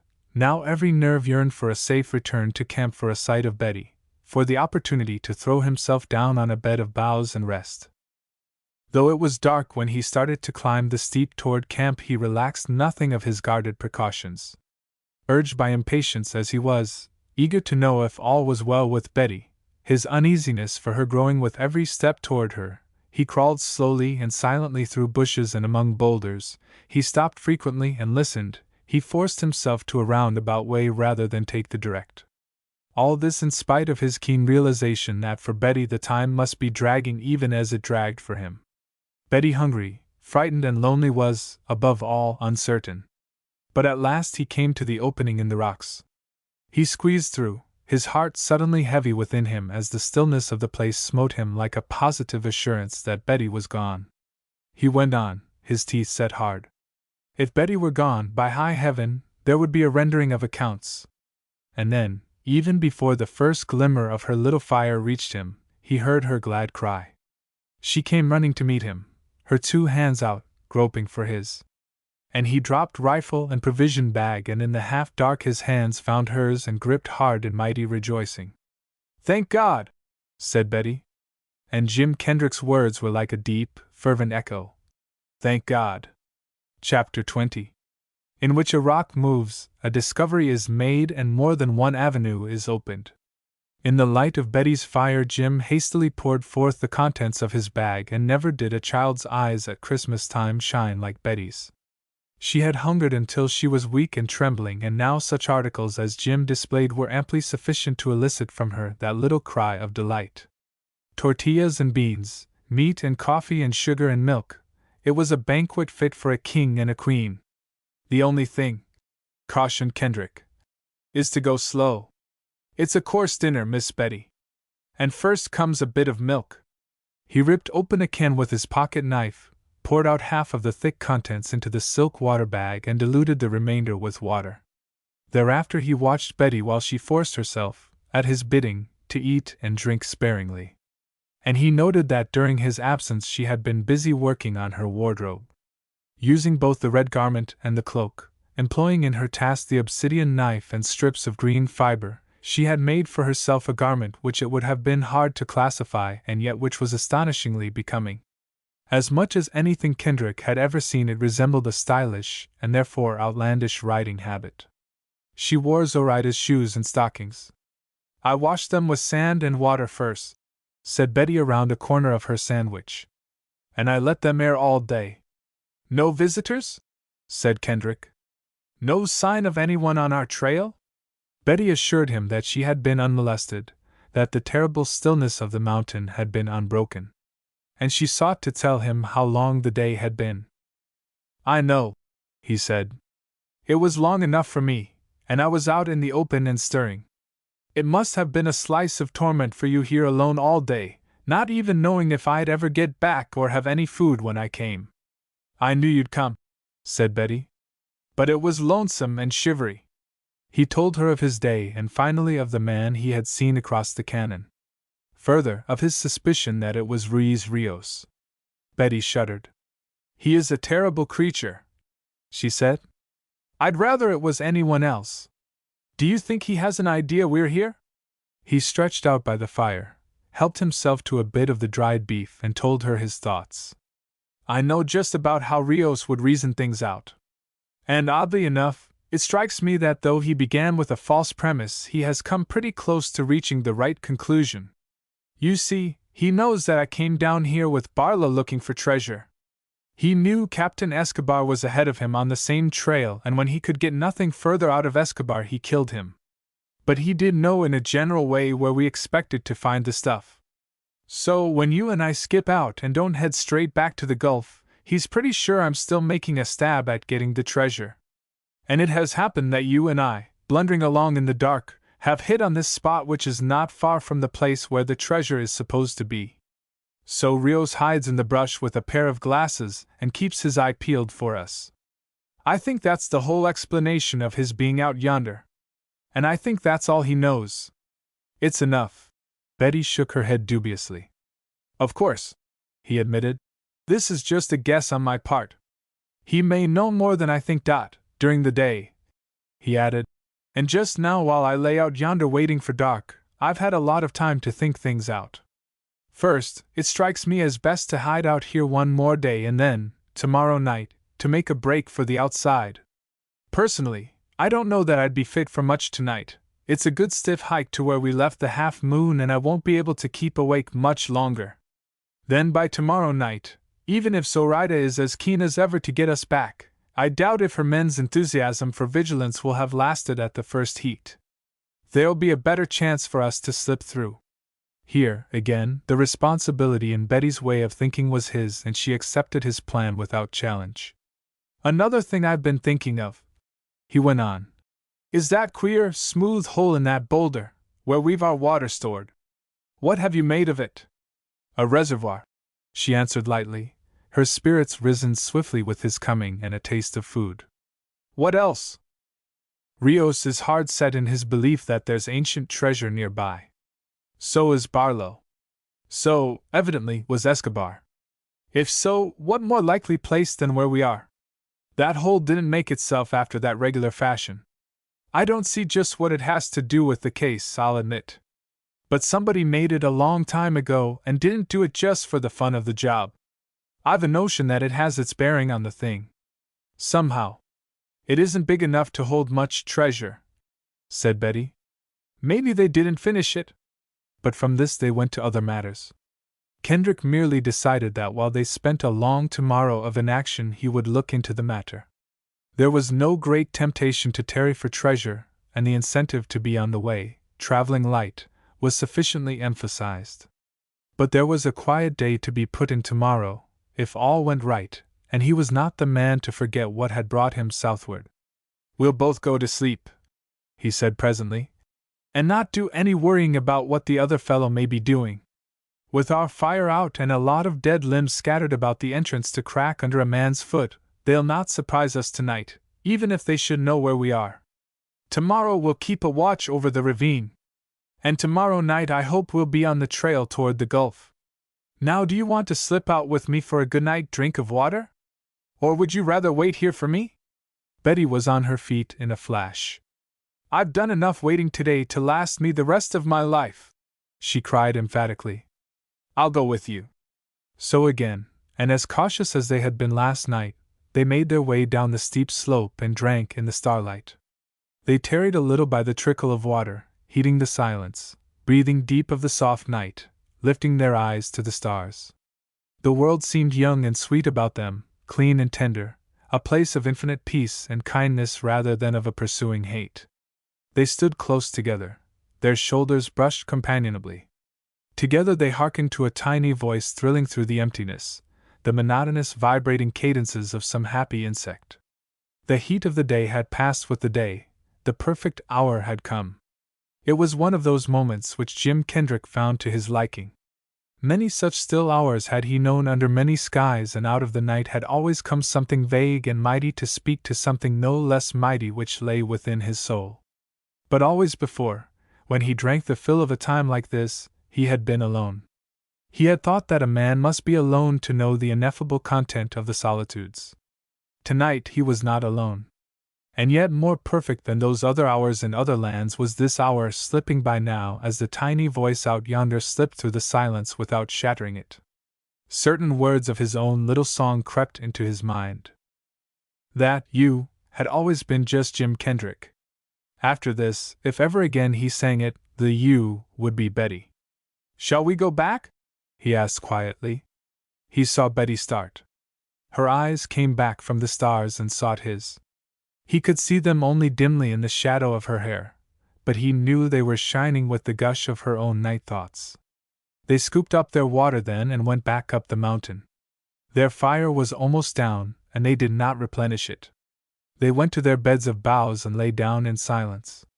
Presently Jim said, "Good night," and Betty, the hush of the outside in her voice as she answered, said softly, "Good night." They were astir before dawn.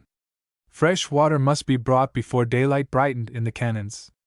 This time Jim went alone to the creek, and when he got back Betty had their fire blazing. Betty made the breakfast, insisting on having her free unhampered way with it. "There are some things I can do," said Betty, "and a great many I can't. It happens that I know what things are beyond me and those that are within the scope of my powers. One thing that I can do is cook. And I have camped before now, if you please." So, when Jim had brought her firewood and had placed the various articles of their larder handy for her, and had offered his services with jackknife to open a can or hack through a bit of beef, he stood back and fully enjoyed the sight of Betty making breakfast. He enjoyed the prettiness of her in her odd costume of blouse, scarlet sash and knickerbockers, silk stockings and high-heeled slippers, the atmosphere of intimacy which hovered over them, distilled in a measure from the magic of a camp-fire, certainly aided and abetted by the homely arrangement of Betty's brown hair, the aroma of coffee beginning to bubble in a milk tin, the fragrance of an inviting stew in the other tin wherein were mingled frijoles and jerky. Ruiz Rios might lurk around the next spur of the mountain, Zoraida might be inciting her hirelings to fresh endeavor, much danger might be watching by the trail which in time they would have to follow, but here and now, for the few minutes at least, there was more of quiet enjoyment in their retreat than of discomfort or of fear of the future. "Let's go camping sometime," said Jim abruptly. Just you and me. We'll take a pack horse. We'll load him to the guards with the proper sort of rations. We'll strike out into the heart of the California Sierra, where there are fine forests and little lakes and lonely trails and peace over all of it." Betty looked at him curiously, then away swiftly. "Breakfast is ready," she announced. He sipped at his coffee absently. His eyes, looking past Betty, saw into a hidden, cliff-rimmed valley in those other, fresher mountains further north, glimpsed vistas down narrow trails between tall pines and cedars and firs, fancied a lodge made of boughs on the shore of a little blue lake. He'd like to show Betty this camping spot. He'd like to bring in for her a string of gleaming trout. He'd like to lie on his side under the cliffs and just watch her. He had whittled 2 sticks for spoons. He ate his stew with his and forgot to talk. And Betty, watching him covertly, wondered astutely if over the first meal she had cooked for him Jim Kendrick wasn't readjusting his ancient ideas of woman. For some hidden reason, or for no reason at all, her silence was as deep as his. After breakfast, however, it was Betty who started talk. They sought to plan definitely for tonight. Kendrick told her of the way he and Barlow had come, of the half-moon awaiting his and Barlow's return, of his determination to make use of the schooner if they could come to it. Barlow's plans were not at Kendrick's disposal. The sailor might be counting on the vessel and he might not. At any rate, he and Betty could slip down the gulf in it, and either take ship at La Paz, sending it back up the gulf then, or steer on to San Diego. Of course, he would seek to get in touch with Barlow. He could send a message of some sort. But after all, Barlow had taken the game into his own hands and had said that it was now each man for himself.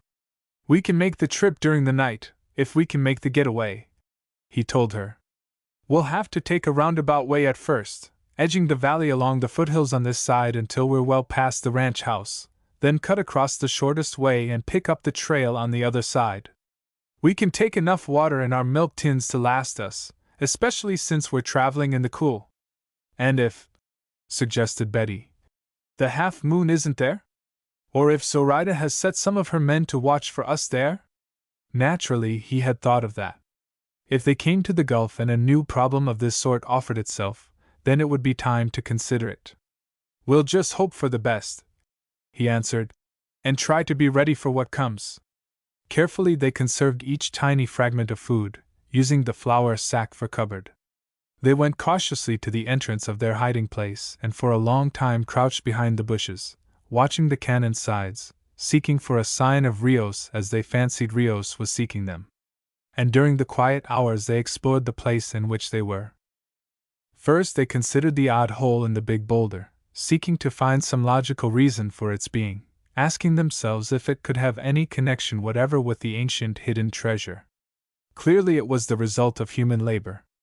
Therefore it appeared to have its relation to an older order of civilization, since it was not conceivable that a modern man had taken such a task upon himself. But its meaning baffled. "It could be a sign, like a blazed tree or a cross scratched on a block of stone," said Kendrick. "But it could mean anything. Or nothing," he was forced to admit. It was only in the late afternoon, after a long period of inactivity and silence, that an inspiration came to Kendrick. Meantime they had poked into every crack and cranny, they had scraped at any loose dirt on the ground, they had gone back and forth and up and down over every square inch of the place repeatedly. And Kendrick thought that he had given up when the last idea came to him. He went quickly back to the boulder. Betty watched him interestedly. "I thought we'd given that up," she said. He had both hands on the boulder, his fingers gripping the edge of the baffling hole, and was seeking to shake the big block of rock. Betty came to his side. "You think that it was made as a handhole? That you can turn the rock over? It does move, just a little," he said. He put all of his strength into a fresh attack. The boulder trembled slightly, that was all. "I'll bet you my half of the loot that I've got the hang of it, Miss Betty," he announced triumphantly. "Wait and see." He began looking about him for something. "If I only dared slip outside for a minute," he said. Then his eye fell on the rifle. "We'll have to make this do. I run a risk of jamming the front sight, but I guess we can fix that." He protected the sight as well as he could by wrapping his handkerchief about it. The muzzle of the gun he thrust down into the hole in the rock. "Get it now?" he asked. "If that hole wasn't made to allow a lever to be inserted, then tell me what it was made for. And here's even the place to stand while a man uses it. I'll double the bet." That excitement which always gets into any man's blood when he believes that he is on the threshold of a golden discovery, already shone in his eyes.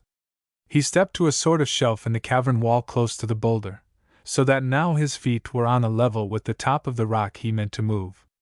So he could just reach out and grasp the butt of the rifle. Betty stood by, watching with an eagerness no less than his own. Gradually he set his force at work on his lever, trying this way and that. And then, "It's moving!" cried Betty. "The rock is turning!" And now it turned readily, his leverage being ample to the task. "Look under the rock as it tips back," he told Betty.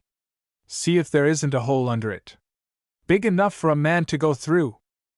"Yes," answered Betty after a breathless fashion. "Yes. A little more. Oh, come see. It looks almost like steps going down. I'll have to force it back a little farther," he returned. "Maybe it will balance there. If not, we'll have to get loose stones and wedge under it." He pried it further and further until at last it would not budge another inch. He loosened his grip a trifle on the rifle lever, and the rock began to settle back into its former place. But Betty had seen and already was bringing fragments of stone to block under the edges. "No," she called. "Come see." He jumped down. The boulder, wedged securely, lay on its side. He went to Betty, and from what they saw before them they looked into each other's eyes wonderingly. "The tale was true," he said with conviction. "You and I have found the way to the treasure." In the floor was an opening a couple of feet square. Very rude, uneven steps led down, vanishing in a forbidding black dark. Kendrick lay flat and looked down. Little by little he could penetrate a bit further, but in the end there lay a region of impenetrable darkness into which the steps merged. "You're going down there!" gasped Betty. "Am I?" he laughed. "You wouldn't want us to skip out tonight without even having looked into it, would you?" "No." But she hesitated and even shuddered as she too lay down and peered into the forbidding place. "We'll not take any chances we don't have to."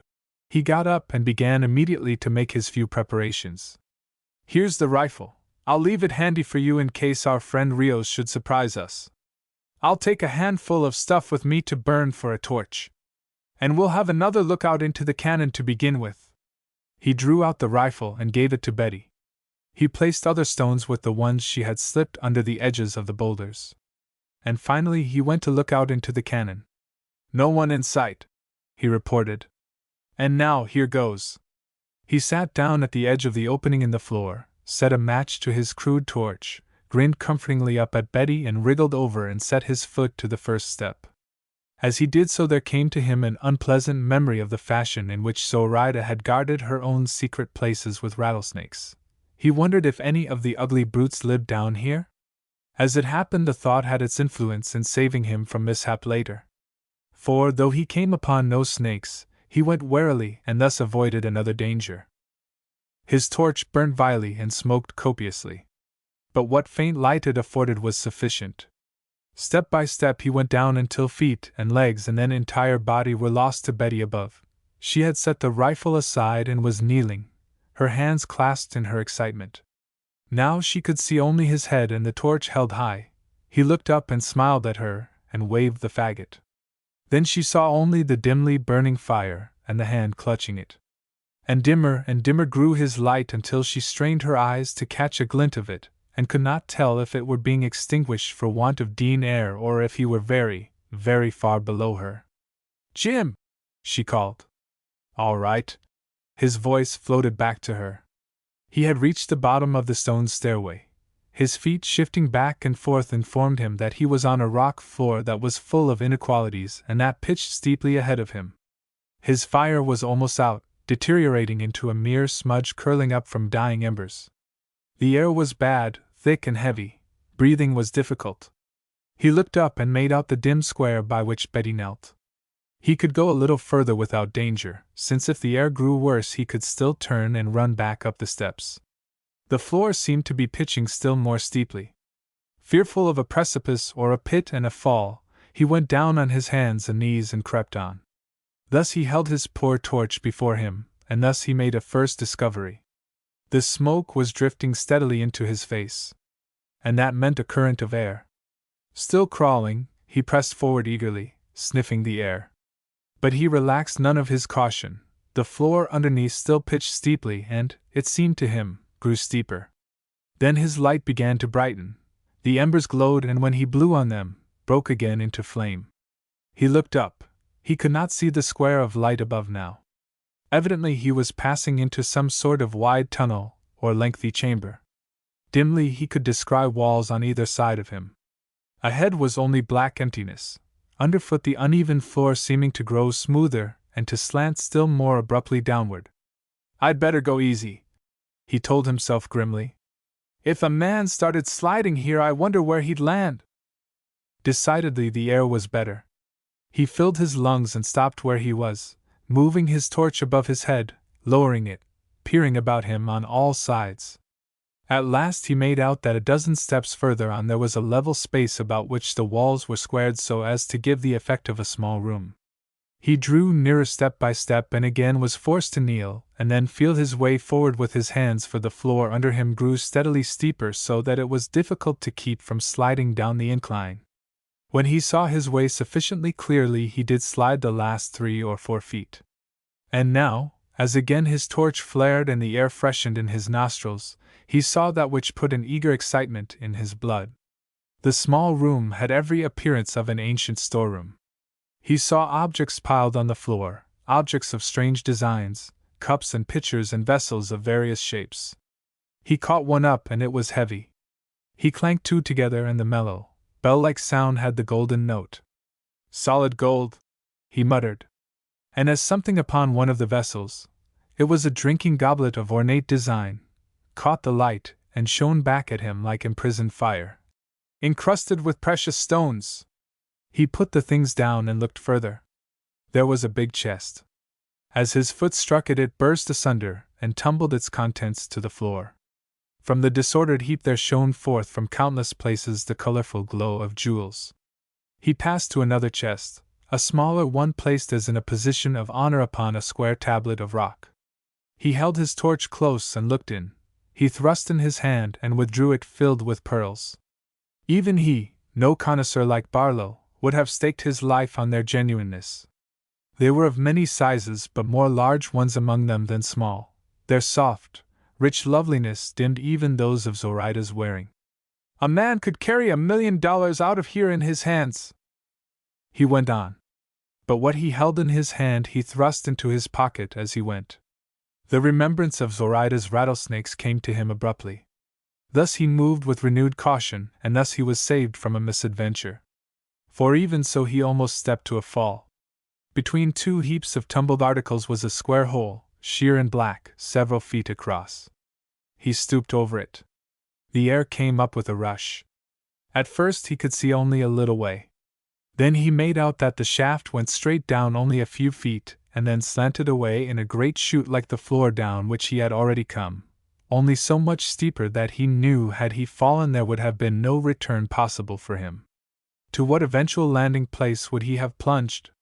For a moment or so his eyes strained in vain into the gloom. Slowly faint, and then growing detail rewarded him. It was but a small section offered him because of the angling of the tunnel.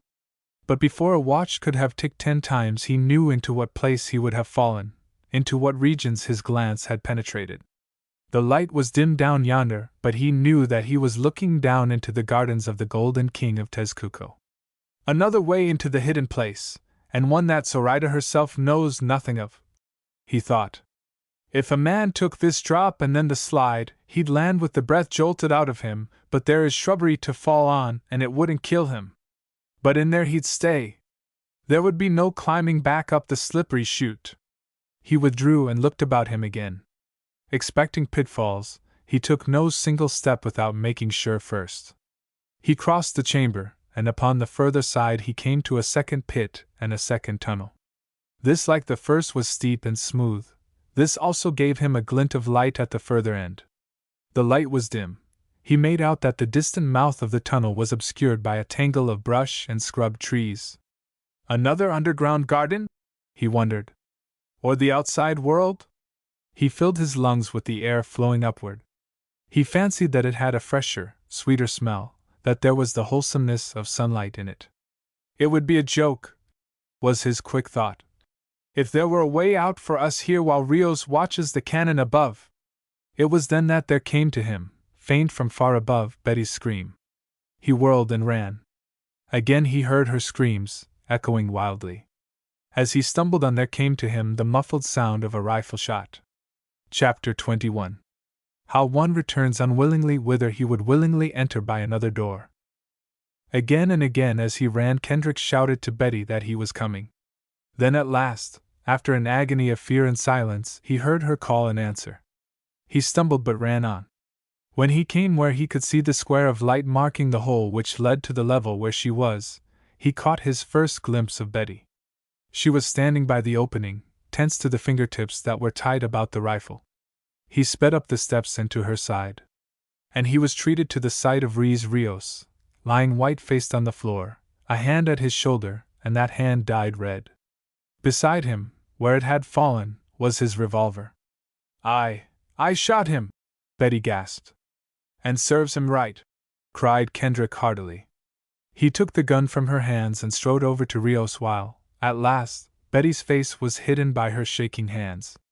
So you're on the job, are you? Rios looked sick and miserable. But slowly, as he lifted his black eyes to the man standing over him, the old evil fires played in them. He stirred a little and lay back. My shoulder is broken, he groaned. You're in luck to be alive, Kendrick told him sternly. What do you want here? I'll bleed to death. Quick fright sent a shiver through him. For the love of God, stop the blood for me. Kendrick could scarcely do less than look at the wound. Presently he straightened up with a grunt of disgust. It's only a flesh wound, he said coolly. The bone isn't even touched, and it's a clean hole. You'll last for a lot of devilment yet. Rios sat up. He felt of his hurt with tender fingers, and slowly the fear went out of his look, and his old craft and hate came back. You've found the treasure, here, he said. You will have to talk with me before you touch it, senor. You talk big, Rios, snapped Kendrick angrily. It strikes me that you are just now in no position to dictate. You should thank your stars if, presently, we let you go about your business. Whether or not we have found treasure does not concern you. So intent was he upon Rios, so occupied with considering what was to be done with him, that he did not note who it was who had come to stand in the narrow cleft between them and the entrance from the cannon side. But Betty, her hands dropping from her horrified face, saw. Oh, cried Betty. We are lost! Then he saw that following Rios had come Zoraida, and that she stood and looked at them, her eyes filled with mockery and triumph. Who is it that speaks of what shall be done with that which rightfully is Zoraida's? She demanded, her voice ringing out boldly. And you too, who thought to escape me, I have you in a trap. Kendrick swung his rifle about so that the muzzle was towards her. His eyes hardened. If we have to shoot our way out of this, we're going free, he told her shortly. Zoraida's only answer came quickly, unexpectedly, before he could step forward. Her hand went to her bosom, out came her silver whistle, a blast shrilled forth from it, loud and penetrating. 20 of my men, all armed, hear that, she said defiantly. They are just below. Listen and you will hear them coming. The sound, first of men's voices somewhere outside, then of rattling stones under running feet, told that Zoraida spoke truly. Kendrick heard and for an instant was struck motionless with indecision. The entrance was narrow and he could make a fight for it. There was Betty to think of, behind him but in the path of glancing bullets. There was Rios, wounded but treacherous. There was Zoraida. There was the treasure below, and he had no mind to see it snatched from under his eyes. Then the one chance presented itself to him, clear and imperative. Rios, he commanded, down you go through that hole, or I swear to God I'll blow your brains out. Quick! And Zoraida, you with him. He sprang upon her and dragged her with him, shoving her toward the opening in the floor. He took time then to whirl and fire one shot along the narrow way which Zoraida's men must come, confident that they would pause, if only for an instant. Down, Rios! Down, Zoraida! A sort of fury looked out of his eyes, and even Betty drew back from him fearfully. He grasped Rios by the shoulder, and the Mexican, seeing the look in his eyes, made no resistance. Had he fought back, he would have been killed, and he knew it. He went down the steps. Zoraida would have held back, but again Kendrick's hand, rough on her arm, sent her forward, and rather than fall, she was forced to Rios's heels. Kendrick fired again along the cleft. Then he began knocking loose the stones which held the lever rock back. When only one stone kept the boulder in place, he called sharply to Betty. Down we go with them. Then I'll knock that stone out from below, and we'll have time to breathe before they come on us. But, exclaimed Betty, can we lift it again from below? God knows, he returned. I think so. But I don't know that we'll have to. I think there's another way out. Hurry! Voices were calling excitedly from without. Plainly the men taking Zoraida's pay would in time steel themselves to making an entrance, but just as plainly they saw death in store for some of them and hesitated. It struck Kendrick that their delay would give him time for one other thing, and that other thing would mean much more time gained later on.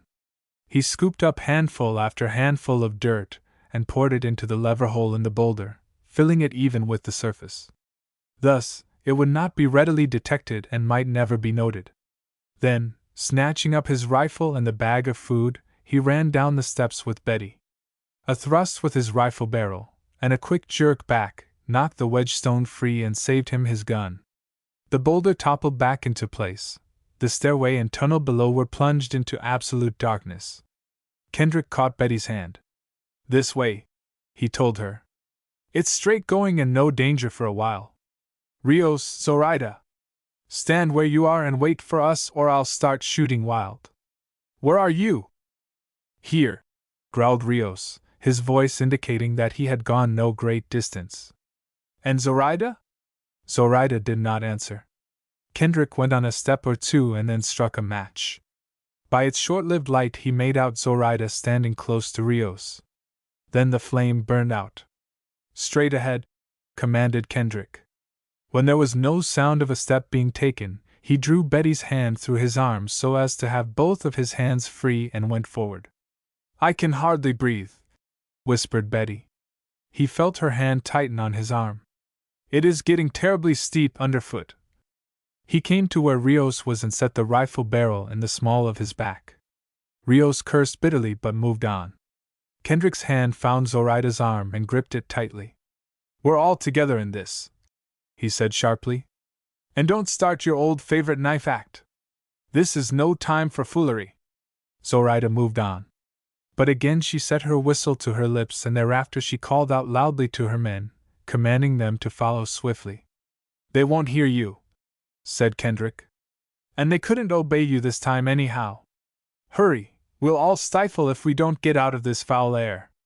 Rios, give me some matches, mine are getting short. Rios, without comment, having as little love as another for the uncertainty of the dark about him, did as he was commanded.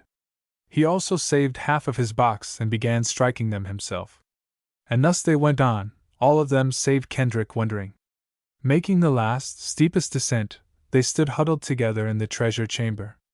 Here, said Kendrick, releasing Zoraida, we have fresh air. Here we can talk.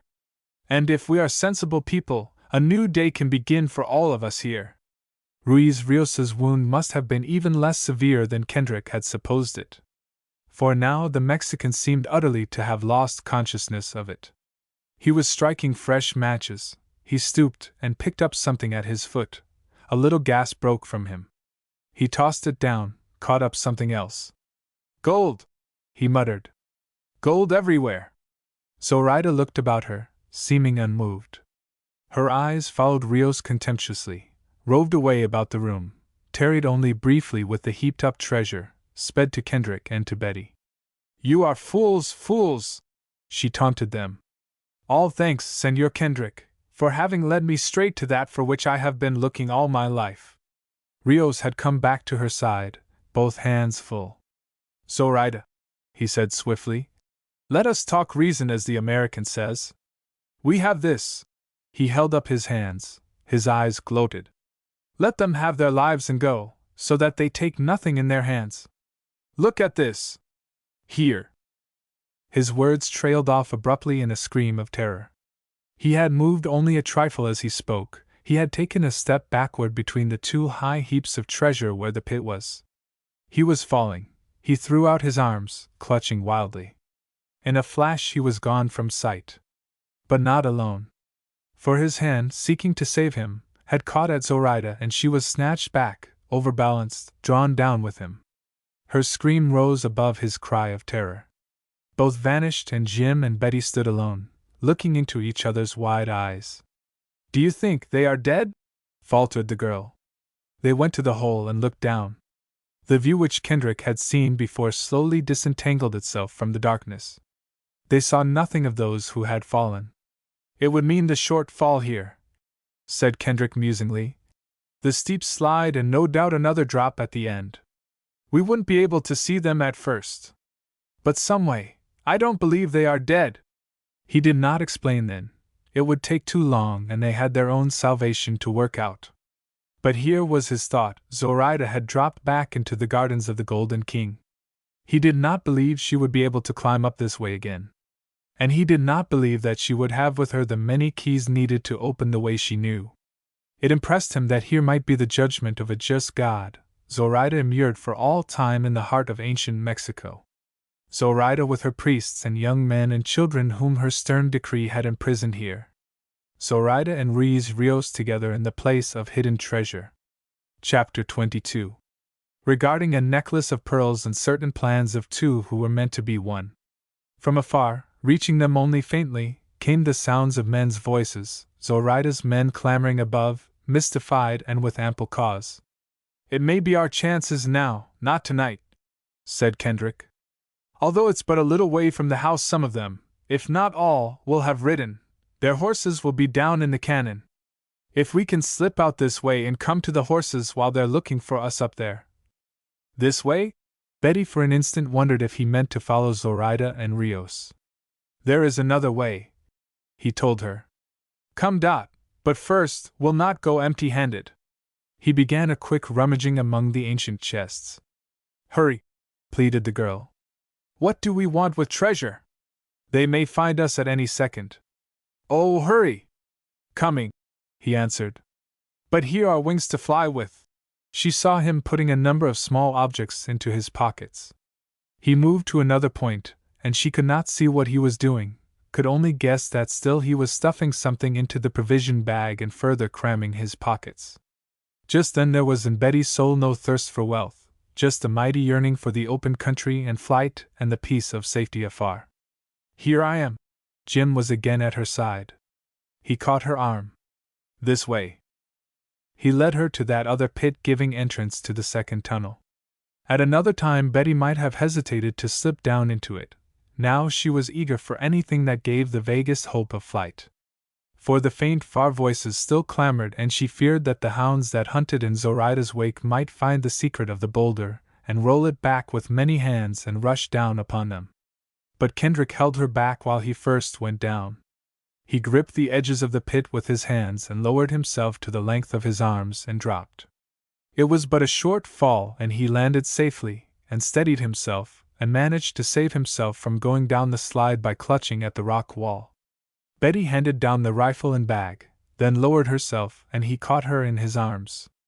And then, in no little uncertainty, and not without grave dread of what dangers they might encounter, they went on. The slide was steep, and yet by going very guardedly, lying face down at times and inching down cautiously, they made a slow descent. The tunnel grew steadily smaller as they progressed. Their bodies shut off the light. The terrible thought presented itself to Kendrick that when they came to the outlet it might be too small for them to pass through, and that to return up the tunnel was a task which would present its difficulties. So, when they came to a place where Betty could cling on and keep from slipping, he called to her to wait while he went on. The time had come when his rifle was an encumbrance. He needed both hands to keep from slipping. He had had the forethought to turn the muzzle downward, since Betty was above him. Now he craned his neck and sought to peer down along his body. Far away, somewhere, was a glint of sunlight, small but full of promise. He saw, as he had seen before, a tangle of brush. He wondered if it were a clump of bushes on a little flat, or if they were shrubs clinging to some steep face of cliff. When at last he came to the mouth of this chute, if it were wide enough for a man's body to pass through, would the man have reached safety, or would he be precipitated through space and down a 50-foot fall of rock? The bushes ought to stop the rifle, he decided. At any rate, the time has come when I need both hands. And he let it slide past him and sought to watch it as it clattered along the incline. But he saw nothing of it in the dim passage until it struck the fringe of bushes. Then it crashed through and was gone, without telling him how and where. The bag, a knot tied in it, he sent down after the gun. His misgivings were considerable, but he went on. He called out to Betty, "It looks all right. Hold on till I call," and began inching downward again. With his feet he sought to judge the slope below him. It seemed to be growing steeper. Still he went on and down. He caught at any unevenness in the rock he could lay hand upon, lowering himself to the length of his arm, groping for handhold and foothold everywhere. Then a handhold to which he had entrusted his weight betrayed him, the tiny sliver of stone scaled off, and he began to slip. He clutched wildly, but his body gained fresh momentum. He heard Betty shriek above him. He had a vision of himself plunging down the cliffs. Then he knew that he had struck the bushes, had broken through, was rolling down a steep slope, rolling and rolling. The breath jolted out of him, he was brought up with a jerk in another clump of bushes, wild sage in a little level space. He hastily jumped up and began to scramble back up toward the tunnel's mouth. He could not see it from below, he could see only the patch of brush which, since it was directly above him, must conceal it. He saw his rifle where it stood on end, the muzzle jammed between two rocks. He wanted to call to Betty but did not dare, not knowing how close some of Zoraida's men might be. Betty could not hold on there forever. She would slip as he had done or, frightened terribly, by now she might be seeking frenziedly to make her way back to the treasure chamber. But as it happened, Betty was to make the descent with less violence than Kendrick's. She had thought that surely Jim had been snatched away from her to a broken death below. She had gone dizzy with sick fear. She had struggled for a secure grip, and she, too, had slipped. Down she sped, half fainting.